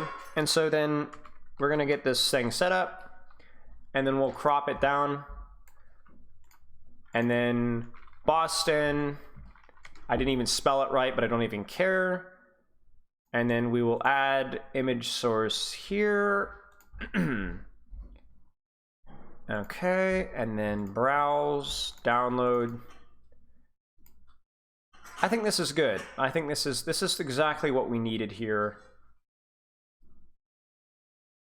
I think this is helpful. I think this is good. I think this is good. We can also update this one as time goes along. Yeah, I think this is what we needed. Tasteless. What is it? Chicken. Is it meat? Okay. Yeah, it's really good. Yeah, that's really good. Do you have the afterburn? Why, would you put motor oil in it? No, I put jalapenos in it. Oh my gosh, yes, I do get that from. Is it good or bad? That's good. Okay. Yeah, it was good, thank you. Is this too spicy? You'll be well hydrated. I don't know. I think this communicates our intentions well. I don't know what the Kevster wet wipes thing means, but it seems fun. So, asparagus moment.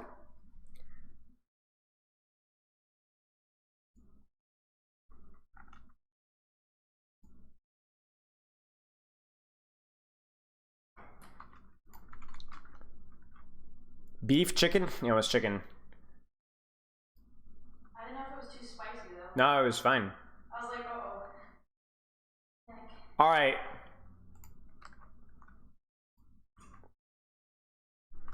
So, by the way, one time Kevster's face cam was just an image of Clorox wipes. No, wait, really? Oh, I didn't know that. You're never going to hit GM. Here's why. That's another good one. Yes. You are a failure. I think that's the next fourth point here. All right, Donghak. Wait, I think I pinned something in my Discord how to pronounce it correctly. No, I didn't. Somebody in my Discord who spoke Korean was like, no, this is how you pronounce it. And they even did it for me. And now I can't remember. Donghak.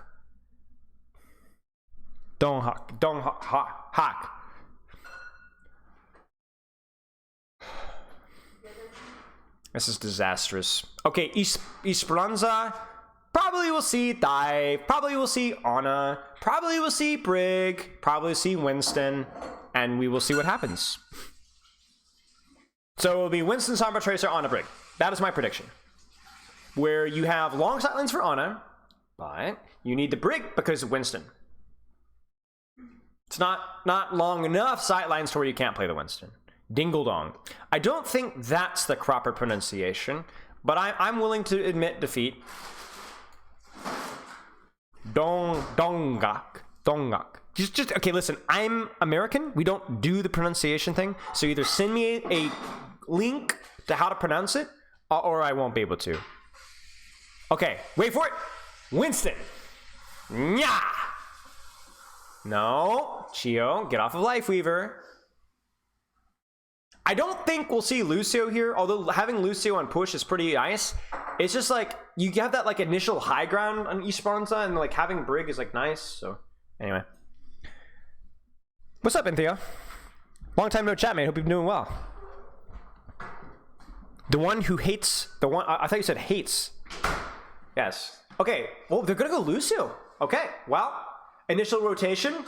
We might see more aggression from Fielder to try and capitalize off that Lucio speed boost. We might see a Brig swap later on, but this is pretty succulent.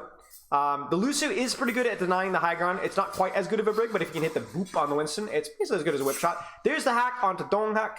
They're going to force him out, and Lip just freaking dies. I don't know what happened. I don't know if he got slept there. No, he didn't even get slept. I don't even know why he freaking died. There's the nade. There's the jump. Rare misplay from Lip where the flanker gets punished. It's something that you see a lot from lower ranked teams. Oh, Smurf just dies. But there's no hack, so it doesn't matter. So, yeah, he's good. Because, like, here's the thing. When you get slept there, if there's a Sombra, you're going to get hacked and maybe naded, and you have to jump out. You're not going to die, but you're putting no pressure while you do that. That's the problem. You see what I'm saying? If you don't see what I'm saying, then, you know, that's your problem, not mine. My P-brain wants Rhine? Well, yeah.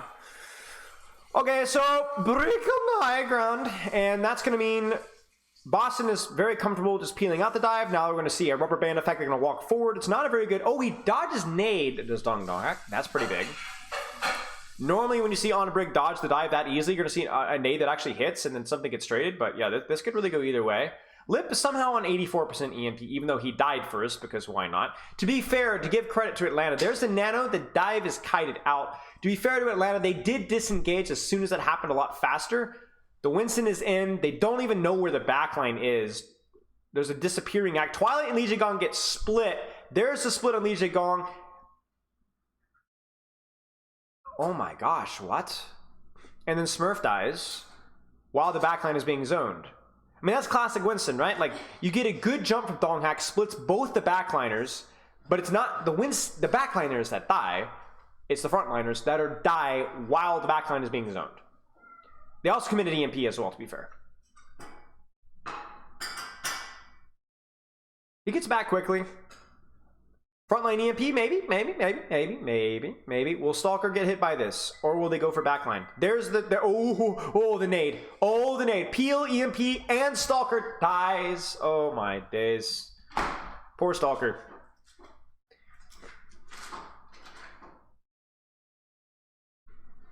So here's the thing with the Lucio. The Lucio is... Chio has to be so good because Lucio is really quite easy to hack.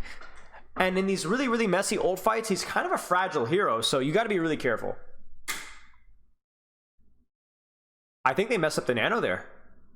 They messed up the nano. Yeah, they messed up the nano. The nano was jumped in too late. That's actually huge. It does trade nano for Brig. There's the beat engaged. Will they be able to kite it out? The answer is no. The pulse hits. GG's. Well, Primal is traded on the push though. Nice response from Boston. Boston catches Chio. There's the Lucio fragility that we're talking a little bit about, where you feel like this hero, that should be the advantage over Brig, but in actual execution, Lucio's not that much more tanky than Brig versus these compositions. As soon as you introduce Sombra and Tracer on board, Lucio's not quite as tanky. So huge little bounce back from Boston there. They are going to be able to tie on the EMP theoretically here if they're able to farm up a little bit more. Lip's going to be trying to EMP on the top. Is the Brig going to be able to dodge? I'm curious to see how Atlanta, do they frontline EMP or do they backline EMP? Really either one here. Because they don't have a lot of space. There's the frontline EMP. Decay survives with 1 HP. The nade was huge. But somehow Birdring dies. What? How does Birdring die? Did they catch his translocator? Because Boston actually survived that really quite well. They need to kite this one out. They might need to rally for tempo. There's the rally for tempo. Atlanta's going to snap back, but they're going to actually commit primal. Is the sleep there? The sleep is not there. The peel is there, but it doesn't matter because now you're just buying time. Birdring is back. Will we catch the EMP? The EMP hits Lip, but Lip dodges it, and Donghack is able to dodge it as well. Terrible EMP. It's all on Decay's shoulders right now. Manual hack from Lip onto Smurf. Smurf is able to get bubble off. Chio is able to survive as well. Nano onto Winston, but it's... Oh! Huge pulse. This is ugly, guys. This is going back and forth. Boston is super thrilled with this going as well as it did. As badly as that EMP went, wow.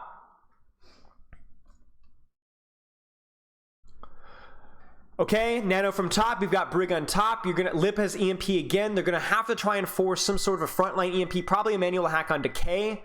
Will they get it off? They actually hit the nade on Li Gong. Lip loses locator. He somehow survives. There's the frontline EMP, but it's peeled out. Will the Winston get it off? The Nano on Brig is there. Li Gong doesn't even need a force rally. Super messy. The peel is there. They force Donghack out. Stalker goes for the pulse. It doesn't hit. Smurf is going to primal. Primal goes in hard. He gets slept, but he's safe. There's no threat of hack. Donghack gets isolated and punished. The nade is there. And Atlanta Rain is just not able to get out of the choke. Oh my days. Like, these fights are so close. This is honestly like Blizzard World all over again. Does Chio need to swap Brig? I mean, they're not able to actually get anything out of it. There's the rally. Will they get the beat engaged? The beat engaged doesn't work. The punish isn't there. Rally survivability is too good. And now the beat's expired. The rally is still going. The armor is still going. That's where rally is just better. Donghack is isolating backline. They do isolate Birdring. Huge individual play from Lip there. They do get the punish. The Nano is there. We might see a Nano and Stalker if this fight gets messy. Maybe. Lip is out. They might just wait it out. Chio is stalling. He's very fragile right now. He needs to be very careful. He gets out. The great boot, but oh, the Lucio. Yeah, the Lucio. Oh, what a huge sleep. And they get the trade. Wow. Huge from Atlanta Rain. There's the Brig swap. Yeah. This is not... yeah, man. Again, the Lucio is there for faster fights, maybe more aggressive backline rotations. Maybe they think they can greed it out. But they were there. The rally versus beat trade alone has been really screwing over Atlanta. All right, frontline EMPs, maybe. Frontline EMP completely. Oh no, they hit Chio. Birdring gets out with 8 HP. So trades on the EMPs. Birdring gets out with 8 HP. Neither backline really has a power position right now. Birdring gets destroyed. Don't know if that was a translocator or a mistake from Birdring. They're going to walk forward. They're going to take top. They're going to be looking down. Li Gong gets isolated but manages to kite it out. Donghack disengages. Totally fine. They are getting decent cart push here, and they are going to be able to engage with Primal soon, but the rally is going to be there. The nade does not hit. Li Gong is able to kite it out. That was a missed opportunity there from Fielder and Donghack. They're going to be able to survive this one out, and now it's a stalemate. You really can't go in harder if you're Atlanta because they're just going to be able to rally it out. We need a nade or we need a punish on the DPS or the front line. The Decay goes to the stick. It doesn't hit. What is Atlanta's game plan here? What is the plan? I'm just looking for the hack animation here. I'm looking for the hack animation. The sleep doesn't hit. Good peel. There's the pulse. They go in hard. They get Li Gong with rally. Huge, huge, huge, huge. The peel is there. Unbelievable. They might rally this if they need to. They might not rally this. Oh my gosh. The peel. Unbelievable turn of events for Atlanta. Obviously, the primal's a little bit unfortunate there, but really a nice, pleasant trade there. Let's put it that way. And Lip is once again a little bit of ahead in the Sombra trade here. So we might just see a passive trade from Atlanta until they get EMP. Then we might see a frontline EMP. That would be my guess. Okay, let's see. There's Sombra on the angle. Lip, they're able to get a manual hack and decay. They get the punish on decay. The nade doesn't hit because of bubble. They might need a monkey. They might actually go for a backline trade here. Hey guys. Oh my god. Oh, a little bit deep. Smurf is tradable though. They get the trade. There's the nano rally. Li Gong might die. Li Gong gets the bash out. And he gets naded. He should be okay. Maybe. Okay, he doesn't. That's how you use nano rally right there. You guys see that? Point blank range. Honestly, it doesn't even matter if it gets stuck here. This is still okay. I mean, it does matter. Of course it matters. A trade is huge here. He's probably gonna go Lucio. They're gonna go fast. That's a huge kill. They will not come back with a Winston in time. It's totally worth committing to there. Now you just clean up cart. You need to force Translocator or recall as fast as you can. That's one. They're not forcing Translocator though. They're not forcing Translocator. Birdwing is still here. This is ugly, guys. This Boston could pull this in. They have no. Birdwing is still here. Oh my gosh, guys, this go either way. There's the sleep misses. Oh, Fielder's traded. Smurf gets. Chio should die. Chio somehow doesn't die. 1 HP. Oh my gosh, Atlanta cleans it up. Holy cow.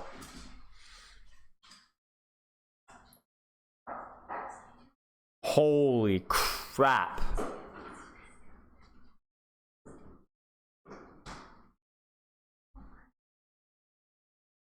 Atlanta earns it all the way through. Boston, you got to give credit.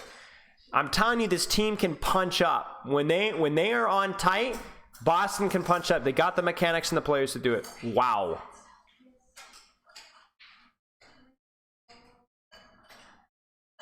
And you can't really look at that and say Atlanta looked bad. I think Atlanta played okay. I think they played fine. I think they looked pretty bad, pretty shaky on Lijiang. But the rest of the maps, I think they looked pretty good. It just, Boston played it really well.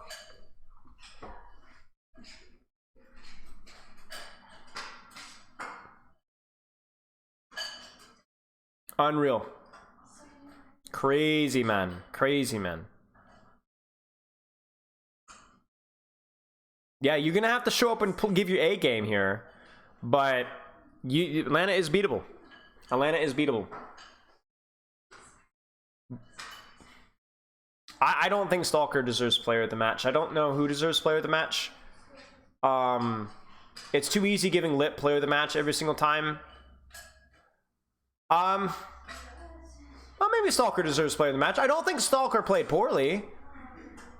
I think if you're going to give Stalker player of the match, it might as well be this match, I think. I think he played fine. I don't think Lip had a particularly great match for Lip anyway.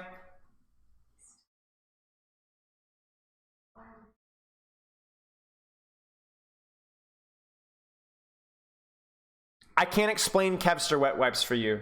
It's not going to happen. It's too complicated. You wouldn't understand anyway. You wouldn't get it. It's one of those advanced, complicated super strategy things. Fielder, I think Fielder, if anybody had a good argument, yeah.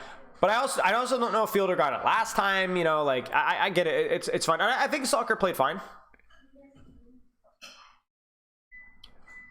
Yeah, Lip played fine. It wasn't his best game. It wasn't his best game. A couple more mistakes from him than you would normally see. Toronto crapped the bed, and London looked better. I think it was a little bit of both, Ruv.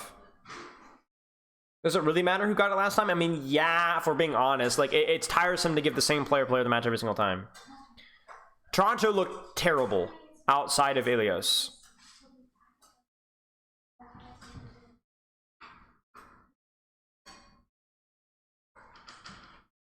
No, you don't have to watch the stream VOD to understand, Jonna. You will never understand. Just admit ignorance, mate. Just admit ignorance. Give up. Stop trying. Stop trying. Admit it. Admit it. It's just too complex, too advanced. You wouldn't get it. So stop trying.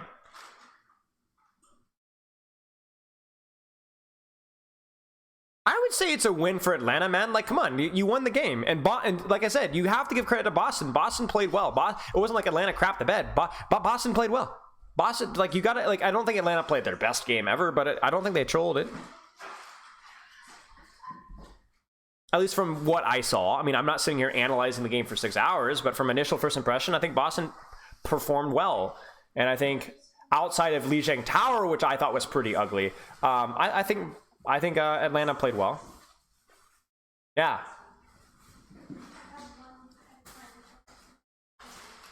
But man, that Boston team is washed, y'all. I heard their mental boomed. Their season is over. I heard they're losing to tier 3 teams in scrims.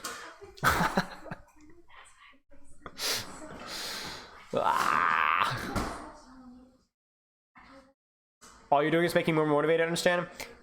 So Jonna, it's basically like, apparently like back in the day, there was like a Kevster player cam and it was just like Clorox wet wipes instead. Just was like somebody like put the Clorox wet wipes up there. And so it's a meme. Yeah. Izayaki was jumping off the map all series. Ah, yeah, true. Guy was like legit hard trolling the map.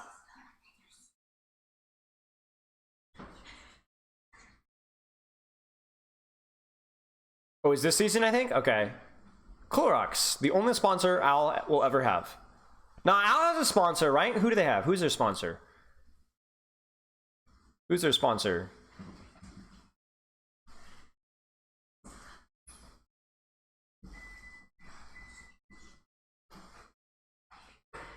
Butterfinger once?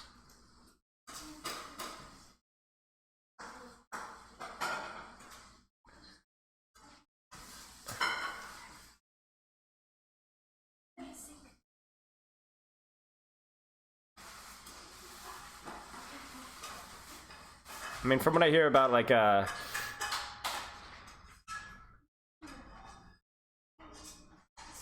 zero sponsors? Unfortunate. Well, proper go Genji, maybe. I think... Well, let's see. Shock has leveled up recently. So this might be a little bit more of a close match than we think. I freaking love watching Mayhem play, though. I'm not gonna lie, Leo.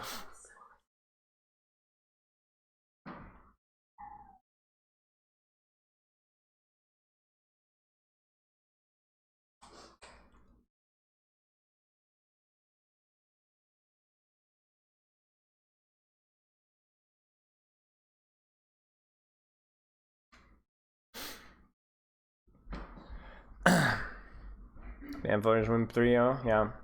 Yeah, I don't know what the deal is with sponsors. This team have some sponsors, but the league itself and the broadcast has no sponsors. Yeah. Well, from what I hear about Blizzard, if they're going to be sponsored by anything, it's probably the Catholic Church. Or is that a little too spicy? Maybe that's a little too spicy.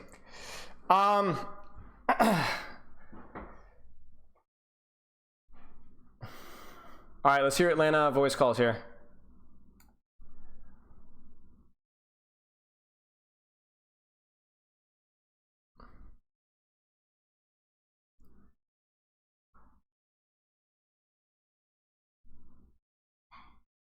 See, they're happy. They're happy. Of course you're gonna win.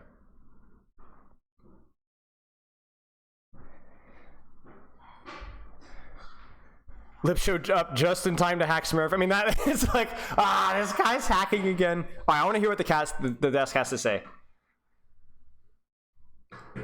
Why do I just log in or turn my volume up and I hear somebody saying quick play? What?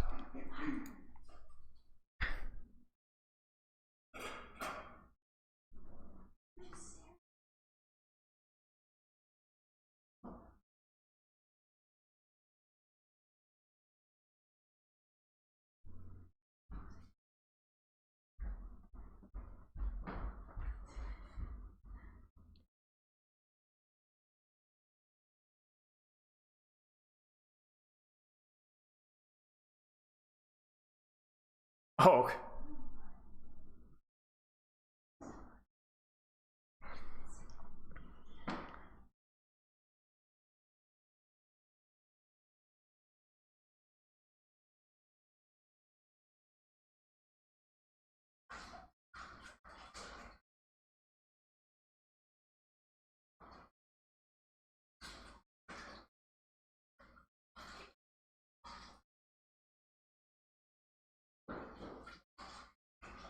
Ha, that's a good analogy.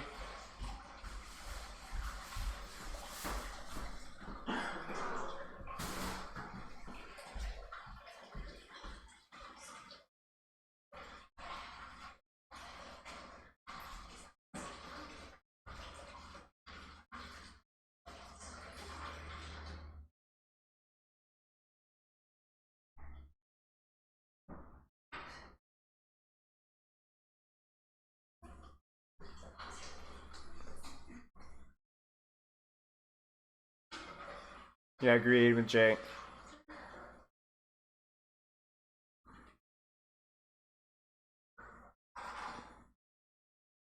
Did Houston take a map off Atlanta?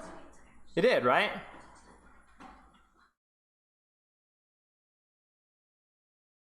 Yeah, they did.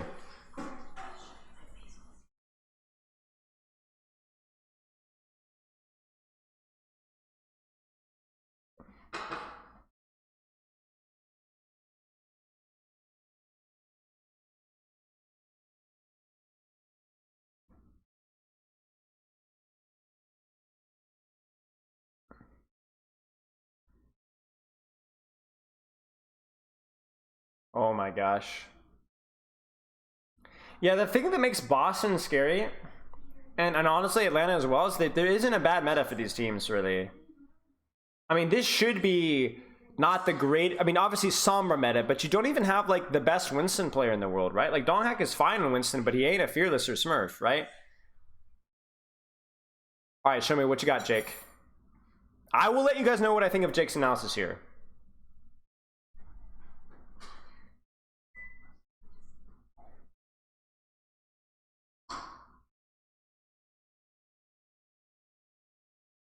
He's gonna hit Tracer.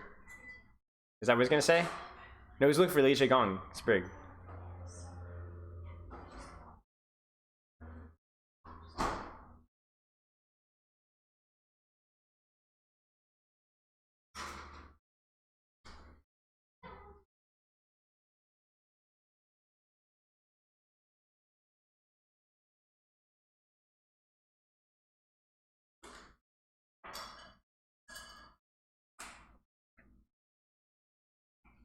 And this is where Li Gong, I think, choked.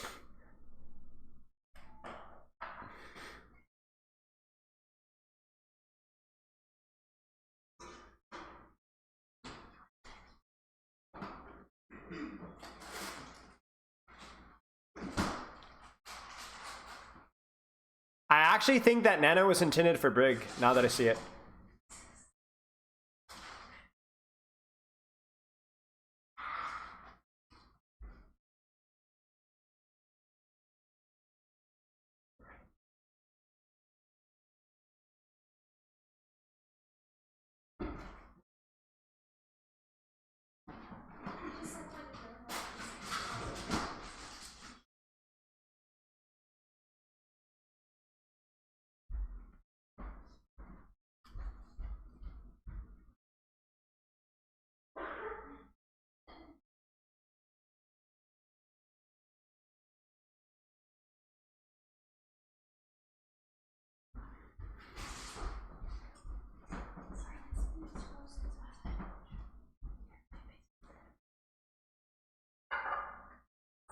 And that's the key thing there, and especially in that example, they don't even have the Nano for him, right?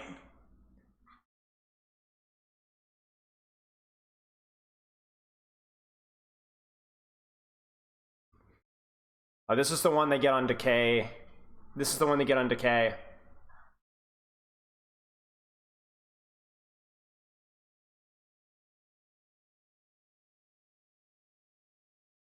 So they've nanoed Brig on the push there.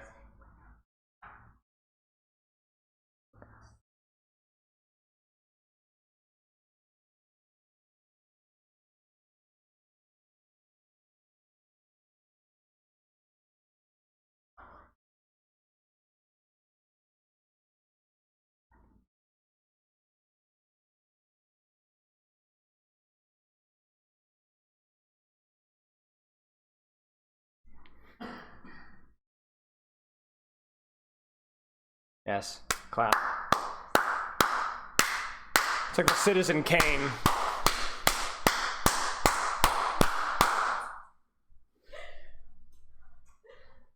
Alright. I love Hawk, but I don't want to hear my man's talk. I want to see match thread in just a moment. We will react match thread.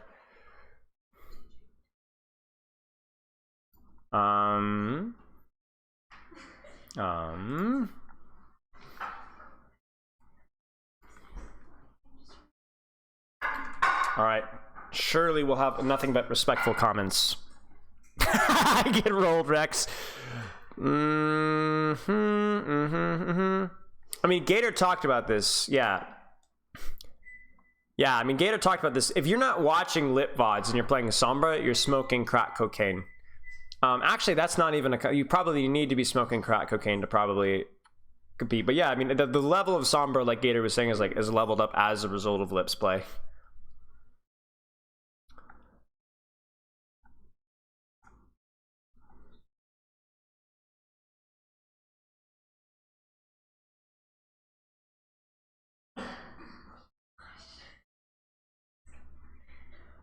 This is encouraging to me. Was Florida versus Houston? How many of you guys watched Florida versus Houston yesterday? Was it really the best match of the season? I might watch it. We might review it on Tuesday if it was.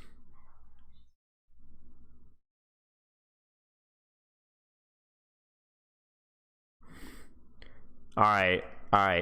But again, y'all baited me and said O2 Blast versus Infernal was the best match of the season, and it was pretty good, but it was typical APAC sloppy fest. Felt like Mag was the only one that actually put on a good show. It's like a crap, not a pack. You get it? Because a crap sounds like a pack and also has similar letters, so the joke sails. Yeah, shut up. I heard that one.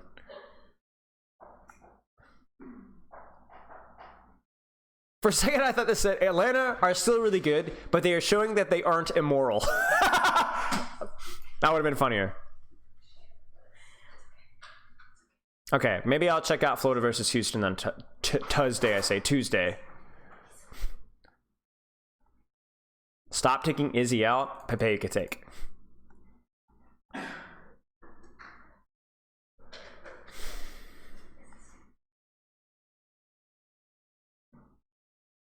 I don't know. See, the takes like this are kind of corny to me. Like, a couple of Bird Ring EMPs were kind of misses, but I don't know about that. Like, even the last fight wasn't as much of a throw. I thought it was okay. I mean, I don't know. This is the kind of crap that, like, ticks me off. Like, you just went toe-to-toe with, like, the best team in the league and honestly could have won it. But, I mean, I guess it's a joke, so, you know, funny. Yeah, this is true, though. This is true. But also, you have to keep in mind that Atlanta was making those EMPs really, really hard to hit. They were doing a really, really good job dodging and avoiding and making it really hard to hit. Like, that's the thing. It's like, how come they don't hit those shots at the top level? It's because the movement is better. And, like, that goes even down to, like, a strategic standpoint where it's harder to hit fat EMPs versus good teams. Yeah, I think... This is a cope take. Could have won Havana. You got full held on first point, bro. No, you will not have capped Havana. No. Now, I think, like, oh, we would have held them on first, but I don't know. Bro, somebody... Bro, why has somebody blocked me on Reddit? I realized this the other day. I would go through some of these match threads, and I would see deleted, unavailable. And I'm like, that's weird. What? Someone deleted a comment? But then I would see, like, responses, and I'm like... Wait a second, is that what it looks like when somebody's blocked me on Reddit? And I looked up this person on, because blocking people on Reddit doesn't do anything. I could see what you say anyway. I don't even know who you are. I don't even know who this person is. And I'm like, they're just in Atlanta. I posted a tweet about it. It's an Atlanta Reign fan. And I've never interacted with this person. I don't actively go out of my way to trash talk anybody. Why? Like, talk about permanently online. I don't get it. Rent free. Ah, shut up! But yeah, also true. I also just spit all over my hand. I don't know why I did that.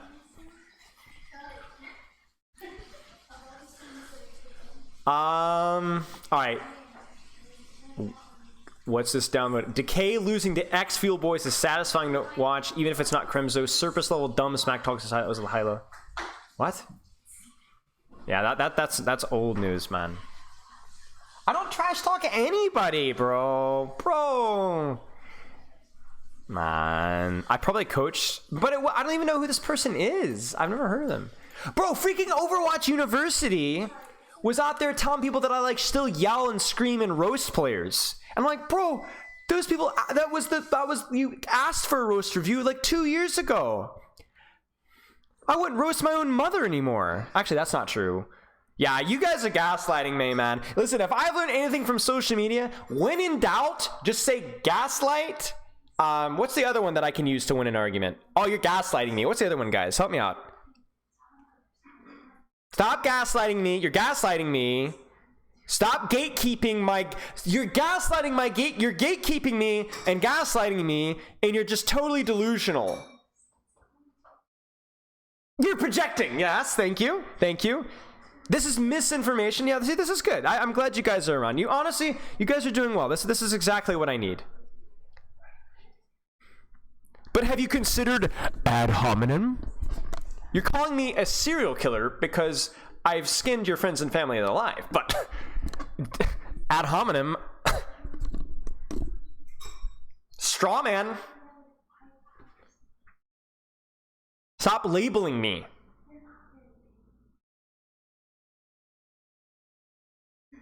Deny my lived experience.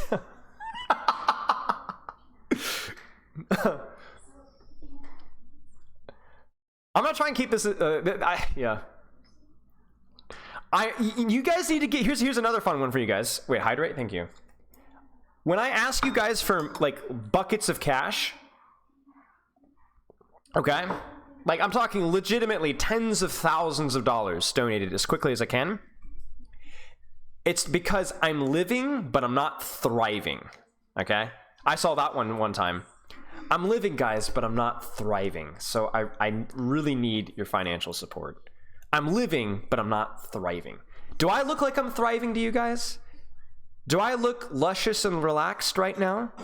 No, the answer is no. So I need to be thriving.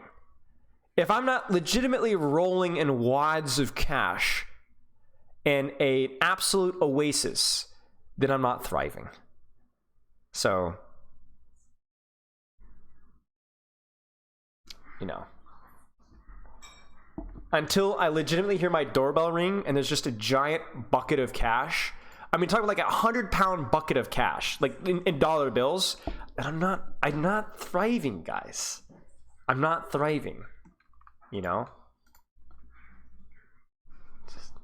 I'm not thriving. It's not happening. I need y'all's help to thrive a little bit more. How's it Overwatch people will never have social interaction? You are thriving? Yeah, but I'm not thriving enough. I don't think... Are you trying to gatekeep my thriving experience? Are you gaslighting me into thinking that I'm thriving, Kazi? Is that how this goes? You're projecting your definition of thriving onto me and saying that I'm not thriving? Or I am thriving? I don't know. That seems kind of sussy. I might have to make a tweet about that, you know? I might have to, yeah, I might be screenshotting that one. I can't live, laugh, and love in this environment. Exactly. I think that's a great point right there. My bad, homie. It's your lived experience. Really? It's really. So now you're backpedaling. So not only were you willing to gaslight me, but now you're gaslighting me into thinking that you're a good person, that you actually care about me? Interesting. You can't seem to make up your mind. All right. I see how it is. Okay. All right. Match starting soon. Are you gaslighting me? Is the match? Okay, the match is starting. Okay.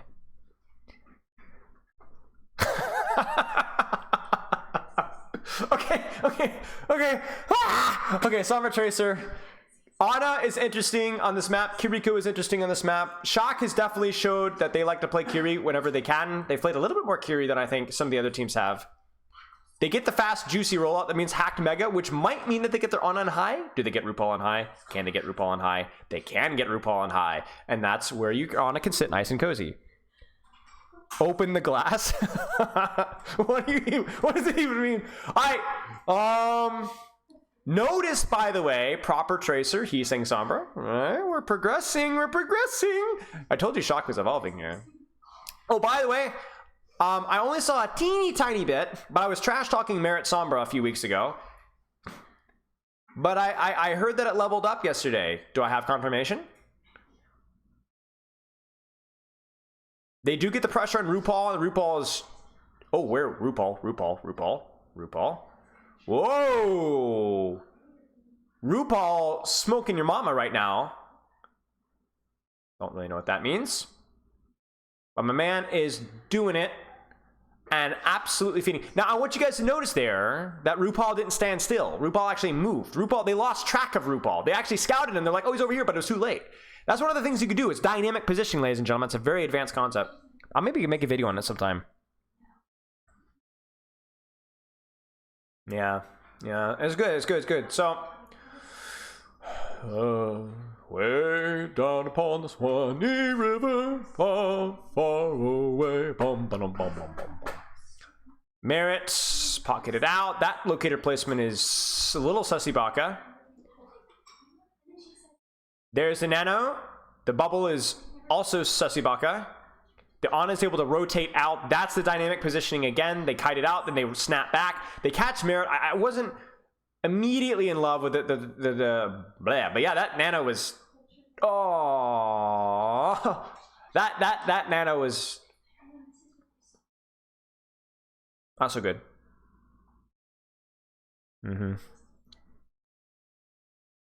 Proper, more like pooper. Why is that from pooper?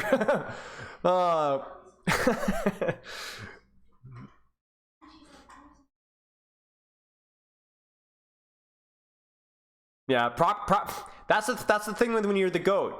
Everybody is preying on your downfall, you know what I'm saying? There's the Brig swap. Uh-oh, Merit lost locator. He should be okay though. We might just see a frontline EMP here. They don't even need to. They get Heesang. Merit is in serious danger, but he's fine. There's only one way to go from the top. I mean, that's pretty much how it is, right? Proper, literally, people are saying he's the best player in Overwatch League history. Anything less than that is fine. And you heard it from the horse's mouth. Gator was literally in the interview, and he was just saying, like, you know, Proper's still really good. He's obviously, when he's playing Sombra, he's not really good, but, like, he's still really good. You know, I will say that Shock as a whole has not looked as good, so everything's going to look a little worse. So, okay, on a Brig top, Brig is able to avoid the dive at least a wee little bit. The EMP on the monkey whiffs horrendously. Not the greatest EMP in the history of the universe. And Checkmate freaking dies to Checkmate freaking dies to EMP. So more frontline EMPs than we would expect here. Lots of frontline EMPs. And that's gonna be it.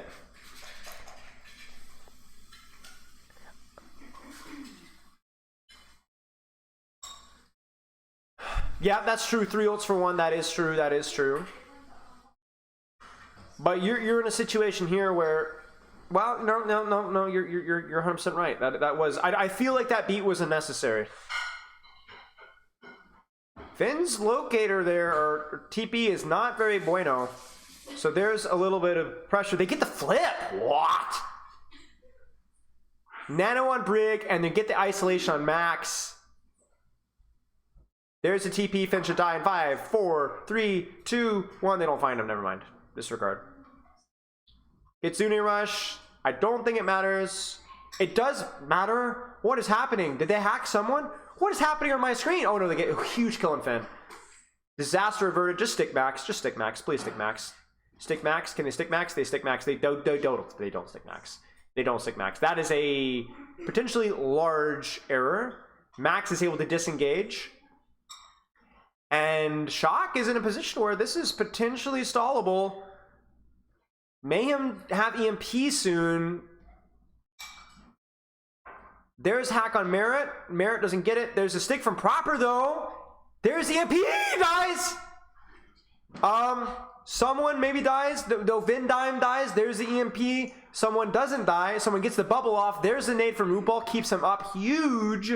Chorong's gonna go Lucio to come back faster. They get the force. They get the clear. They're still able to stall. Vindime's gonna be back with beats soon. Big stick from Checkmate. He needs to be able to hit on... Finn actually just freaking dies. There's the stick. That's it. Wow. Nano on Lucio. You got Churong's got the grin. That's crazy. So yeah, definitely putting them in the hole with a 3-for-1 trade there. Good catch. Don't lose my voice, Lucio. No, don't lose my voice, Lucio. What am I saying? Don't lose my voice, Spylo. More worried about the brain. My voice is fine. I've trained my voice for thousands of hours for this very moment. I'm fine. Listen. Way down upon the Swanee River. See, it's totally fine. Yeah, what happened here? This was a... Oh my gosh, that's what happened. I was so confused. Because they were in no position to destroy his Translocator, so I don't know why he died. No way, man. No way. Alright. Probably Reaper from Merit. There it is. Moira. They love their Reaper Moira. Run it down. The target is BAP. If you do not get onto BAP, you will lose the matchup. Or at least choke them out. You don't have to kill the BAP, but you have to at least scare the BAP. Take a good position on the BAP. The Moira Reaper will not function if you just trade with the Ramatra.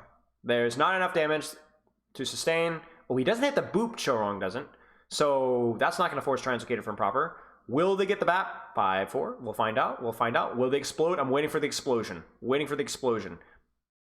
Waiting for the explosion. They might not need to explode. Do you see how like Shock is kind of scared? There's the explosion on the BAP. Bam! I told you guys. Told you. Now will they be able to get the punish? They will not. The heal orb is there in time. Brilliantly done. The reason why you run this composition is for explosive, fast cycle of value. Reaper Moira. Very, very, very, and May as well. Very high value for a brief moment. But if you don't catch the cycle hard, you lose. And the reason why you go for BAP instead of Ramatra is Ramatra will catch your cycle and do this. And you won't be able to get enough value onto him. Proper's on Sombra because the map, but I don't feel like the Sombra is very good versus... I do think the Mayhem is on a mild counter comp here. I think maybe even a Sojourn here would be a little bit better for Shock. But they open, there's the smack. Do they get anything with it? They get Vindime.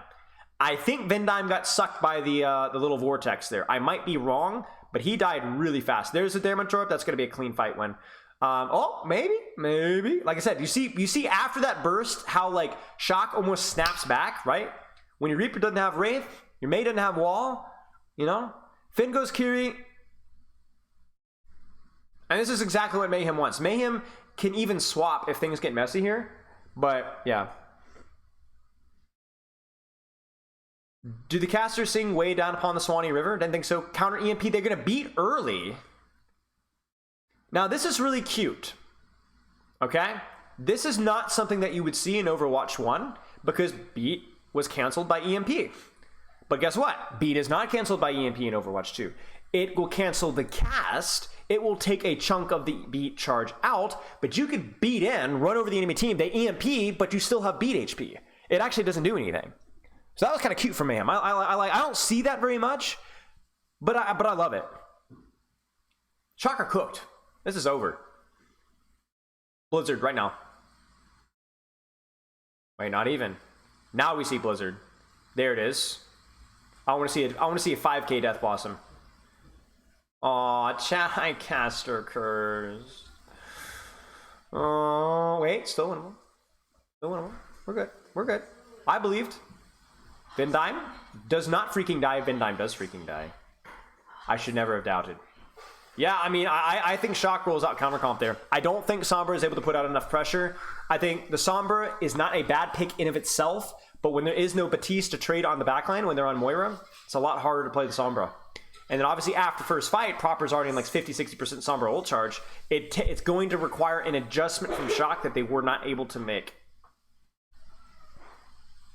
Freeze, don't move. Why? Yes, exactly, timelessly. You don't have to get it on the supports, but you at least need to scare them really hard with that burst of value. RuPaul played quite well. Mayhem, this is about what we expected. I definitely expect, I would say 3-1 here, maybe? But you've got Wraith, Orb, Wall. Big burst of value. It can't, like I said, you don't generally want it on Ramacha because my man can absorb it better than most tanks can. But yeah. Shock should have gone what comp to counter that win comp? I think Sojourn would have been better than Sombra. And then I don't think you need to counter comp beyond the Sojourn. So Sojourn has the defensive cooldown to be able to disengage and actually put out good M1 pressure.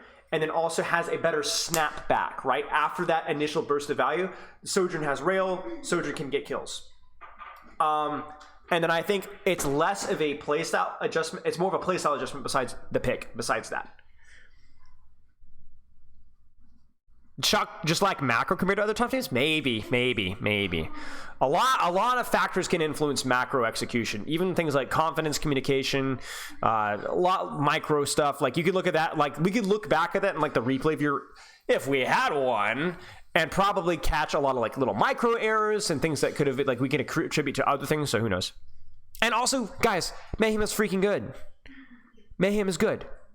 Mayhem probably should have beaten Outlaws yesterday. Wait, did they beat Outlaws? No, they didn't beat Outlaws. Never mind. I didn't watch much of the game, but I watched part of the last map, and I was honestly felt like Mayhem should have won that one. So what's the next map? Blizzard World? We might just see what we saw on... Maybe you see Hitscan? I mean, these are the teams, if any team's going to run Hitscan, it might be one of these teams. Both of them can play Sombra Tracer, but like, would you want... Merit Sombra's fine, but Merit's also pretty good at Hitscan. So we might see like a Hanzo Tracer, maybe. Not really sure. But we could also just see a mirror again with Sombra, you know what I'm saying? Hard to say. Blizzard World can go really either way.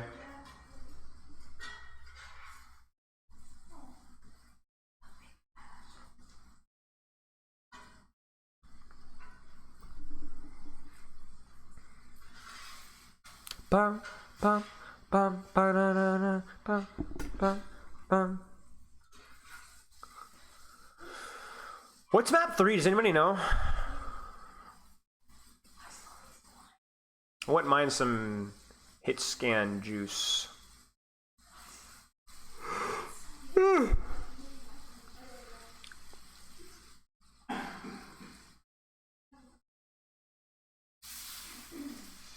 Hold on, new music. Yeah, it's the we got some funky guitar here. Tracer needs work. Yeah, I haven't seen enough of Pelican Tracer. I've always considered Pelican at least a serviceable Tracer. I don't know how good his Tracer is, though, to be perfectly honest with you guys. Rialto is map 3. We will probably see Widowmaker then. Probably see Widowmaker.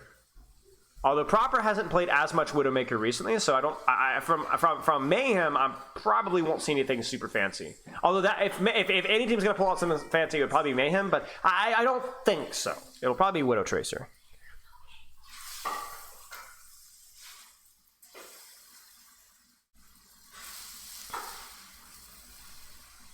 Gotcha. Bum bum bum bum. So yeah, pretty smooth sailing for Mayhem outside of a couple of fights. I think City Center was definitely pretty messy at times. And then really only the one fight where they kind of beefed their Blizzard. But yeah. Don't flatter him. Don't flatter Jonah, please.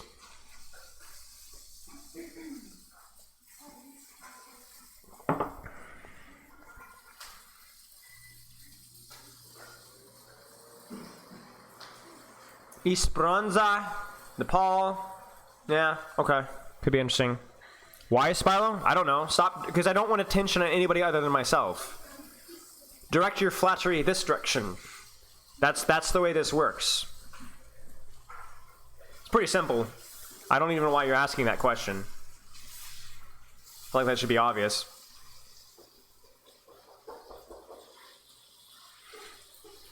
Yeah, so nothing fancy from Shock. Maybe nothing fancy from Mayhem.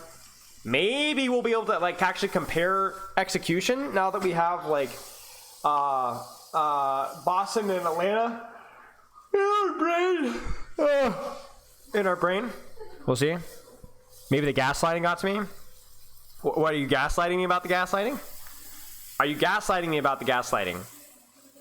Because I'm sure as heck not gaslighting you about the gaslighting for the gaslighting, so I think you are. Yeah.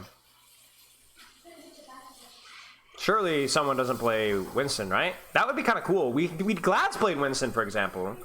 It's doable. Ooh, the Zen could work. So the Zen provides the range, the pressure that you can actually do. Oh no. Genji? I'm telling you, this Mayhem team likes just rolling the dice, you know what I'm saying? I would be surprised if they stayed on Genji past first point, and we might even see them swap off of Winston past the first point. But at least first point feels a little bit closer than second point, where the Tracer mobility and the Winston might be helpful here, but we might have some set plays here.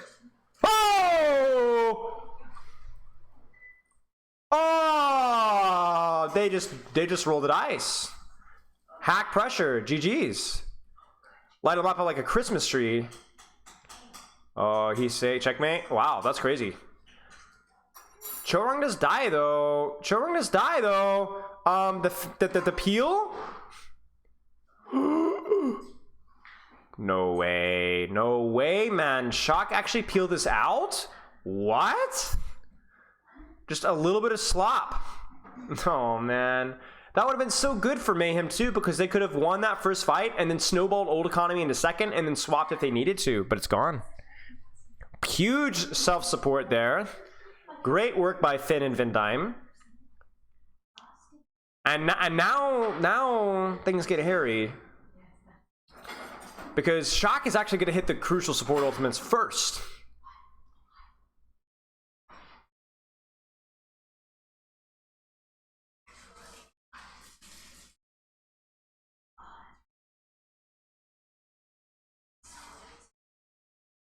There's the rally push. What's the plan here? They get the hack and the nade on Chorong, and that's it. Oh, I got hair in my eye. Florida Mayhem is kind of playing a little bit of ring around the rosy here. Are they going to commit? They're not going to. And that is a really nice fight win for Shock. Shock even gets a nice, juicy 9% of rally charge after the fight's over. No, I do not think proper will mirror Genji on this map. Maybe on first point attack because it is a bit of a cheese, but Mayhem have Genji and Winston are shaky on anything past first point. Will they go for an early EMP? They should. It's Nano Blade time, so you need to do something corny. You could also Nano Brig. You look at how the Ana and Brig are super split. There's the Nano Genji. There's the Nano on Brig. But somehow they caught the Ana. So that's unfortunate. The bomb goes out. Things get messy. Junman gets hacked out of the remech. And so that's a flapper capper. And then he's saying he's EMPing, but it doesn't matter. So Mayhem gets by. Bit of a fumble there by Shock. And Shock goes Winston? Weird. I mean, you're thinking Winston because you don't really need cart presence because they're not on Diva. But you don't really need to. You can just abuse your cart presence on second point.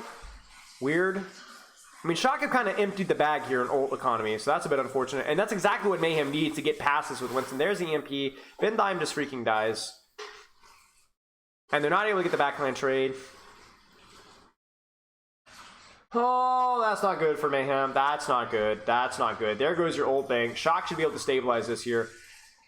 This is gaslighting. Shock is getting gaslit into running Winston. Yeah, I mean, Junman also plays Monkey, right? But Diva on this point is just better. And there's a checkmate swap to Tracer. I don't know why I'm just now noticing that, but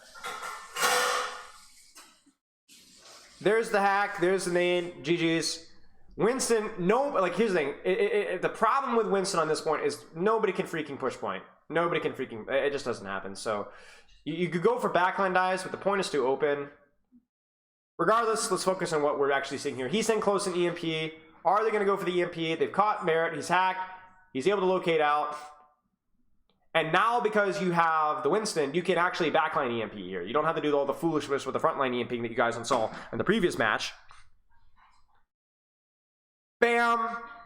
Nano's not there in time. It probably doesn't matter either way. The EMP hits in rotation. The pulse hits as well. But they nano the Winston, and they also said that Mayhem is trading this. Mayhem is trading this, and they also kill proper. Wow, okay, so they have both support ults. Probably see a nano on Brig here at some point. Maybe, maybe not. No, they won't need to. Brig is able to get out easily enough. Someone is naded that's going to force a disengage. Nice little reset from Shock. So as messy as that is, Mayhem is blowing ultimates, and all they're getting is card push. And at this point in time, you need to actually win the fight to actually fully cap the card. Checkmate gets hacked. He's able to recall out.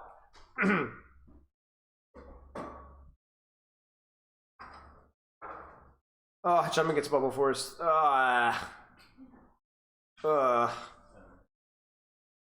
And really, Mayhem needs to find a way to leverage card here. They will be able to build up their ults in time. That's good. The big thing is the EMP. Are they going to be able to one-shot for this EMP? That's the dice roll. The dice roll in this composition is an 8 EMP. Right now. No. No, they don't have it. Right now. Jumpman. 3, 2, 1. 8 EMP. 8 EMP. 8 EMP. Oh, no, no, no, no. 8 EMP. 8 EMP. Vin Dime. Oh, they don't get it. He also gets nano. Can they disengage? They disengage with their own rally. Very good. They nano the rally and counter. And they probably juggle the Sombra. Mayhem chains their ults. Better than a middle schooler notepad. Nice. Did you guys ever do that? The whole chain thing in your notepad? Wasn't my best analogy ever, but that's okay. Nice. Mayhem does a really good job with a lasagna. You know what I'm saying? A, then they use B, and then we use C, and then we use D, and then we use E, and we finish it off with an F. You know what I'm saying? That was tight. That was really tight. Okay, Shock does have their EMP now, though. Will we see a deep EMP? Will we see a shallow EMP? Goodness knows. Merritt is not even bothering looking for their. So we might see a frontline EMP. There it is. And he catch checkmate. Unfortunate. That's okay. Spawn's close. Do you notice, by the way, that Merritt and someone quickly disengaged? So well done by Mayhem. Well done by Mayhem. Honestly, the Tracer loss here isn't really a clean team fight loss here, so it's all right. He already tossed nades. Merritt was walking to cart for EMP. Oh, that's unfortunate. The pulse on Jumpman does force a bubble, but they don't get a lot more out of it. They find He's Saying. They will clear He's Saying. We will see a backline EMP here, but he gets spy checked by Tracer and Sombra. He's matched. Will he try it again? He will try it again, but he's going to get matched again. Poor Merritt. Oh, Merritt. Merritt kind of beefed it there. The nano. And then there's the hack on Brig. Bit of a misplay by Mayhem there. They're not able to actually set up the EMP, and that's going to make things a lot messier than it needs to be. Now, we don't have a peel for nano. So now we can actually nano frontline here, or EMP frontline, because you don't have a nano for your monkey. So we might just see an EMP on the trail. Oh, he makes that jump. Oh, no, we're going to go for backline. We're going to go for backline. 5, 4, 3, 2, and there's the EMP. No nano for the peel. Then Dave dies. Let's get the Ana, ladies and gentlemen. We don't have bubble. He needs to be careful. He dodges sleep dart. Well done, someone. Chorong gets traded. I didn't see what happened there. Maybe a nade. There wasn't even an ult used from Shock to get the trade. And freaking RuPaul dies. That's a disaster from Mayhem. You hate to see that, especially with Rally online. Jumpman gets Primal Force early. That's good. Someone should be able to stall. If he doesn't get his Primal off, he gets EMP'd. He doesn't get his Primal off, and that's it. Oh my gosh. Mayhem fumbles the bag. Holy mackerel, you want that one back. That one hurts like a hernia. Ouch. No rally, no primal, nothing. Mayhem suffering.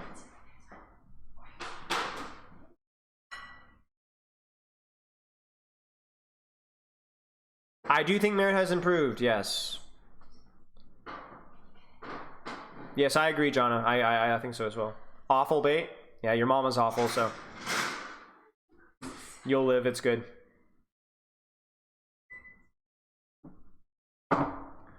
Okay, Mayhem with a monkey defense. I guess we're just going to see monkey mirrors here. I do think that versus a top tier diva comp, this is not as effective, but these teams clearly want to play monkey.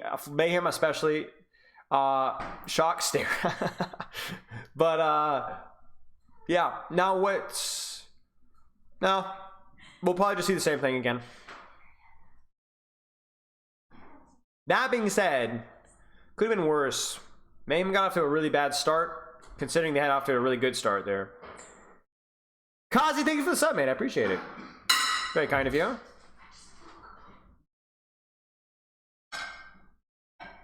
Okay, yip skippity doo. Oh, there's the diva. There's the diva. So here's what Shock does. They leverage point. They mark DPS. Leverage point. Mark DPS. Mayhem are going to have to set up a dive somehow. This was not a gaslighting sub.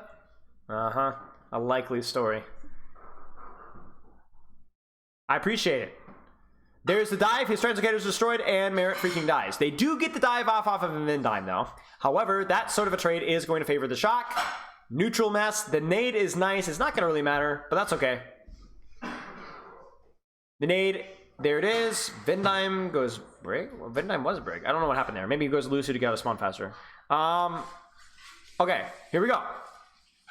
Point presence. 3, 2, 1 Shock. 3, 2, 1. 3, 2, 3, 2, 1. 3, 3, 2, 1. Oh, no, they're expecting to dive. They kite the dive out. And then now you're going to see Shock do what we call the rubber band. Whack right back in. If they have nade as well, we will hopefully see it soon. We don't see it. Maybe it didn't land. I don't know. But then that's the oh, Junbin. Now Junbin has to kind of disengage out a little bit here. There's the bubble. The bubble doesn't do a whole lot, but it does get a little bit of pressure on the backline. And then now Junbin walks forward with full pocket. They're going to be pressuring someone. Pressure, pressure, pressure. Pressure, pressure, pressure. Someone is not taking very much damage. And he gets the nano. And Vindime freaking dies. That's a poor execution there. Vindime has to understand that at that point in time when he pushed, that someone had bubble back. So him going in like that was beyond silly. Vindime is trolling the lobby. That being said, I don't know where Heeseng's angle was there. And I also don't know how someone was putting on the moves, but it's crazy to me. Crazy. Oh wait, Shock also used the nano. Ouch. Crazy to me that someone's not taking more damage on point. Insanity.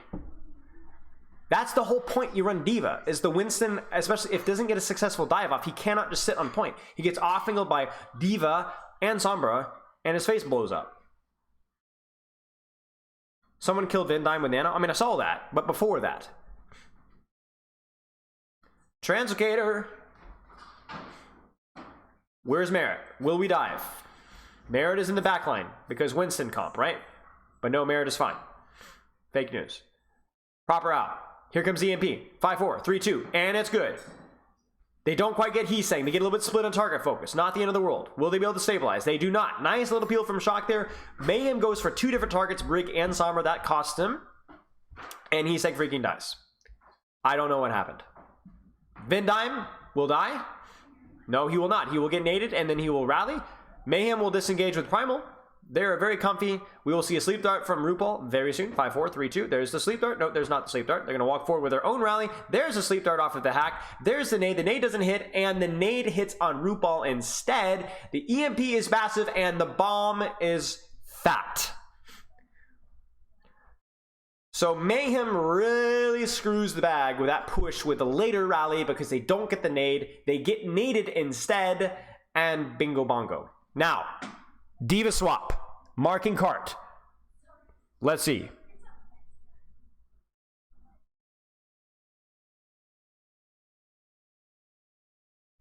What will Shock do? What are they cooking?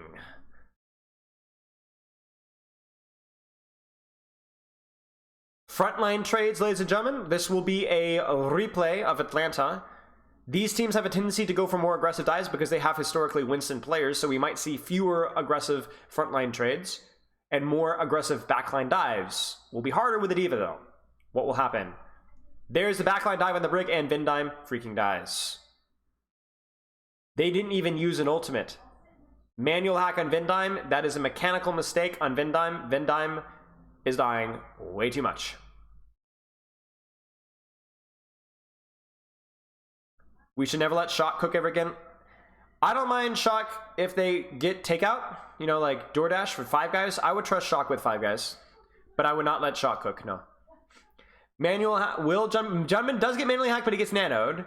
So Merit just freaking dies. That's going to be a translocator destroyed or a manual hack. I didn't see which one happened on Merit. You guys might have to go back and look at that again. They do commit nano. Mayhem are able to hold high. They commit nano in response. Super weird push here. Not something you would see. However, RuPaul gets the nade of his life. And a 4v5 is actually winnable. I don't normally like seeing 4v5 pushes when you have high ground. Just hold the high ground and wait for the respawn to come back. But I guess RuPaul must have seen a nade angle, and that is monstrous.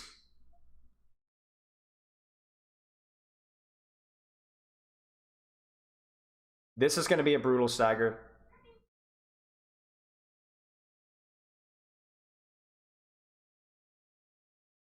Vendame freaking dies is indeed an MS Paint potential. There's just so many deaths at just freaking death. At least AJ Gone required an EMP to die. They will EMP them on rotation. Excellent spy checking from Proper. That's going to allow them to rotate. They will rotate. They will not get hit on rotate. And then there we go. Now, Shock kind of has to find a way to force card here. I think you play for manual hacks in the front line, see what happens. You need to carry EMP. Will Proper get EMP'd is the question of the day. Will Proper get EMP'd? Will Proper get EMP'd? Will Proper get EMP'd? Please, Barrett! I'm just so scary. No. He's patient. We're going to look for Brig. Oh, we get spy check. Oh, no. Oh, no. There's a very early rally from Vindime. Might just be able to buy them the HP advantage so that they are able to tank this EMP. They get the bomb off. Junman dies in the remake. Oh, wow.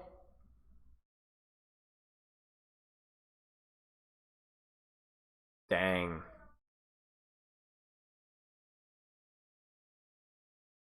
Didn't even need EMP.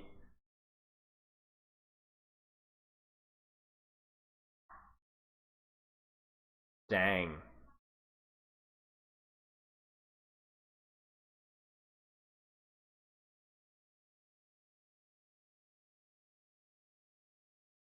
So they got the rotation, but Shock is unable to get anything done.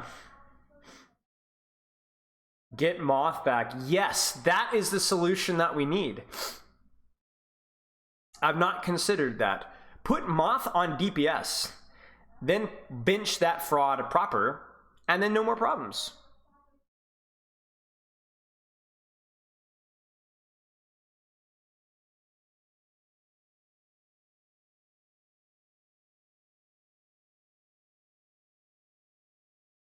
What's the third map, guys? Rialto? Hint, it's going to be nothing different outside of we'll probably see Max N, and we'll see Widow Tracer. That would be my guess. Put Moth on Sombra. That's actually a good strategy. I would agree with that one. Moth on Sombra, maybe Moth on Widowmaker. Put Proper on main support, Moth on DPS, and get super freaking energy. Yes, that's a good strategy. I would agree with that one. This was the nade, guys. Oh my gosh. There's just no way that they win this fight. Like, oh my days.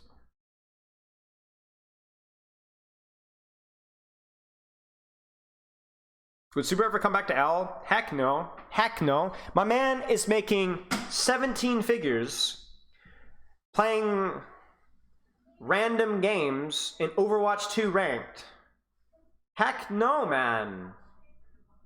And I've had a very minor taste of that, where I'm doing all this content and private coaching and stuff, and I'm like baby Super with my brand.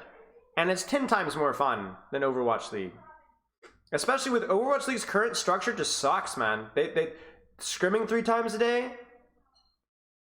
All that stress, being paid chicken feed. No way, man. Vindime, I just don't think Vindime does a good job anticipating ultimates as much as he could. And I don't think it could be positioning as good. A little bit of everything, I think, quack like a duck without looking at POVs. Like, you guys have to understand, like, a lot of my points are going to be harder to elaborate on without, like, actually taking the time to break it down really, really slowly, which I'm not doing. It's a companion stream, not an analysis. And it will be impossible to give a concrete opinion without the freaking replay viewer.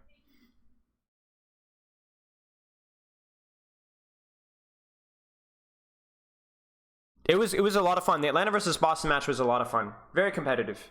Very, very, very. I think good high level Overwatch. It was well played. I enjoyed it. Thought it was good. Boston did a good job. Havana was kind of messy, but yeah, do you really took away replay viewer? Okay, let me once more. It exists. The replay viewer is literally there, guys. I could get the replay viewer if I helped out a contenders team.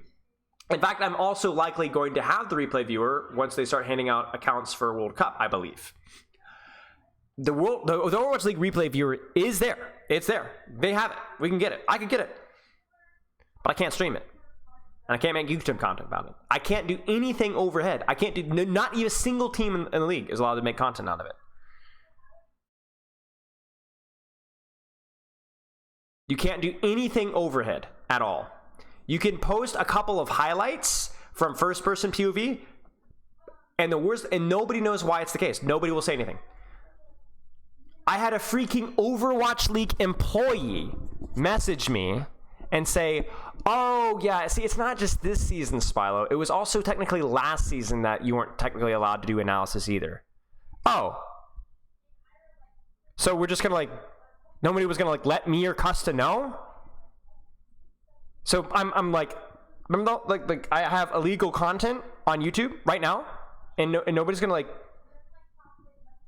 And also, do we want to know why, or when this is gonna work? The thing that you hyped us about, right? We're gonna know when that's gonna be done. So you're gonna tell me, oh, don't worry, Spilo. It was the problem last season too. Oh, that makes me so much better. So what's the update? Hello? Do you have any knowledge or information for me about why or when this is going to happen? Nothing? Nothing. Okay. Thank you.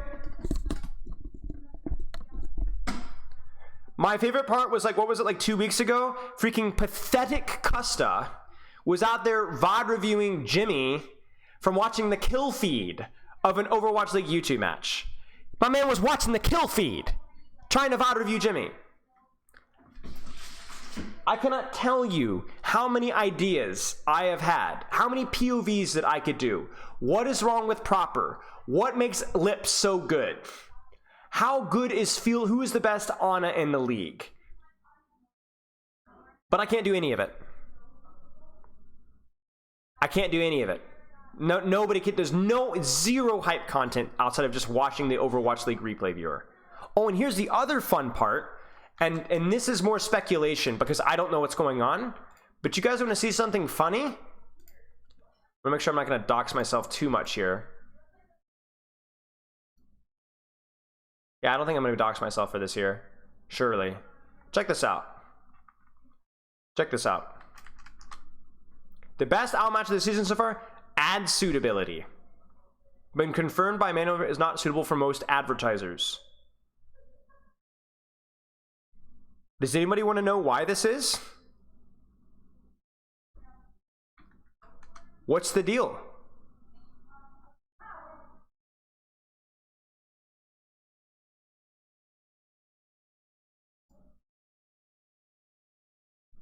Does anybody know what this means?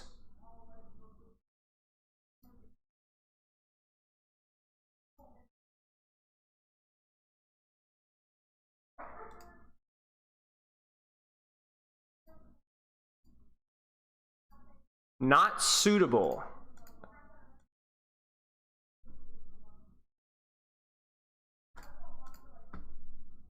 No idea.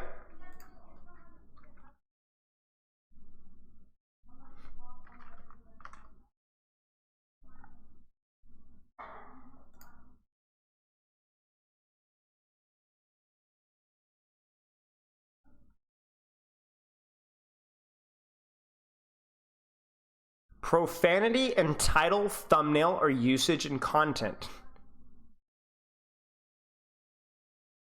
Interesting.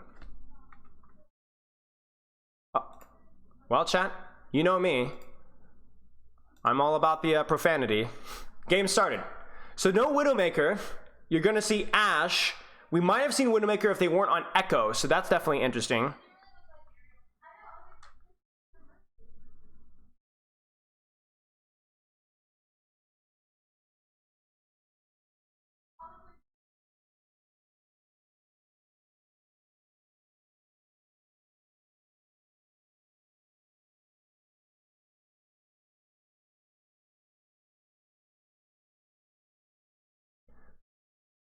So we love to see at least Shock trying to try something different or alternative here. You're down 2-0. You're kind of getting smoked. You might as well roll the dice. You know what I'm saying?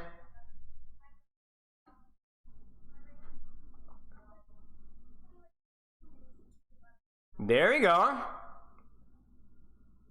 I love Nano Diva kills me because it is like feast or famine, man. It absolutely kills me. It also picks up profanity from chat. Interesting.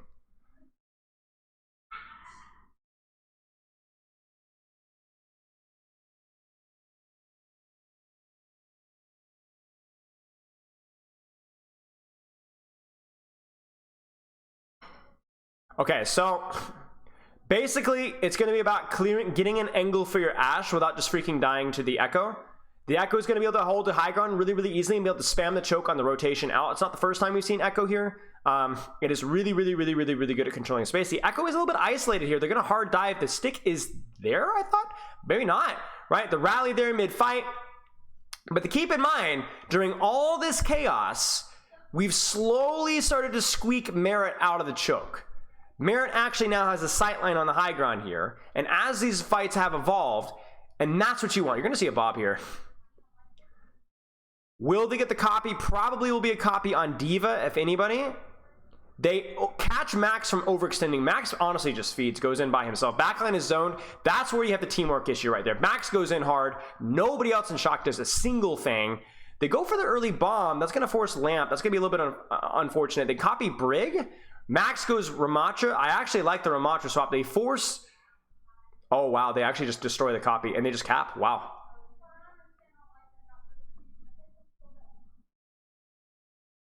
Pre-first Flatsetter had to remove chat from a few days because of profanity. I mean, honestly, if chat doesn't even add that much, I'm wondering if we should even remove... someone's probably going to go Winston. Or Ramatra as well. Yeah, he's going to go Winston. Yeah, they're going to go Ana as well. Nice. Love to see it. Good swap. Good swap.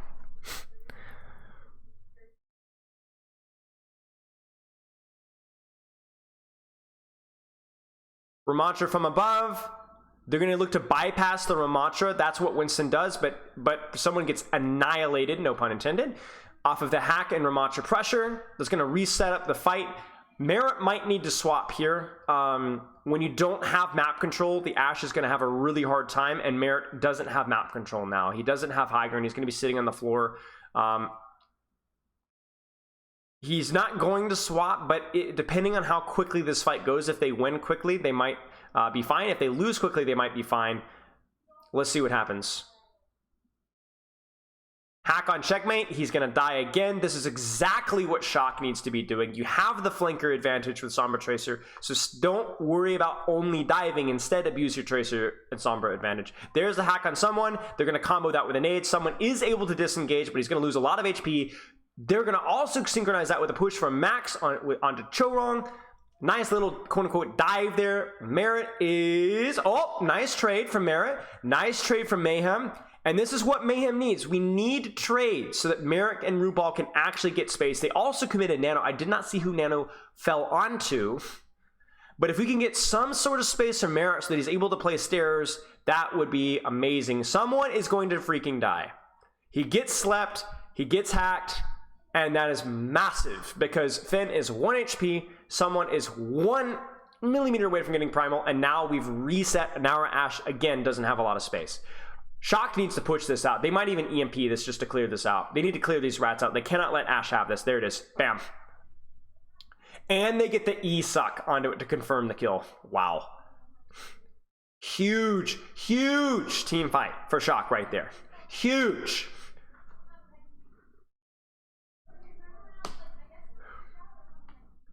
And there's a Sombra swap finally. The Ashe is just too much of a liability without the space. If you get the space for Ashe, he's oppressive. If you don't get the space for Ashe, you have no... Oh, there was a nano.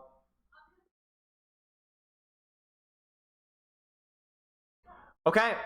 Mayhem is in big trouble here. They do have a couple of ults here to work with, as does Shock.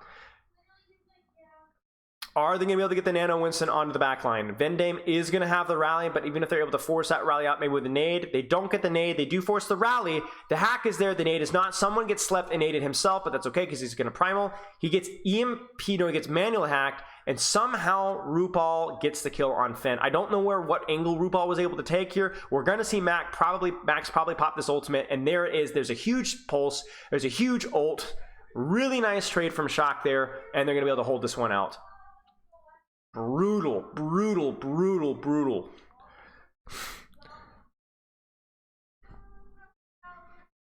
They're gonna go Doom. Doom swap is good. They will be able to touch just barely. They didn't touch. Oh my gosh, someone almost didn't touch. There's the EMP. They don't get the Suzu in time because RuPaul gets hacked as well. Chorong dies. They're not gonna be able to get the EMP, and that's it. Ouch. Ugly. Some alternative compositions from Shock that looked fairly solid. The execution on the Sombra Tracer with the Ramattra was quite good. Mayhem really struggles to get space for their Ashe. Merit is a massive liability for the majority of that match. Not because he's bad, but because he has no space. Mayhem makes some really crucial errors in these devolved fights and are not able to cleanly win a single fight past first. Now, Mayhem probably goes Widow here, but they might not because we see Sombra Tracer from Shock sometimes. I think it's worth the Widow swap here, but we might also see Ashe. Though they do go Widow. It's kind of hard to say because it's like, do you want to go Ashe? But then if you go Ashe, then they just go Widowmaker. So probably don't go Widowmaker.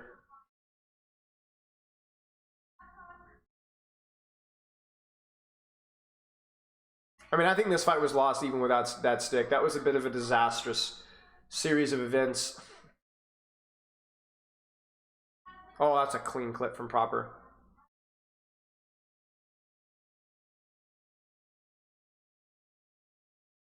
Apart from nano loss, yeah. I think Shock looked good on second. Okay. Shock. Ramattra, because of more spam value, and someone likes Ramattra better than Diva. I think Shock will probably stick with this composition. And I think Mayhem will probably stick with this composition as well. I imagine Merit will probably swap off of Widowmaker after first point. He might even swap Sombra on recontest, depending on how deep Heesing is able to stage on him. Did I forget to change the scene? No, I'm not allowed to stream. You guys scared me. I thought I was streaming Overwatch League. I'm not allowed to do that. They go Kiri, and they go Mei. They might be trying to take a superior quote-unquote brawl here. This is weird. But understandable. Are they going to brute force high ground? That's probably what you're going to try and do with this composition. Yes, they are. But the Widow has the cut.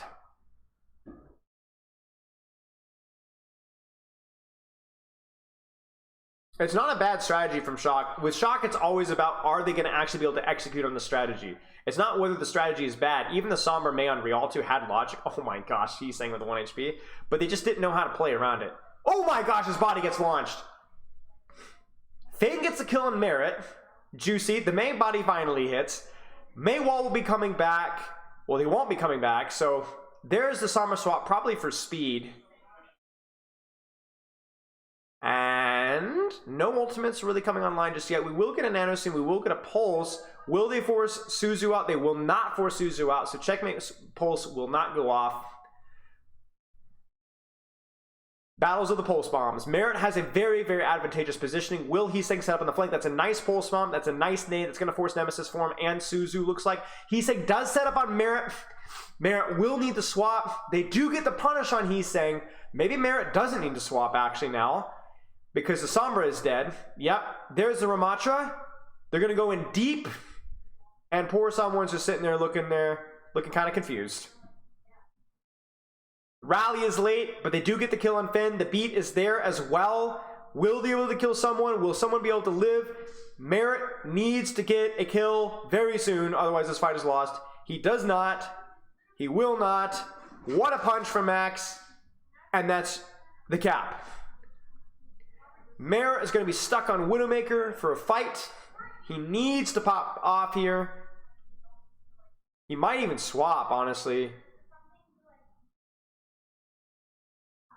Yeah, he's going to swap. Yeah, sorry. So we go Sombra here, or Hanzo, juicy. Lack of a Winston. He fell off the boat. My man fell off the boat. My man fell off the boat. He fell in the water. He drowned.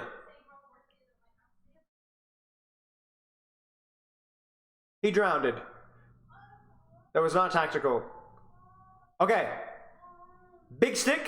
Can they force Suzu before they go for stick? How will they force Suzu? This is all on Merit and Checkmate's shoulders. There's so many ultimates in the bank for Shock. They have an edge on essentially everything, even the ults that they don't have. Checkmate gets recall forced. Merit angle. They're going to look for Sombra. They get the EMP. They don't get the punish on the EMP, but they do. How does Checkmate die? No recall. They're able to hunt him down. It's a big pulse bomb. Wait, no, it hits the shield. Merit. Oh, RuPaul needs to survive for Nano. RuPaul needs to survive for Nano. RuPaul needs to survive for Nano. He gets the nade on proper. That's big. That's going to buy them a little bit of time. And they get the punish. They don't even need Nano. Wow, the sweat. Was using walls there a misplay for more ult charge? Yeah, you could definitely argue for that, yeah. But I guess it's Dragon, so not as important. He fell off the boat. He fell off the boat.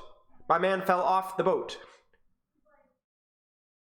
He cannonballed. Okay, so Shock.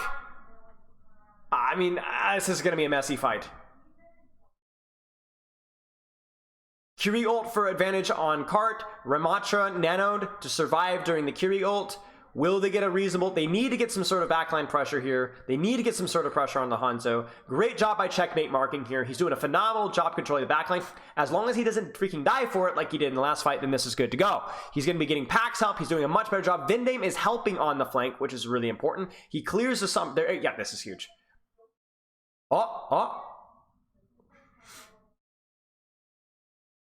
Huge backline trade. Huge marking by Checkmate. Shock sweats so hard to get in there. They commit 2 ultimates for 2, and they're not unable to make it work. There's the Ana swap, probably more reasonable, given the fact that you don't really need the Suzu for anything. They don't need the mobility of Kiriko for anything. They will go Ana, and this is really it for Shock. They're all playing in for this beat or nade engage. That's all they really got. I will say that I think this is the swap. I think this is the swap.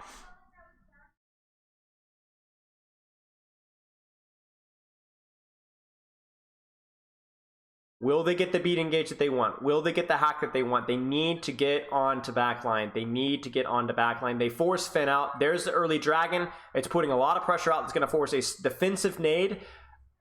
Unfortunately, nothing else more than that. They're going to beat engage. They get on to Chorong, but the nade isn't there. The defensive nade is there. Will Chorong still die? He will still die. The pulse doesn't hit from Checkmate, but they are able to trade Vindime on the rotation. Someone's on Cart. They will get the punish on Max. There's the hack. Proper does kill Merit, though, so things are still getting messy on both sides of things. Cart is completely by itself. Finn is so deep. So deep. And my man is going to get staggered and freaking die. He does die. And that's... Oh, Vindime gets a kill in Checkmate. Mayhem should be okay, though. Mayhem should be okay. Your backline is not going to die with Ana dead and Tracer dead. They're going to pop the ultimate. Max is going to die. There's the catch in Vindime. Chorong dies as well, but it doesn't matter. Vindime is the last kill that needs to happen, or proper. Still staying there, and now Finn is back. And they're going to build Nano. Vindime now can play his life. He doesn't even need to touch point.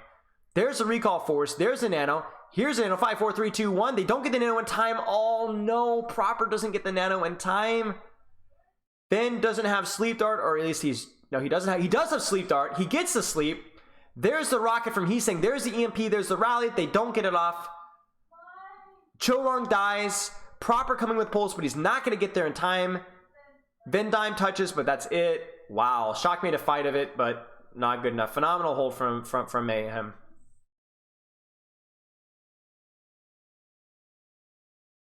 I mean, Shock is looking better, but also our expectations aren't very high anymore, you know?